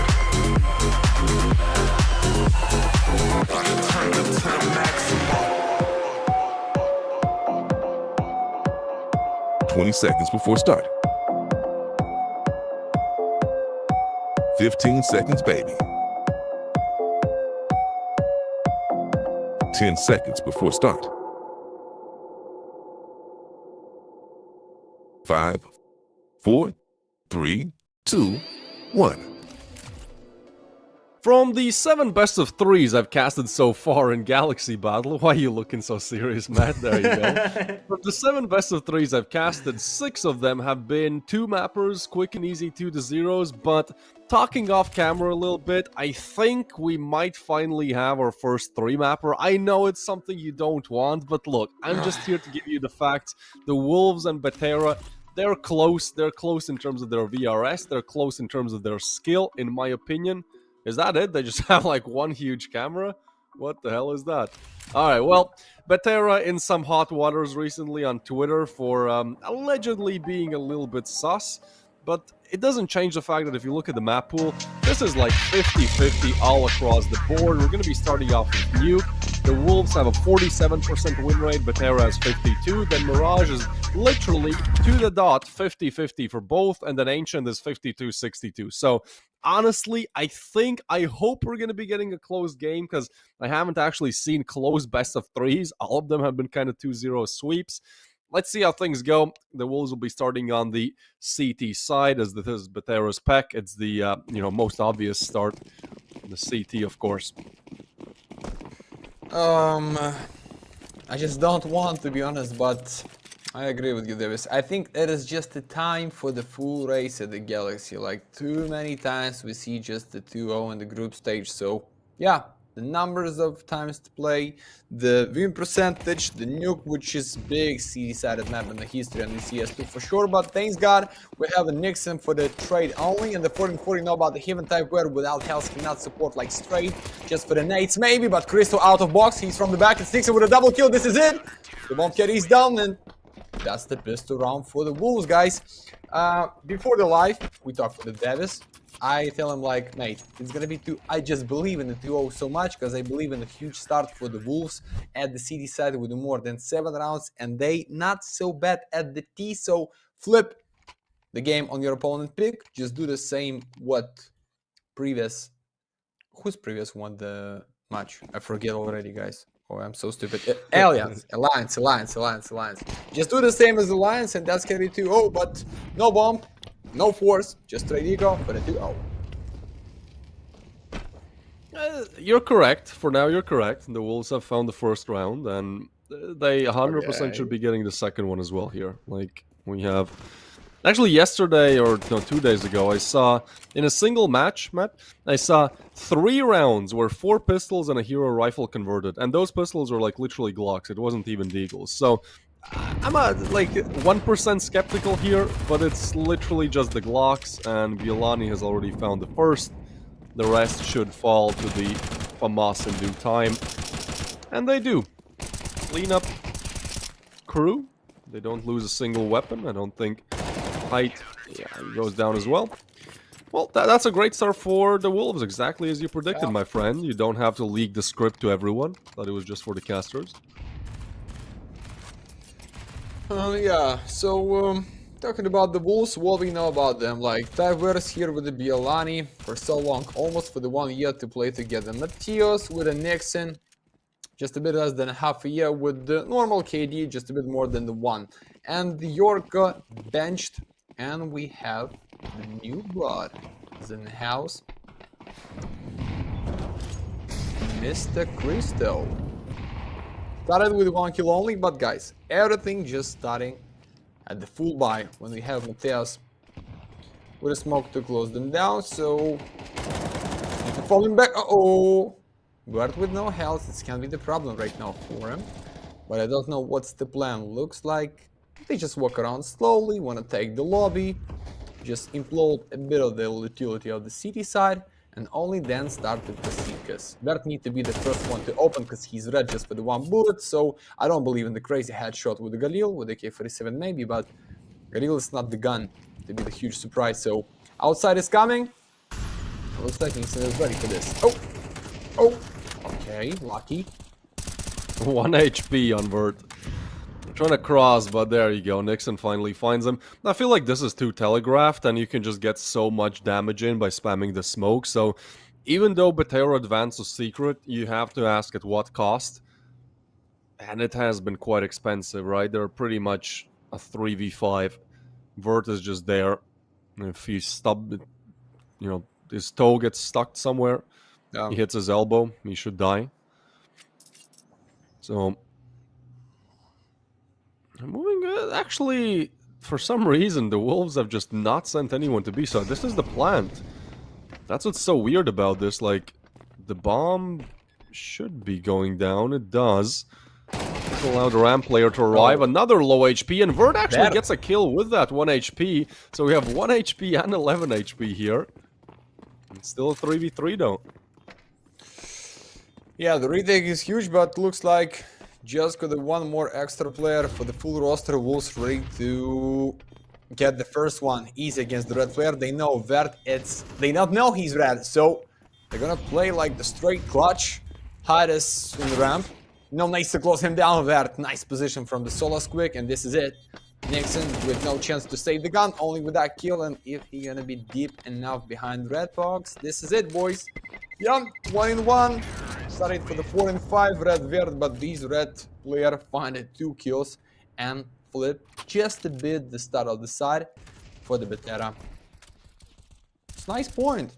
Ready for the next. Yeah, I can't believe they win that. Like, this is a big misplay from the Wolves. It's a 4v5 and they have nobody on the B side. They're playing retakes. I don't know why they didn't have anybody even for the info either. And somehow Vert, I mean, good timing, but he gets 2 kills on 1 HP. That's criminal. But that's the part of the game. You don't know how they're gonna play, and right now it's the fast B side. Diverter is so wild with each damage with the molly. Nice backflip, Maswell. 2 weak guns, taking the mark. to open the side. So huge and hide. No need to hide. Just show them no mercy with the one bullet. It's the save. No less bonus for next. I mean, half of it, just give it the chance to buy in the next and hide. Get the no AK-47 for Nix. And guys, it's gonna be the huge reset. Because even they are with the pistols. They know the Crystal as an upper. Trying to be so deep at the city side. And for sure, they're trying to kill him.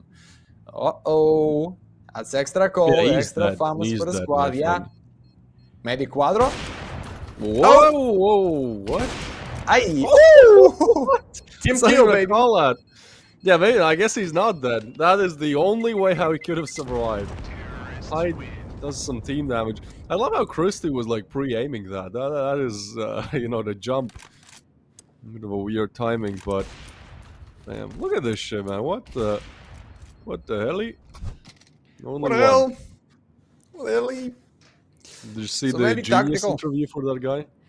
He was, you know, Genius, or like you explain the lyrics, and he was like, I don't know how to explain it. If you guys know, you know. Okay. Oh, to be honest, I missed my chance to watch the video what you sent me. So I promise I'm gonna make this after the first one map. Okay, I'm gonna watch this only. Thing. It'll be the perfect thing right before sleep. I promise you, I'm gonna watch this only if Wolf's gonna win the nuke. If it's not, I'm just delete the message from you and me and forget about like the bad dream. Okay? But talk about some off-topic stuff, guys. It's cool, but how about the 4 USP with the op for the Crystal? Oh! Huge damage against Svet, but nah, this is it. It's 2-3, but with a second Crystal missed the shot, but how? He just forgiven through the box? No, that was the whiff. And then Bialani, the only one with a beautiful USP. Maybe you know what is that kind of USP? Because I'm not even know the name of the skin. Print stream. Bravo, boss. Mm-hmm. What's the cost? I'll say no. I'll say 20 euros field tested. Let me check CS float. Print stream USPS field tested 33. So actually kind of close, but I was wrong by like 60%. So depends how you. Wait. Hold on. Oh, the cheapest one is 26. All right, I'll take that. I'll take that as a dub. Because sometimes when you see the S tier teams with a huge bank for its skins, and you start to think, where did you get it from, boys? Mafia's calling for some money with the skins, huh? I'd say in tier 1 it's like understandable, because you know, like Donk, for example, a lot of people lend skins to him as well. In tier 3 it's like you have vice gloves and a butterfly knife, like, you know, yeah, Mafia. I know. Yeah. Height is the guy who is in really hot water on Twitter. He made a very questionable play that our fellow caster MJ was casting, and I have to agree, it does look very suspicious. It's not like, you know, clear evidence. You can't go like, oh, that's 100% cheats, but just the way that he clutched, he seemed to be a little bit too aware. Maybe like 1 in 1,000 kind of timing and a clutch. But yeah, we'll see how he does today.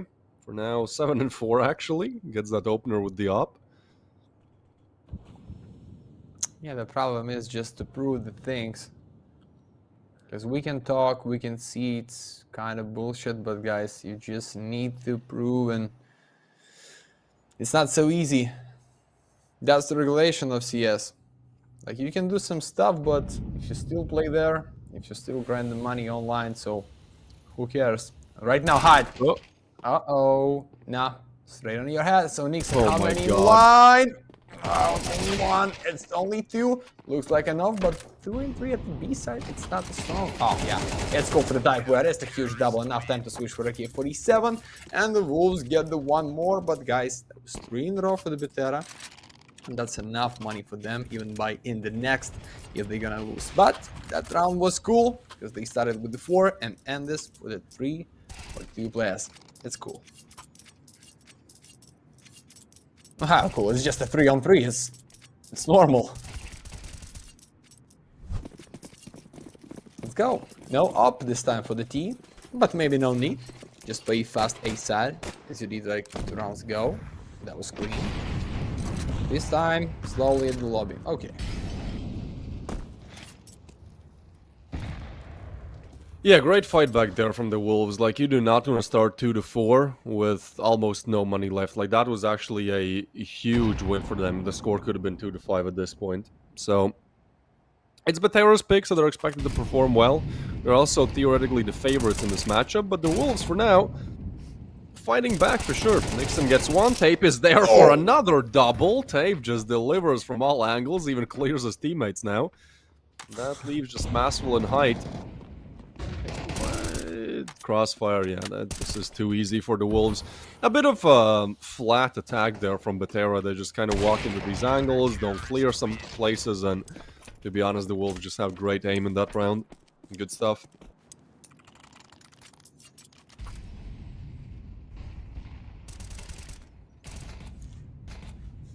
That's cool to make it flawless. Like, it's all about the money, guys, in this game.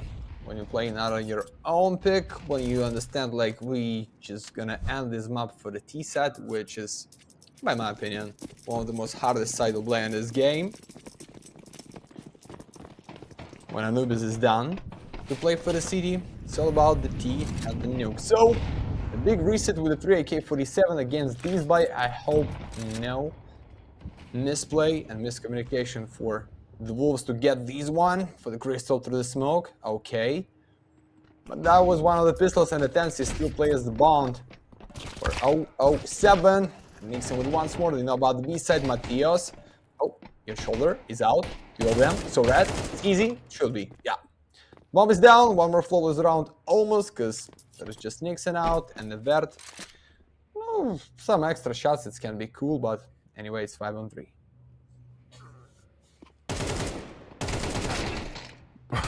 Wait. I mean, it's just exit frag, surely. Yeah, there's no way. Tapeware! What's up, Had Sleezo? This guy pisses you off, huh? It is a little bit weird. Like, I haven't seen Tape. I haven't watched a lot of the Wolves recently, to be honest, but I haven't seen Tape, you know, play to this standard usually. Currently 1.0 rating on HLTV, but just live gaming on Nuke right now. I'm very surprised that actually Mateus only has a 1.01 rating. We follow each other on Twitter, so I see his clips. Like, this guy is insane. I'm not just saying that because, you know, I have to be nice. Like, I don't know, maybe he has played some tough opposition, but he has some of the sharpest aim in the tier 2, tier 3 scene, in my opinion. Yeah, he's really good. I think it's the huge occasion, lads, for the York. Just give them a chance to play together, because I feel they can make some stuff. Yeah, and that's the name for the Violini. Was so cool, and Violini take the risk to going out of squick, you know, but the height he's red. But Maswell with one more. They just so behind, and then how about the chance to flank them down? Uh-oh. It's just the one case. Crystal's still alive, like, so long. Dodge these wall of the smoke. Oh, he's dropped down to getting closer for some info. I like this. And a Bielini, please, Fabio. Just stay there till the end. It's gonna be like a lot of in the one line in the secret. No way, please. First, not only. Whoa. One. None. I feel like Christu could have played that a little bit better. Like, he could have been a little bit trigger patient, you know. Because, yeah, if you get the first frag here, then you're just going to get double swung. I mean, it's a pressureful moment, so makes sense. Violani should have had more than one here. It's a little bit unfortunate. Obviously, he doesn't see on the X-ray what we see. Probably would have been trigger patient. Actually, both of these players not being trigger patient kind of loses the round there for the Wolves. But the tech pause will now come in. But they're, hey man, they have 4 on the T side nuke. Like, nuke has been super difficult on the T side as of recent, and I feel like 4 is alright if you get the CD pistol. Like, 5 to 6 should still be good.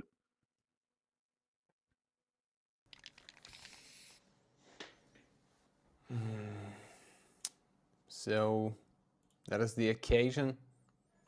to save some guns. If Butera is gonna find a nice open, guys, and Cynic still not be there as a 10C, but somehow they've been already with 4 rounds. And the Fabios Pereira drone pilot is in the house, so be careful. I hope it's not an FPV because comedies can be cooked really fast. But that's gonna be Cynics. And a nice open, Autos quick. And the 5 and the 4 for the Violini's Vents. It can be really bad for the Secret players, guys. Kalani. No nades, but and no face by Tenchi. Good.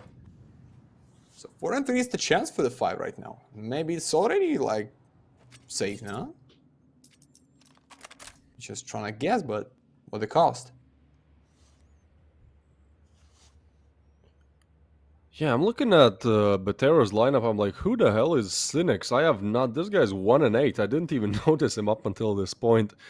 I think he might be the entry fragger. I'm not sure, but yeah, just not a good game for him. Still, Butera with a player advantage, and they're gonna try to walk back into A. Little do they know, this is exactly where the better half of the CT side lies.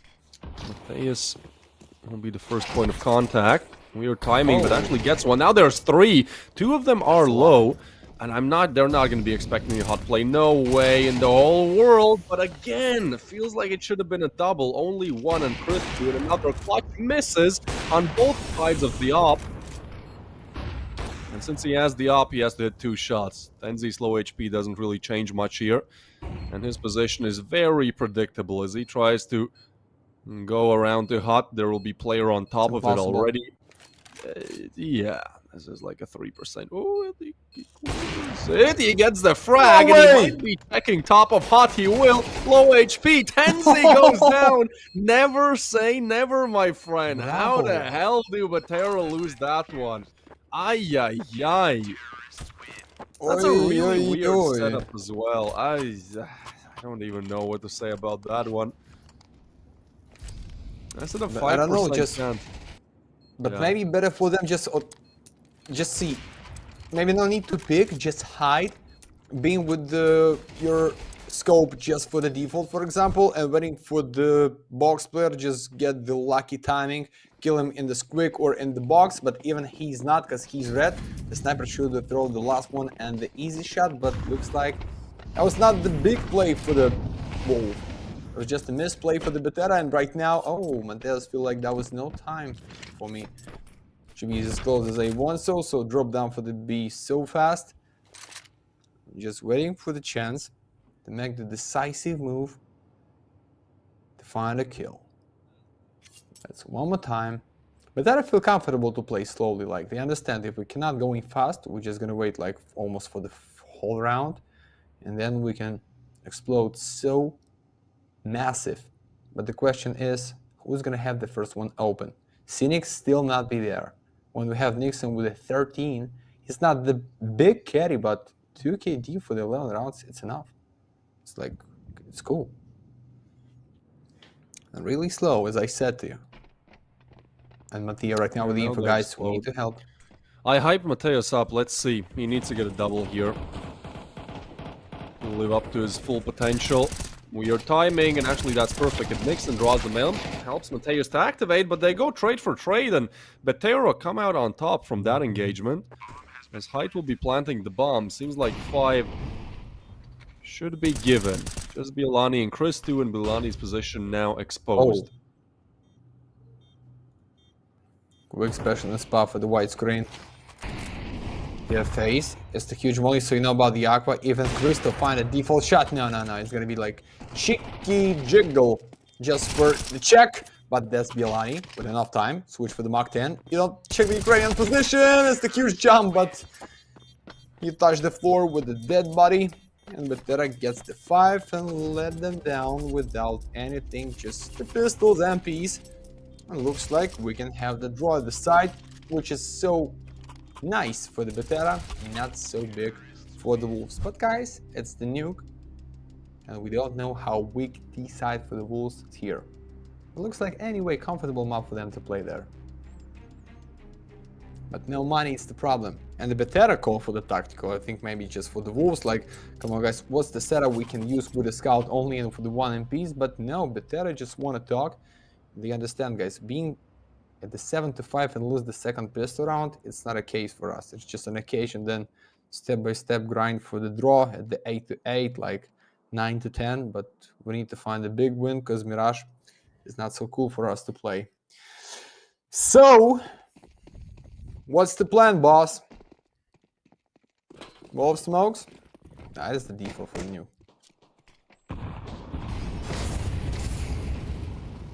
Live word. Oh, you're so loud.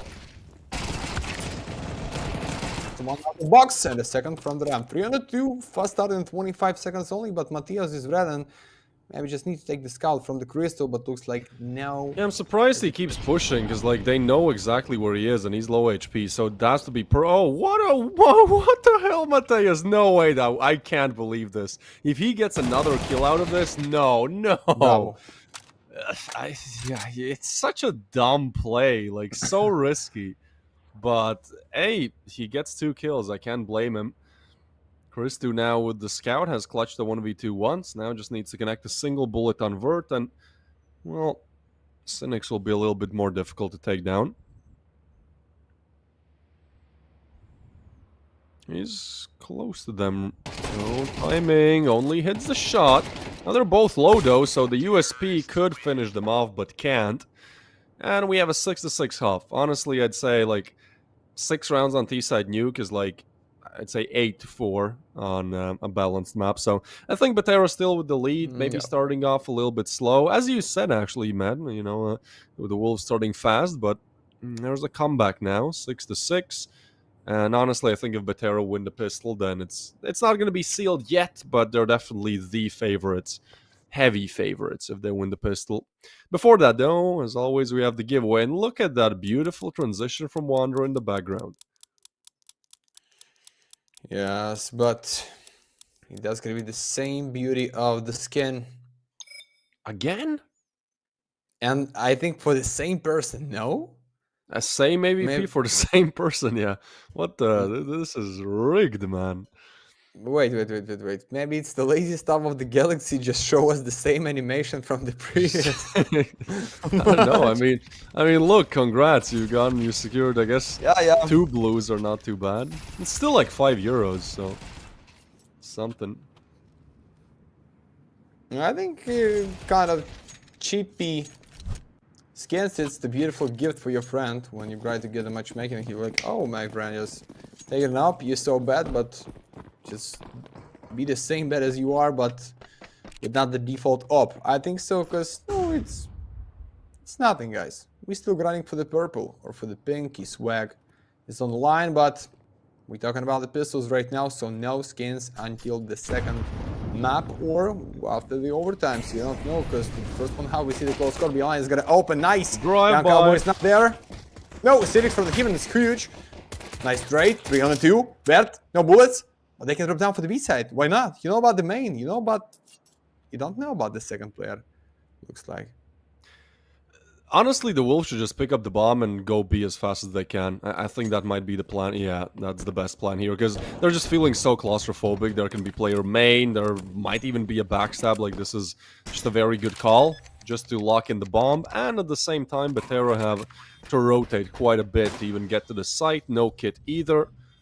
So I think as long as the Wolves play time and just don't run and don't do something really stupid, time is on their side. Kill. There's the kill. Tenzi gets 1 back, but 10-second defuse, so he has 10 seconds to find Christu. And I don't think Christu is going to peek. Probably going to hear the defuse, wait like 4 seconds, and then, yeah, it's over. There's just no time. Christu waits. Oh, look at this. Oh, yeah. Bad aim, but it doesn't matter. You know, that's one of the easiest rounds you're going to have to clutch all day. Simply stay alive. Tenzi really dig himself a grave there. Nice try, Betera. And as you know, guys, if you see the more than 3 kills in the first 2 rounds, for sure for the T side, but for the CD2, it's better play on their own. So I think we can see the force against the buy for the Wolves, because 5 kills, it's a lot, and the 4, it's still not so bad. Yeah, the Scout and the FAMAS, there is some guns, and somehow we see Cynics and the Tenzies back. It's alright. The strong side, but never mind, boys. Better late than never. But the question is, if you're going down here, it's the 69, and you give the huge prospect for the Nixon. Just on a high pace, being unstoppable for the first one, and then go for your favorite to play, or the greatest map as you can pick against Betera, which is Mirage, but Wolves pick this map every time. I think even in the best of 5 grand final at the Galaxy, they pick the Mirage and find the huge win. I just forget about, that was against Prevision, or that was against, no, it's not against Iberia Souls, they not grind. I forget. Anyway, guys, huge map, nice start, and risky play for the Betera. Give them superiority just for 7 and breaks somehow money, but this time slowly for the Wolves. So slow.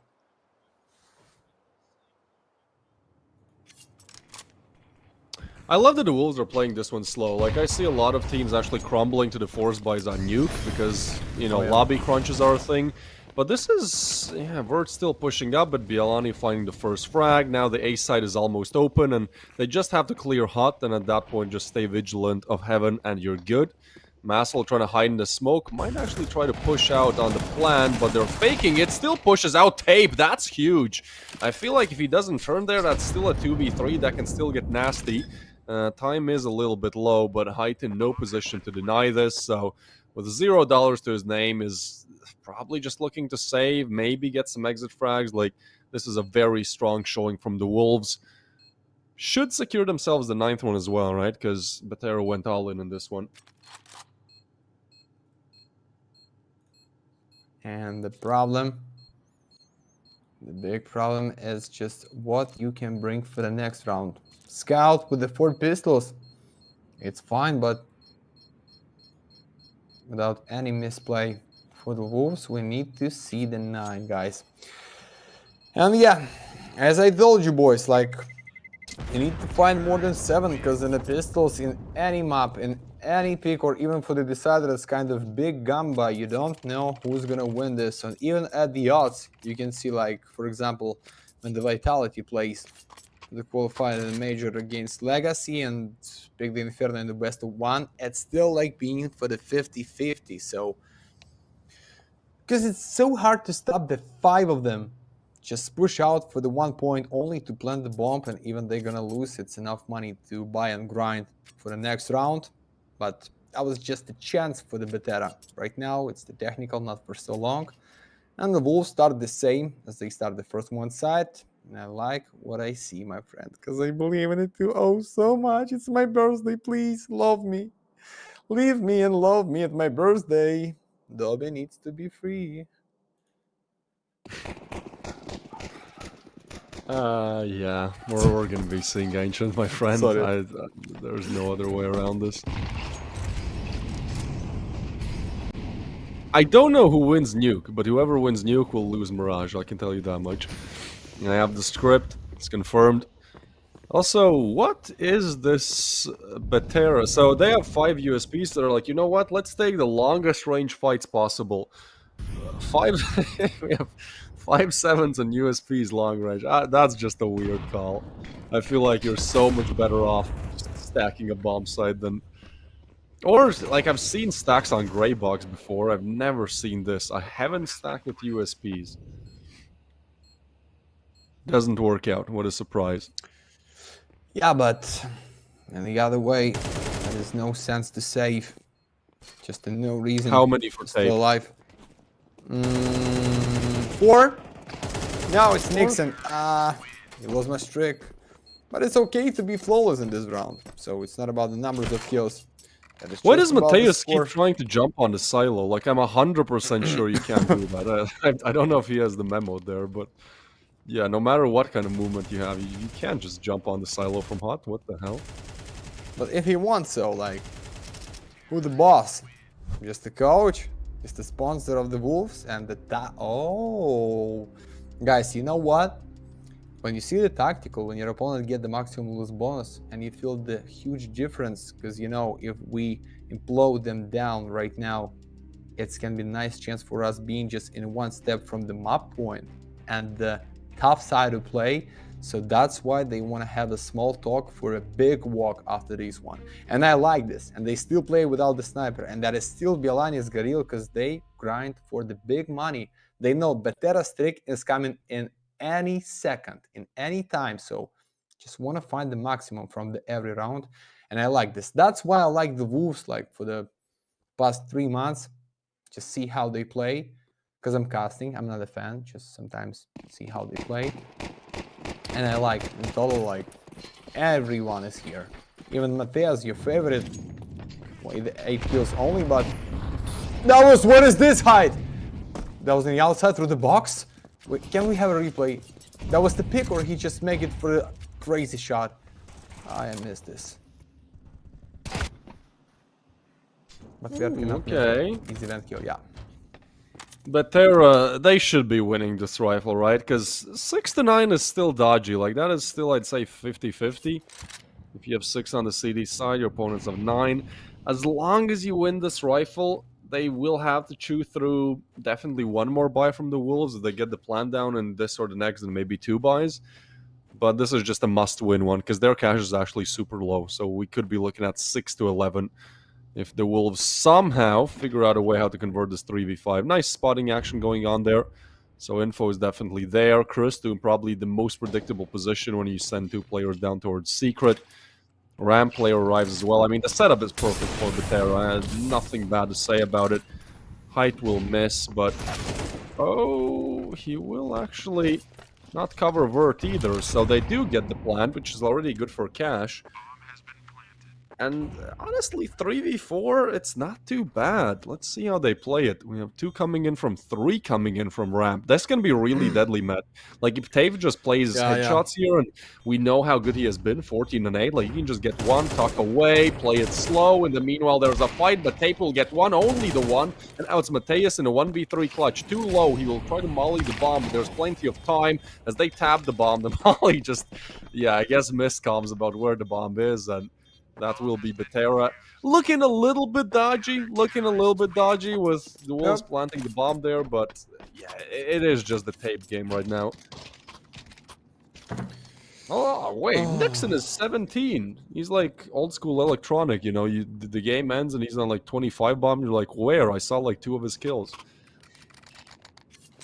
Yeah, just stay in the shadow on the live, but being so impactful at the game. But guys, we talk about just the 1 round and the 4 for the Beteras here, and you see those money. They're gonna buy fully after they lose in this one, but right now it's Krista with the opposite. A huge double flash must fall. You're so blind. Hold out spray. What is the trade about the defaults, boys? With a pistol, you now have chance. Ah, you cooked. Smoke in the main, it's the huge problem for the Hyde, because he cannot build any kind of the crossfire, and you have the only one back with a huge flash against the bomb carry. It's fine, but you stop them with the molly for so late. It's 2-3. They cooked. Well, they know 2 of these guys' positions, but they will wait for the reload of Nixon. Christu still on the up, but I guess the bomb will finally be going down. There's a molly for heaven. Does hit. Almost missed. Yeah. Well, another player disadvantage, site hold. And the Wolves have to attempt. Nice nade. Oh, that's cool. Good chunk taken away. And they go 3 from heaven, man. Yeah, that's a little bit weird. The bomb is in a bad spot, though. Like, you can't, you know, deny the plant from Hot. Christu hits the first. Nixon is there, and now you just have to tug. That's beautiful from the Wolves. There's nobody, like, trying to push in from main either, but they're both low HP, low time, and Height has no kit. He has $3,000 and no kit. Why? Why is that a thing? Like, what? Well, there's the hit. Save some money for the brand new BMW, maybe, my friend. I don't know. Yeah. And I see no kits even in the heaven for the boys from his squad. Just, okay, it's for the Verts, for the Tensi, for the Cynics, it's in the default. He just forget to pick it up. My friend, it's everything in front of you. From the one side of the default, from another one. That was the smoke for him, so you can find the first 1 kill against the red player. And then just to pray like sniper, not gonna use the pistol to find you're in the smoke. And this is it. The huge implode for the money. Less than 3 kilos bonus with this buy. We just believe height with some cheeky plays to stay and get a kill. Being with the 8 for the Betera. But right now, safety helmets must be worn. As the glasses, but if that's gonna be a You think K47 with terrorists are one gonna bullet. listen to instructions? Like, come on. Like, I think some for- CT agents wear safety glasses, and CT agents actually do have safety helmets as well, so makes sense in that regard. It's kind of a shame. I'd love if in CS you'd see like who has who has Kevlar and who doesn't. You know, if there was like a visible, like a body vest, for example, or just like a little, Yeah. you know, metal hat. But Yes, yes. yeah, we don't have that. But in this case, the terrorist with the 5 helmets, and for the CD there is just only one for the Cynic. So talking about the rules, looks like it's everything for the Wolves, boys. Okay, like pretend about the fast play at the A side, so the loss of your utility is going to stop them somehow, but no, they not, my friends. That is just a fake. So like we're out of box. He can hear somebody's near the box, but what can you do? That is just a smoke and the slow lobby's positioning. For the Wolves, give them a chance waiting for the any resistance by the city, but guys, with these buy and with these money in the bank, that's gonna be deep defense till the last 1 second, trust me. Even the save is gonna be for the boys. No, by the 10 height, 100%. For the pharmacists, I don't know. Yeah, while we wait, let me just quickly say that I love what the Wolves did the last round. Like, they just straight up went for the push, and I think that's always a great thing to do when you're kind of playing slow. Like, just try out the CT side ones. Just go for a straight up push with the rifles, see kind of how they hold up, you know? Because a lot of CT sides will have good setups when it comes to just slowing down the play, but sometimes you just don't know how to react when, like, 4 guys are rushing at you with flashes and mollies. So I think that's a perfect call from the Wolves, and now they try to put 11 on the board, which would actually completely wipe the economy. Tape is going to be completely not silent about this one. Great English, yes. But they do get on the B side. So, 20 seconds left. Please plant the bomb. It's safe. Yeah, it should be. Guys, It actually should be. I mean, it's the best call you can make there. What an impact kill there from Tape, huh? Yeah. Yeah, but even talking about the 1 kill, guys, but he found the enemy just in this quick. So the half of the A side was open for free. There was the crossfire out of main, but for the type where it's no misunderstanding, I just need to drop down because 4 of my mates in front of the secret ready to join the lobby with the main and go for the A side, or just drop down for the secret. And they go around for free, guys, and save 5 of their guns. I like the passion. I like the understanding. It's Betera pick. We know height can be a huge surprise in any round, so we're just ready for the map point so fast, and I hope without any problems. Okay, 11-7, it's the nice result. We see the second round history just with 1 purple tag by Betera, and this is it. 1 more round with a shitty buy. Just need to have enough luck to stop them, but I feel like Wolves can make them cry in the first 1 map. They just so good. In fact.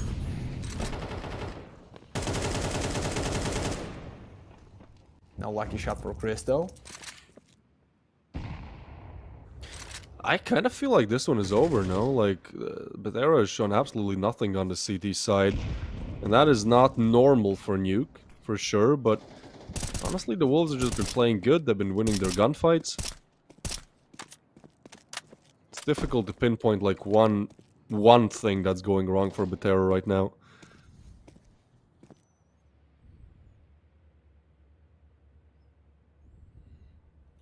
So what are you waiting for, boys? Maswell, is he? Yeah, if he's not AFK, okay. You're just standing there. What's the chance? Like, look how careful the Wolves are. We saw this in the second round after the pistol as well. Like, they really are making sure that they don't make any mistakes here. And I think that's great. I think the carefulness has definitely paid off. That being said, Biolani will lose his life. They try to refrag. What a shot from Mateus. Crispy and clean. And now they know where Masvel is. He's no way. The 5-7 is so good, dude. Kristu gets one back, and that's a double for Kristu, actually, who has been performing very well as well. He had that 1v2 clutch. That is a crucial double. Cynic's on a little bit of a timing here, so he should get one for free. Instead, he's dropping down, and yeah, it's just messy from Betera. 100% will get that frag. A little bit funny. As the kid as well, actually. So I think he wants to switch out for the AK and just try to tap the... No! Hey! What? Cynics? Alright, and what do we do now? We defuse the bomb, and he's looking, so... Nah, the 1v3, I think it's coming too. The time! Oh! Nixon. My guy. What? What? I started to see why there are allegations, man. What the hell is that wallbang? Oh my god. You know what, Davis? I just don't understand. When you are 3 on the 3 on the A side, after this kill by the Masval, why, like, right here, why the Tens just trying to be like the only solo carry against 3 of them at the A side without any support from the Heaven when 3 of the players gonna play from the Heaven? Just give them chance to plant the bomb. You can hear this sound, you can understand at least the one position for the bomb carry. When you pick the solo with the farmers, like you believe it's gonna be huge, but it's huge gonna be for the Red Skirch with a double, almost with a triple kill. But guys, not so much health left this time for the B side. 5 in a row for the Betera. It's impossible. One more time, wanna pick the solo when that's the double smoke and the solo's quick. Cynics. 1 bullet for the Matthias. GG. Or clutch. Yeah. I think Tenzi here is just walking into a double setup, and that is gonna be the Wolves getting 13-7 on Nuke, the map pick of Betera. When all the eyes are on Betera because of recent events, they just drop the ball, they don't perform. Maybe they have some things to hide, maybe they don't. I don't want to throw any allegations here, but yeah, not the Betera we've seen that beats teams technically way better than the Wolves. It will be a slow 7-13 start. And next up is going to be the Wolves map pick of Mirage, so technically it's not going to get any easier. We also have to know that this is the 0-1 stage match, so whoever loses this best of 3 will be down 0-2, and at that point you either win 3 best of 3s in a row or you're out. And one of the reasons why they might be out is definitely Tapeware. I mean, this guy was just delivering impact, 110 ADR. He had nice doubles. He had such impact in general where like 1 kill changes the outcome of the round. So I think it's totally fair to give this one to the Wolves. But we do have Mirage coming up, Matt. What do you think about that one? I can talk about the facts, but it's just almost the same, just with the more experience for the Wolves to play there against S-tier teams. But guys, I was wrong about the nuke. I think it's gonna be like 7-5 or 8-4 the first one side, and then because of second pistol round winner, they're gonna take them up. But guys, 7 rounds only with a 6-6 first one half. It's the big decision for the defense, for the strongest side in the whole game. So I don't know, talking about Mirage, everything on the side for the Wolves, like plays, grind together in the practice, find the best ways for the graded teams. But guys, we know is everything is good on the paper. It should be the reason and the defense to have another result. Anyway, see ya in the 10 minutes. I hope we can end this for the 2-0 how it should be, but you never know until you see. So don't run away, boys. Maybe the last one map is coming at the Galaxy for today.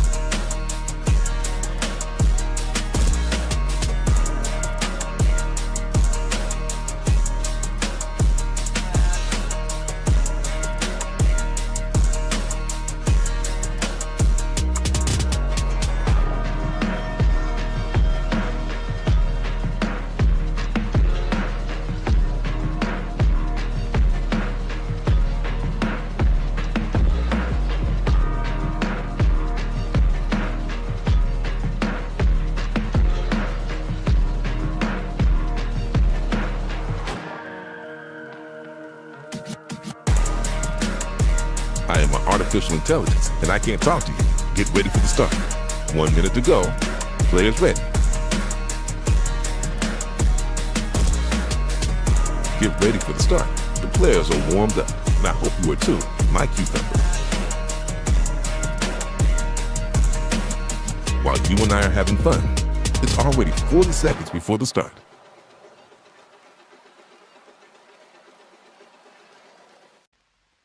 "30 seconds before start.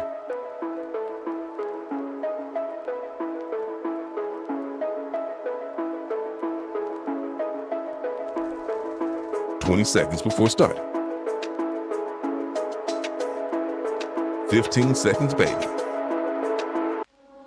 What a waste of love. 10 seconds before start. 5, 4, 3, 2, 1. And Wolves won the last Galaxy battle, and they want to do it again, man. They want to do it back to back. Now they have to face Betera, but I think the majority of the job is already done. They win on Betera's map of Nuke, very confidently to add.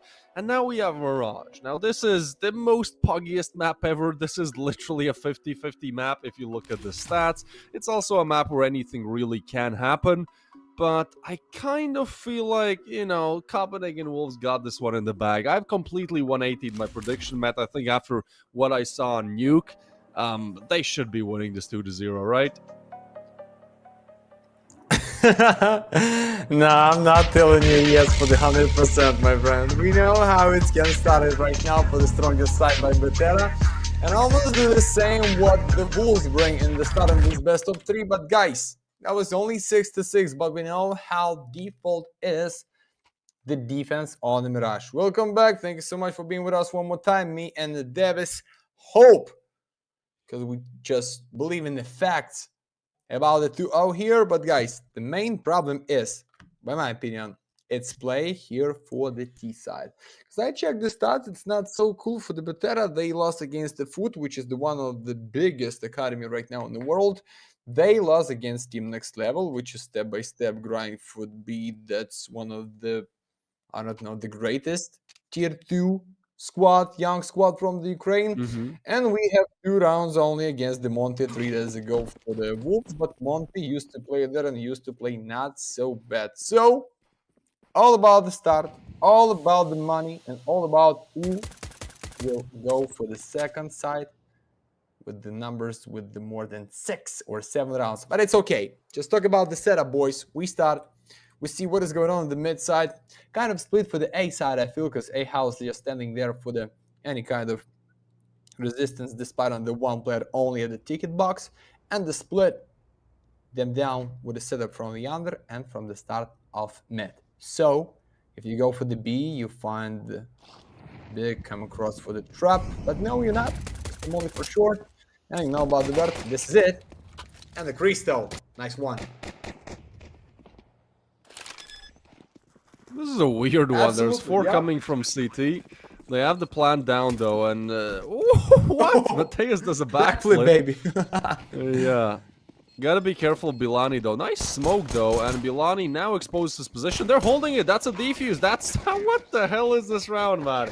We're on for some shenanigans. I feel like that is criminal. It's a 4v4. I feel like the Wolves, at least I didn't hear like too many Glocks going off. I feel like they didn't even contest it. Look at this. They dropped the smoke, instant defuse, and they're just not peeking. They're all still in jungle. That's honestly a really good call from Betera to just get on the defuse as quick as possible. Even if it doesn't work out, you draw out all of the players. Yeah, good stuff on retake. I feel like the Wolves could have played that one better, but will be a 1-0 start. But because of the plan, the Wolves will go for the force. I'd say this is as equal as the buy could really be on both sides. Yeah, the real chance to start it for the 2-0. But the back 10, Cynics, no reason and no need to pick because you're so red, you just want to hide your ass under the A house by the molly by the tower. Tell you bye-bye. And the Biolani just could have sounded louder.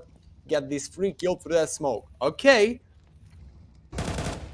Big advantage at the start, but right now, no about the sandwich and why was Small just dropping down. Typeware with the extra kill, but 1 and 2. Where no kits, just 1 smoke at the bomb, for example. You wanna build the wall. You wanna be so close for the default fight. But my friend is the Bialani. Good cross. No, it's not. Oh no! That's the shadow. But that is the shadow for the tower for the other side. Great response. Risky forces coming for the Betera, but my guy. 5-3 to not win the round. I don't know why. I just don't know. Why Sirix is going deeper? Why they drop down to the sandwich? Like right here. What's the reason? Yeah, we're 2 rounds in. It's already just weird. Just some weird stuff, man. I hope this is 2-1 for the Wolves, though. Like, I've seen way too many, 5 too many ecos working in the last couple of days. A side is empty, so although all the players are close to rotate with the smokes down, they should be getting the plan down as well. There's actually one more smoke to replenish. If they just smoke CT right here, like, I feel like it's over. We'll see. Look at this setup from Betera. They're just waiting 4 on CT. They're gonna come close. This can get messy because they're all gonna swing at Weiss. Nice flash and no kills. Oh wait. Oh, hold on. Okay, Tape gets a double. He has been bailing out the Wolves all throughout Nuke, and now he gets a double. Holds them at line. Gets a third one as well. It simply is the Tape show, the MVP of the first match. Normally he's not this crazy. He has like 1.00 rating on HLTV in the last 3 months, but today he's just waking up with vengeance. 6-0 in this one, gunning for the back-to-back MVP. We'll put the Wolves on a comfortable 2-1 start. And this is a force for Betera as well, so it should be 3-1 now.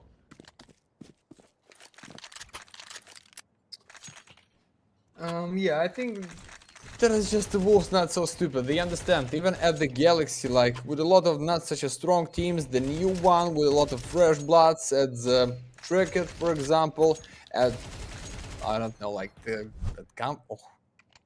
like the Han, but be at 0-2 standing in the group, you can be eliminated. Even you strong team, guys, you don't know how big can be underdog in any matchup, so you just take yours in every round.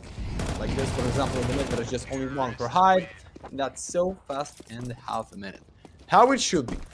Nothing special here. Just go for the round number 5 and show us no mercy with the guns. Betera or the T side can wreck you down. It's already 3. You have no loss bonus, like not enough to buy fully. So I feel if the Wolves find a success at the start, if we talk about the fight at the mid side, for example 3 and the 5, it's gonna be already safe.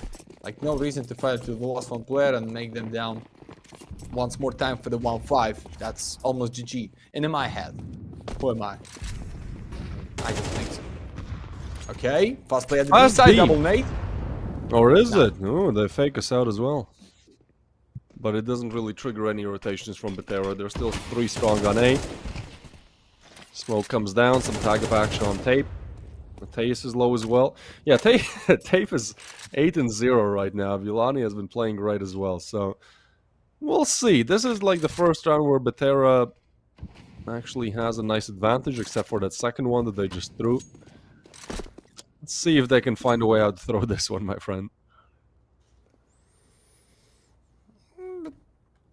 What's the play here? When you have the red flare, you should be free to open. But you are with the Galil, maybe you need to give them a K-47. So we don't know how Mateus is gonna move, but I see Typeware wanna find at least one at the mid side and maybe fake them down just a bit for the rotation, but looks like they feel comfortable for the 2 players at the B. Is Maswell is on the boost? Because these corners in the default, like, I just don't understand. Mateus dropped down. It's a nice pick. Okay, it's just about the info, but 3 on the 5, Nixon at first. You know, the second player is the Forest and the backside. No way, no way. Last one bullet to the face of the high. 3 on the 5. You know about the Tansy. Ah, nah, it's the Forest cover. So huge. 1 and 2 Davis. Don't tell me they're gonna lose this. 5 on 3 it was with the standing at the box.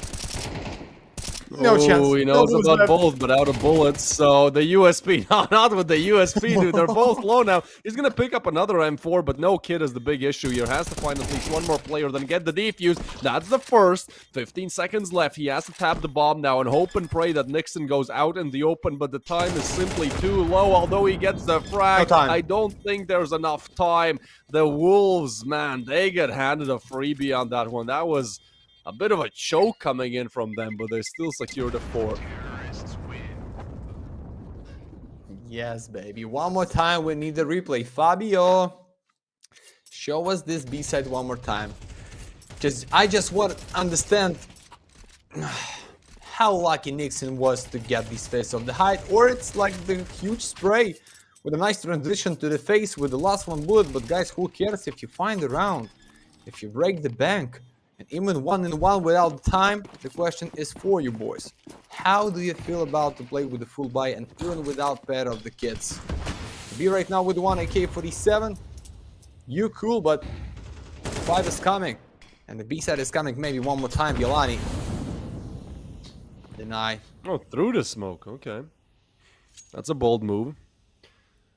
The Wolves have been good at like winning rounds that they should win, though. Like Batera, as we saw in that second round, has been making way many. Damn, my English today is crazy.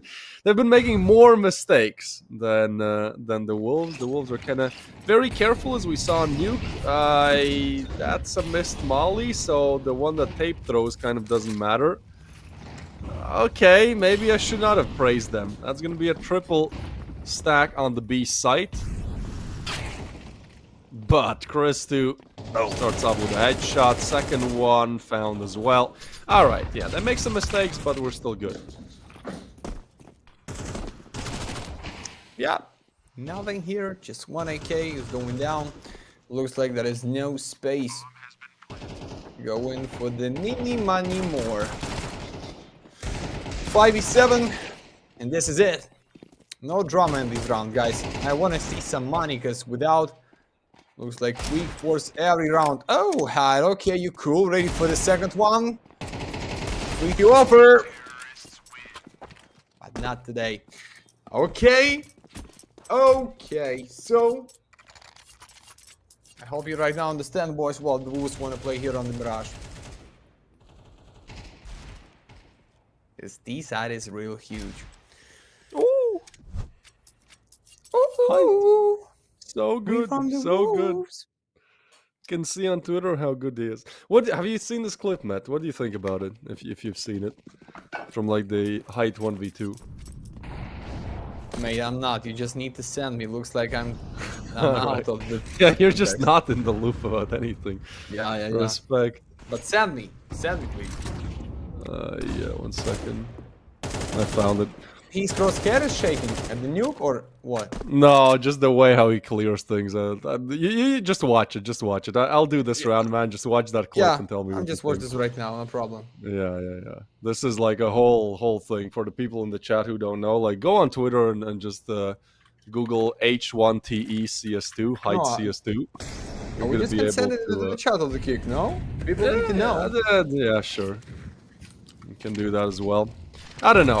I'll wait for your opinion. In the meantime, the Wolves are trying to execute on the A side. There's a player palace, which actually Cynics might be a problem. They're not ready for the triple player, though. Tenzi and Mass will double up, and there you go. Okay. They've found 2. It's still a 2v3, but they still have not gotten rid of the firebox player. That's 1, but a good crossfire setup. Tenzi will deliver. That is 3 huge kills for Masswell as well. So pretty much a 2v5 on the A side there. Batera maybe not gelling too good as a team right now, but at least individually we can see some players popping off. A long-awaited second round for sure. It still feels like the Wolves just have this one in your back pocket, but 2? I mean, it's Batera. I feel like with Batera, you can really expect anything. They are the... if you look up the word inconsistent in the English dictionary, there's just a picture of the Batera logo. Like, they've beaten a lot of teams where they're heavy underdogs, and they've also lost to a lot of teams where it's like, how did that happen, guys? So they're going to get back into this game. Yeah, this maybe would I be the stupid, round. but what's the late for the hide? I just don't understand. And not even see like. So like in the what I mean. 1v2, who clears that corner on spawn? Like that's such a weird corner to clear, right? Ah, I send you the wrong clip. Oh, I'm so It's the sorry. wrong I sent you one. the start of the round. I've just It's just the wasted 2 start. minutes of my life for the wrong clip, and I sent it into the chat. I sent it for the thousands of the viewers to see what is Where going the on hell for is the the hide. real one then? Oh, Okay, no, not a okay. problem. The real one, you have to click on the tweet. It's right above. So the fake clip is the reply. It's like the start of the round. Just scroll up. Okay. Yeah, it's there. I'll take this round as well. I'll give you time to watch it now. Okay. All right. So rifles again. The Wolves trying to go towards B, but Height, the man of the hour, the man of the week, has found one. So now the Wolves kind of have to figure out where to go. They'll figure out to go back to A, which is actually a pretty good call. There's a double setup there, one we've seen before, and this time it should be expected. Sinix goes down, but Tenzi is again good for 2, man, leaving just Gilani alone. Now the assisting flash comes in from Masville, and honestly, that's a really clean round for Batera. Actually, the same way they win the previous round, they win this one as well. It's literally the same setup. 1 under, 1 on Firebox.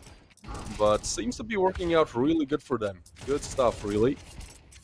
This will be their 3rd one, and economically, the Wolves are still stacked and packed, you know, so they're gonna still buy up, but also take attack pause before that. They started off great. That's a 5-1 start. Why the hell would you want to end like 6-6? You know, they're still looking to take 7 or even 8 here. Oh, and now I see. Now you see, huh? I Right? just don't know. Maybe he's Right? the genius, the young genius from. Hey, who clears that? I But don't at know. the same time, it's like it's too obvious, right? Like the first clear is so weird. The second is like it's just too obvious. Like who does that? Looking at the player through the wall with your knife out, like come on, like that. There's no way this guy has that big of balls to just like blatantly, you know, like it's like watching Flusha play, kind of. You know what I mean?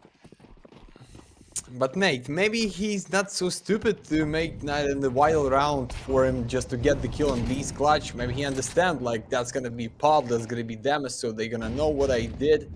So I don't know. Even that's the bullshit. How we can prove that was something? Just the like unreal kill and the unreal clutch, then go back for the lower tunnel and find the easy one more back. But it's okay, he still grind the Galaxy and we have no proof that he is with the something. So, it is what it is, guys. You need to see this clip. But it's cool.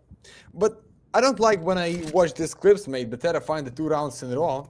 You did it on the purpose, or you just want to give them chance to back on the best of 3? So I see somehow Side start to play and a Tanzi, almost with a 10 kills right now, drop down Matthias.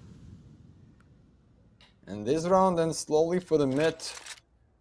They used to play with 1 player behind the ticket box, so the major plan is retake the A side every time, because looks like they cannot deal for B just in the 1 player or with the retake at the B side. Maybe that's the weak player of the Vert, because he's the new one. Oh, in the build! I told you he's the new one! And he's done. Sinix just with a trait is in the contact player. Nice one. This 5 and 4 third into the hell at the B side, because the Masval, that is only 1 Guardian here. Oh. Okay. Okay. Oh, they know. Like no time. And a height. Just no time. Oh no, they done. Just 2 kills in a row. The first one. And the second, and the last 1 second. No way! No! 1 bullet only. That is just the 1. And that's gonna be 6 for them. But no, it's 4. No, it's bonus for the Biolani. Beautiful play for the Bateras here. How close it was. Just one more time in replay, boys. Matt, you know what this is? This is like the start of an overtime. Like this is how you get to overtimes, right? No. Just what was that? Can we talk about it? Like this is like the 3rd round where I just go, okay, well, that shouldn't be happening. That's like a 10% chance. It does put the Wolves on 3 Deagles, a Glock, and an AK on Bilani. So let's see this one. The cash is actually very low on Batera, so if the Wolves want to finish off how they started, you know, like get at least 7 on this T side, they win this round, they should be good for 7. That's kind of how it's looking. They've chosen A as their point of attack, and it's the same setup again. Cynics goes down, so surely you expect somebody on Firebox, right? They do, but alright. Yeah, fair enough. It was just the Deagles. And Batera deliver on the aim. That is sharp shooting from Tenzi. 5-1 turns into a 5-5, and Batera are now gunning for being the leaders of the half. Who would have guessed that? But I don't know, guys. If they used to play with one player only at the ticket box, even they know that you have no money, maybe you should to bring the gun like towards the default, to the ninja spot, behind the firebox, not just for the clean fight against the jungle and the con at the same time when you are already with a disadvantage. So, Broski, chat to all. Wake up, who is that? Is Wesley Snipes from the Blade, or I missed something? One of the greatest movie, guys, of all time, but just the first one movie. Anyway, 5 out of 5. We want to talk a lot, but don't forget for the walk.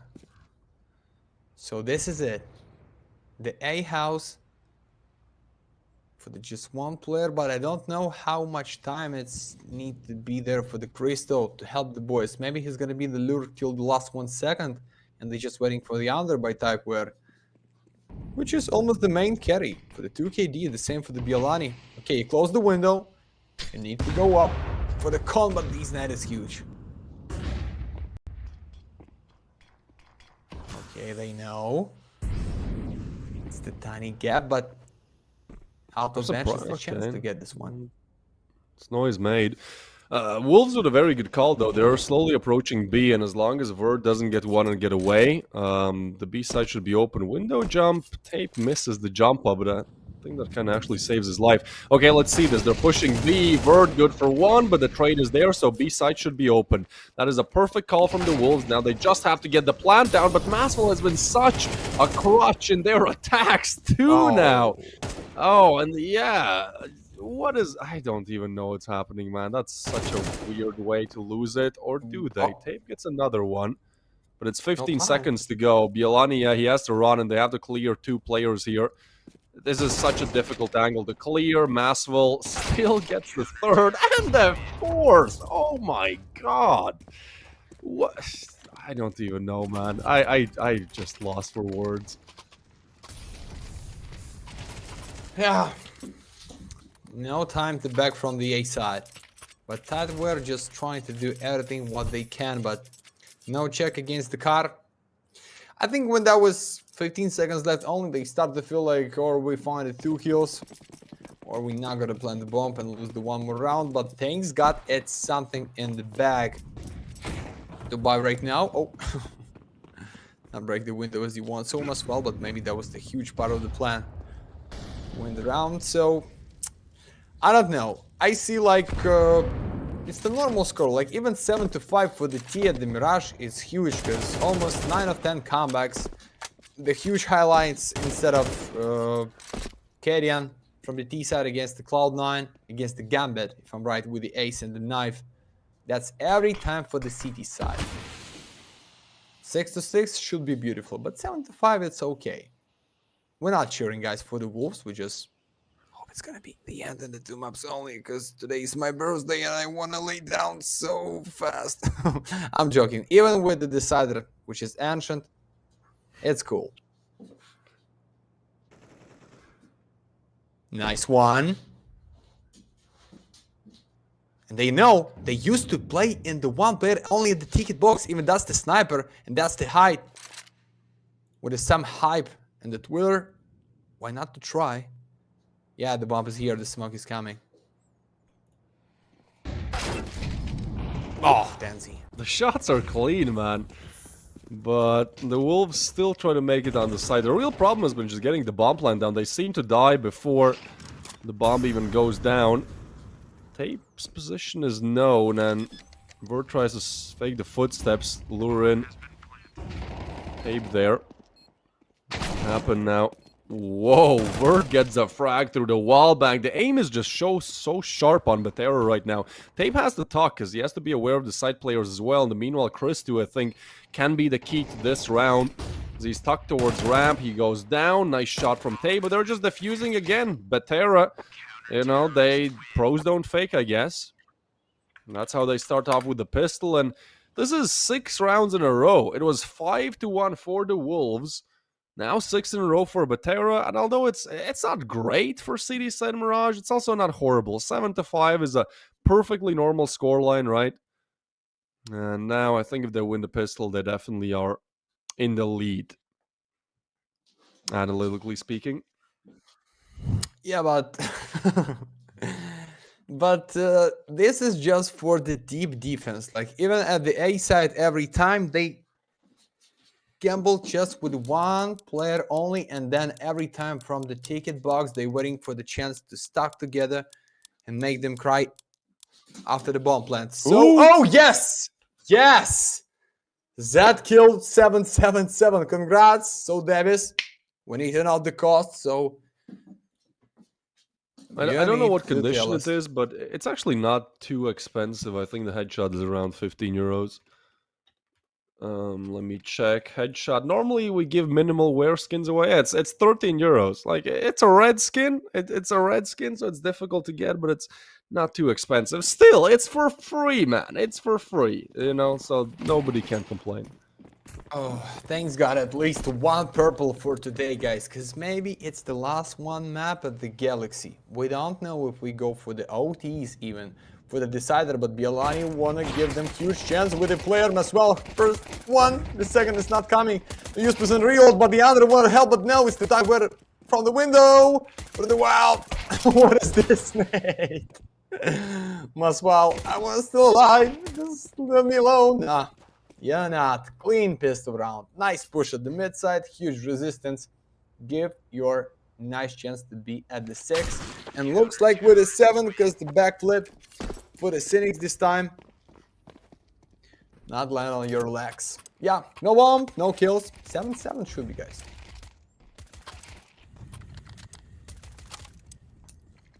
All right. That I feel like that's a feel-good moment for the Wolves, right? Like just imagine mentally you're up 5-1, and then you lose 6 in a row. You're tilted.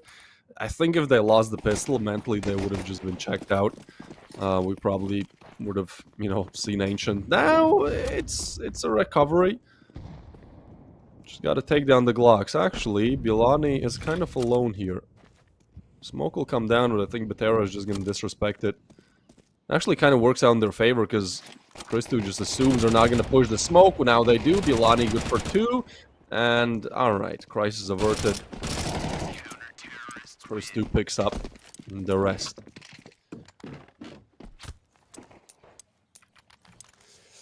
So talk about the real guns. Or talk about the gunless defense for the Wolves, but I don't think so, because I see it's so huge city-sided map for the Batera for the last 3 months. 64 win percentage, guys, and for the Wolves it's like the mid one.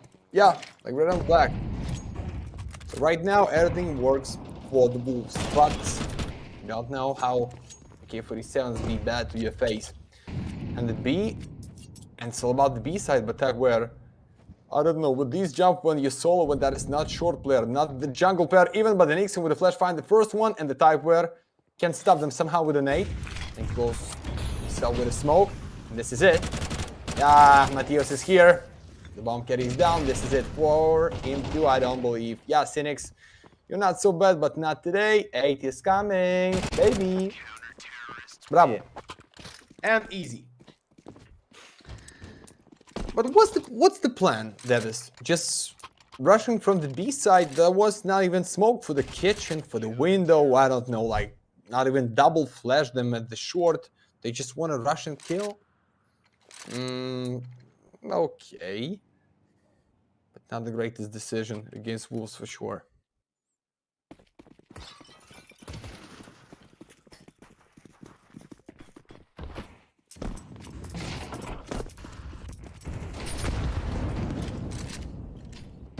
Yeah, I mean, Vatera is really in some hot water right now. Makes sense, makes sense. Definitely, it felt like they underperformed a little bit in that round. Yeah, the Tech 9s, though, they found an opener. Mateus doesn't want to overextend as he's already chipped down to 34.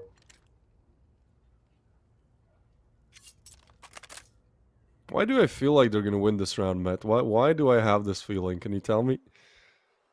But tonight's gonna be some good night. But I have these feelings. Just because of the lyrics. Black Eyed Peas, baby. Yes, but tonight's gonna be such a long night if Betera flipped around right now. Matthias, you're really loud. I don't know. That's nice solution if you just saw there, but no. They started to feel something. That's why we see Typeware out of the kitchen, just behind the window. And they walking back. No, they're just waiting for the vert. Sorry. They're just not walking back for the A side. No time. Double smoke at the A, so maybe step by step, Christo should to help the boys from the short side or from the jungle. But I hope 2 players should be enough for the B.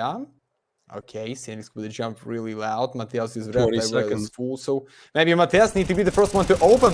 No, it's 3-in-1 line, okay. Matthias. God. That's beautiful. Yeah, to be honest, it's a really good setup, right? No, it's over. Tape really draws them in. Like, he takes his fights, he can get one, and then Mateus is... You're never going to clear that when Tape is, like, so close by. So, yeah, Covenant and Wolves know what they're doing on that defense there. This should have never been a close round. I kind of felt like it will be, but I'm actually glad that it's not, because we've seen a lot of bullshit today, and I think the Wolves finally need to take charge. As they will. They'll find 9, and Betera will find rifles in their hands. But cash-wise, they have to win this round. Like, this is the shifting point. Cash is good on the Wolves. If Betera lose this, that's probably 11-7. I just don't see the comeback then.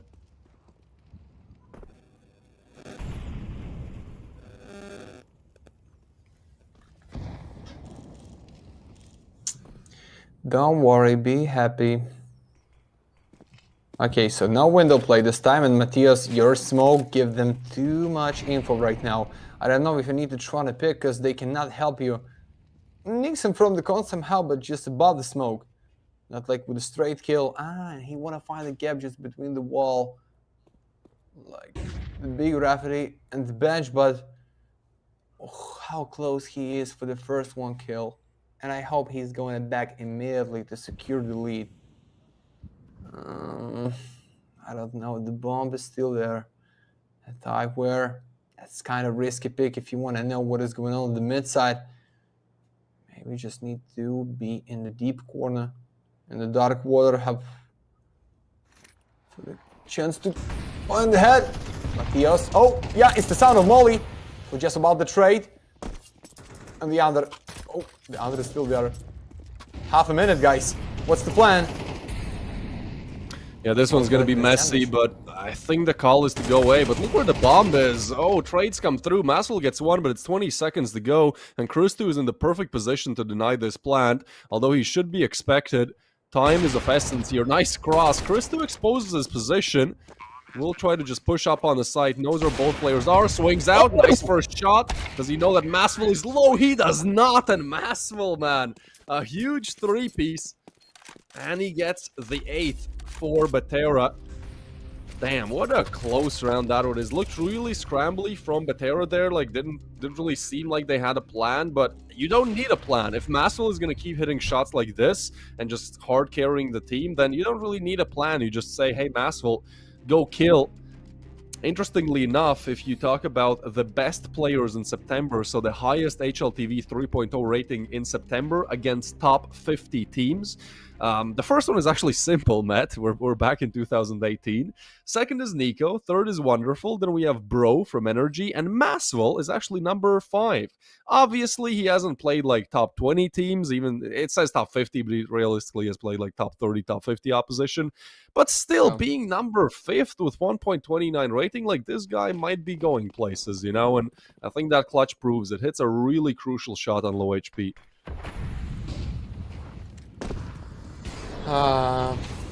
Still believe. Still waiting for Hayes' performance. But how many is right now? 15? You think is it enough for the win? The score is just with 1 round. Nixon! Oh, it's the tiebreaker for the huge support. Even he was the full blind. Ah, mate. Bank is implode almost for the next to buy for Betera. Maybe bomb plant, maybe more than 3 kills. Just give it the chance to play one more time with the Galeos and the MPs, but it's the same option for the Wolves, so they understand. If Tensi is not there, one of the main carry from the Betera squad, we should win this one. They just want to overplay them. Just stay so deep. Yeah, behind a bit. Maybe give the chance for the Nixon falling for the B side. But he's not the fallen angel. Just believe in the facts, not in the fakes. Betera are really running the time low. And the executes have been kind of scrambly, but they have worked out. Cynic's dropping though. They're kind of in hot water right now. It's going to be a 3v5 with 30 seconds left. You have to find Chris too, but instead he finds you. Oh, no. Bad miss from Hyde as well. Yeah, this round's over. Double digits will be locked in. Nixon a little bit greedy there, but you can't blame him. He gets the frag as well. That is a really clean round for Copenhagen and Wolves. And it's actually great for them because that means their economy is going to be just flourishing here, you know. That's really important once you get into the late stages of things. They do not lose a single player in the round. They wipe Betera, who in fact are really struggling economically. So we should be looking at 11-8, where the Wolves just have money to buy until the end of the game. Like, this is really difficult for Betera to get back into.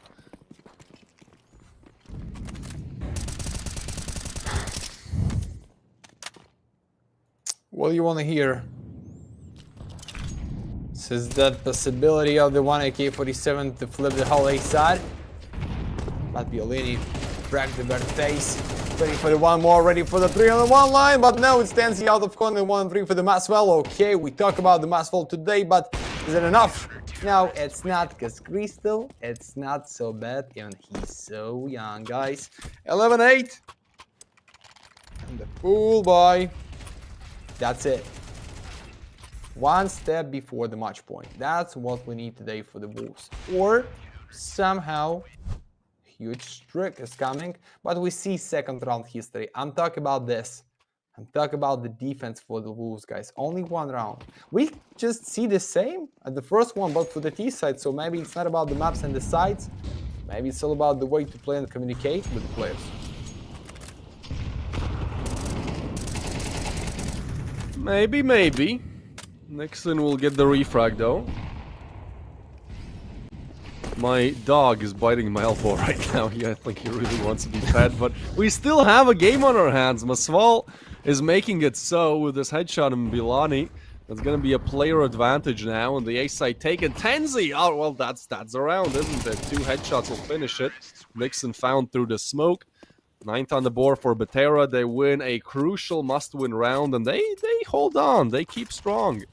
Now they have a chance to wipe the Wolves' economy, and if they do so, effectively put this on an equal scoreboard.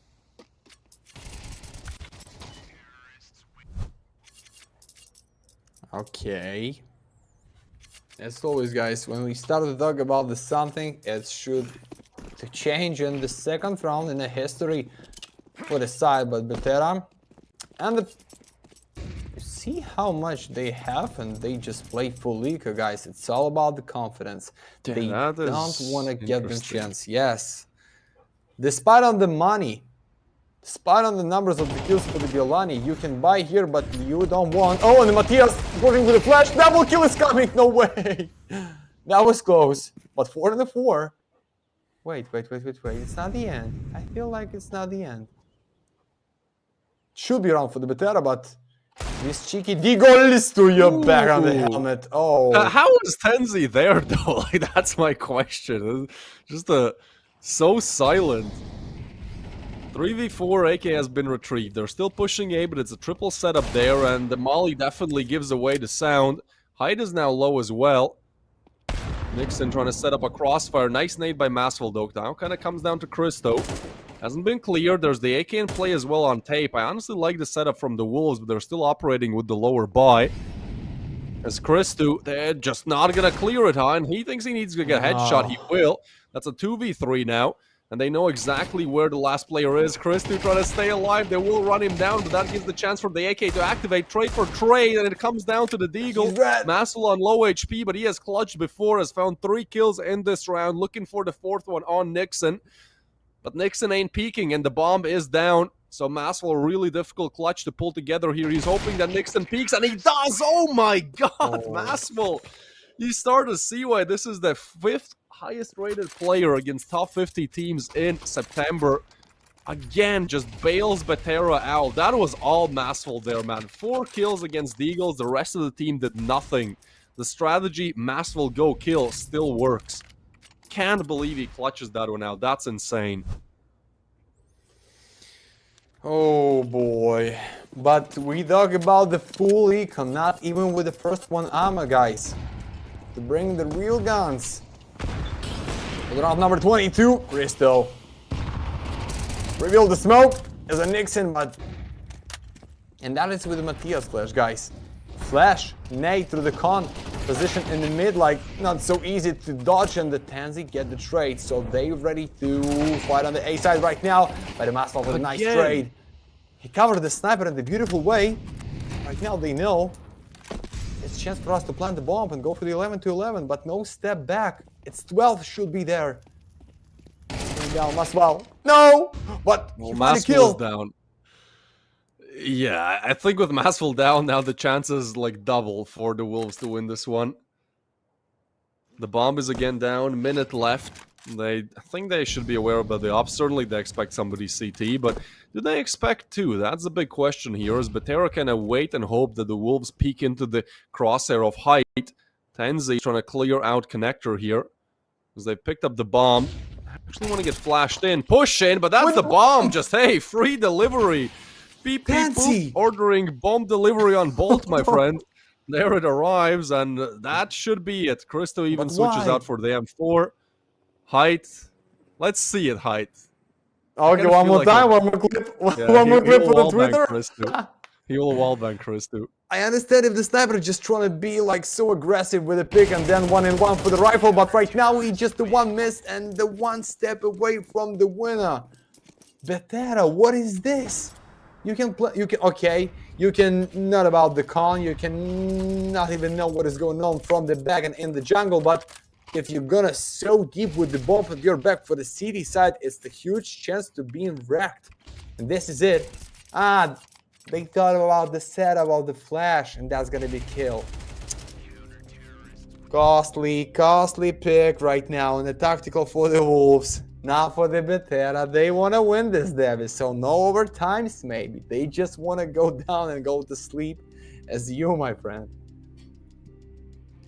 Yeah, I want to make some pasta. I want to make some nice pasta sauce, some bolognese, I think that's how it's called in English. Yeah, that's what I want to do. I want to make some, well, very, very late dinner. And then, yeah, I'll some cheese, yeah. Yes. Yeah, oh man, it's gonna be so good. I'm a little bit hungry as well. Baby. Please, the Wolves, please. The 99% of the time, I don't know. I just want a fun game, but here I feel like overtime and ancient. It's your birthday as well, Matt. You know, I want you to rest a little bit as well. I don't want this going any further than 13-10. Guys, we're not shooting for the Wolves. We just wanna see the fact. And a big side for the big Gundy Cup right now to end the best of 3 and the 2 rounds. But no money for the next. Somehow, if tech is gonna be loud in your house with some open, you should to save some guns for the last one out the full main time. So despite on the money for the T and the city side at the same time, we're not talking about the loss bonus. We just talk about the winner. So do or die. Maybe for the B side, you see absolutely empty space towards the A. Nobody is in the mid. And everything for the B side. Tyware in the forest. Just Matthias for the crossfire from the Edward position. Not much nades left. Only 4 of them. To be honest, I haven't tried like a straight up B attack. I feel like this can really work out because there's 2 players set up on short as well. This can really be a classic B split that simply works out. Everyone's gonna push now. You have 1 chance, Vatera Mateus needs a frag, gets it. There's more, only 2 for Mateus, but Tate delivers as well. A 2v3 now, albeit the bomb site open. Plant will be going down. We're looking at a 2v3 post-plant retake. And we're going all 3 from short. This is gonna be interesting. First point of contact, Tenzi tucks into the position that Mateus just got a double from. Oh. No way, my guy. This is it. This is it, boys. Yeah, no overtimes from me, my friend. Sold. Just sold by the Bevis for the nasty pasta, boys. Oh yeah, baby. But guys, we can talk a lot. We can talk about the late dinner. We can talk about my birthday, but talk about the result. It is just 2-0 cup for the Vatera, not trying to be eliminated just in the 1 more best of 3 at this season at the Galaxy phase number 4. But as we thought, 2-0 should be for the Wolves or 2-1, but Bialani today is good. Diveware, unbelievable performance in the first 1 map. As Matthias, like everyone in the Wolf squad today, just want to lay them down and just drag them so free, and they did this. So unfortunately for the Vert, when you fresh blood and when you just in the face-to-face against such experience and the good team Wolves, not every time you can show your best performance. But guys, last 1 chance not to being out from tournament. I don't know. Beautiful day, first 1 day to work with the Davis. He's you see how big this dog, guys? Just what's the weight? Just what's the weight? Tell me. He's not too heavy. Yeah, he's trying to push me. He's 36 kilos. He looks a lot bigger because he's way closer to the camera. But I think I need to make dinner and somebody needs some pads because this guy is. Yeah. See, we're here. He's real. Beautiful boy. All right, I think that was a pretty beautiful 2-0 as well, right? Like we finished off kind of strong. It was nice. No 3 mappers all throughout. So, hey, that's pretty cool. Matt, I'll let you enjoy your birthday. I'll make my dinner. I'll enjoy my evening. Is there anything else? Oh, your dog, of course. We have to see your dog now. That is gonna be my dinner for today. Yeah, it's some. That's gonna be my dinner today, guys. Yes, some sweetie boys. I don't know. It's the beautiful note to end this, yeah? With the dogs for the life, with the 2-0, with the Davis. It's a big pleasure for me to work with you, my friend, every day, every night. Just feel the good energy with the real Sigma to show some mercy sometimes. Okay, so it's time to say goodbye, I think, yeah? Yeah, I think so. Enjoy your birthday, man. I'll make some good pasta. See ya. Bye-bye, guys.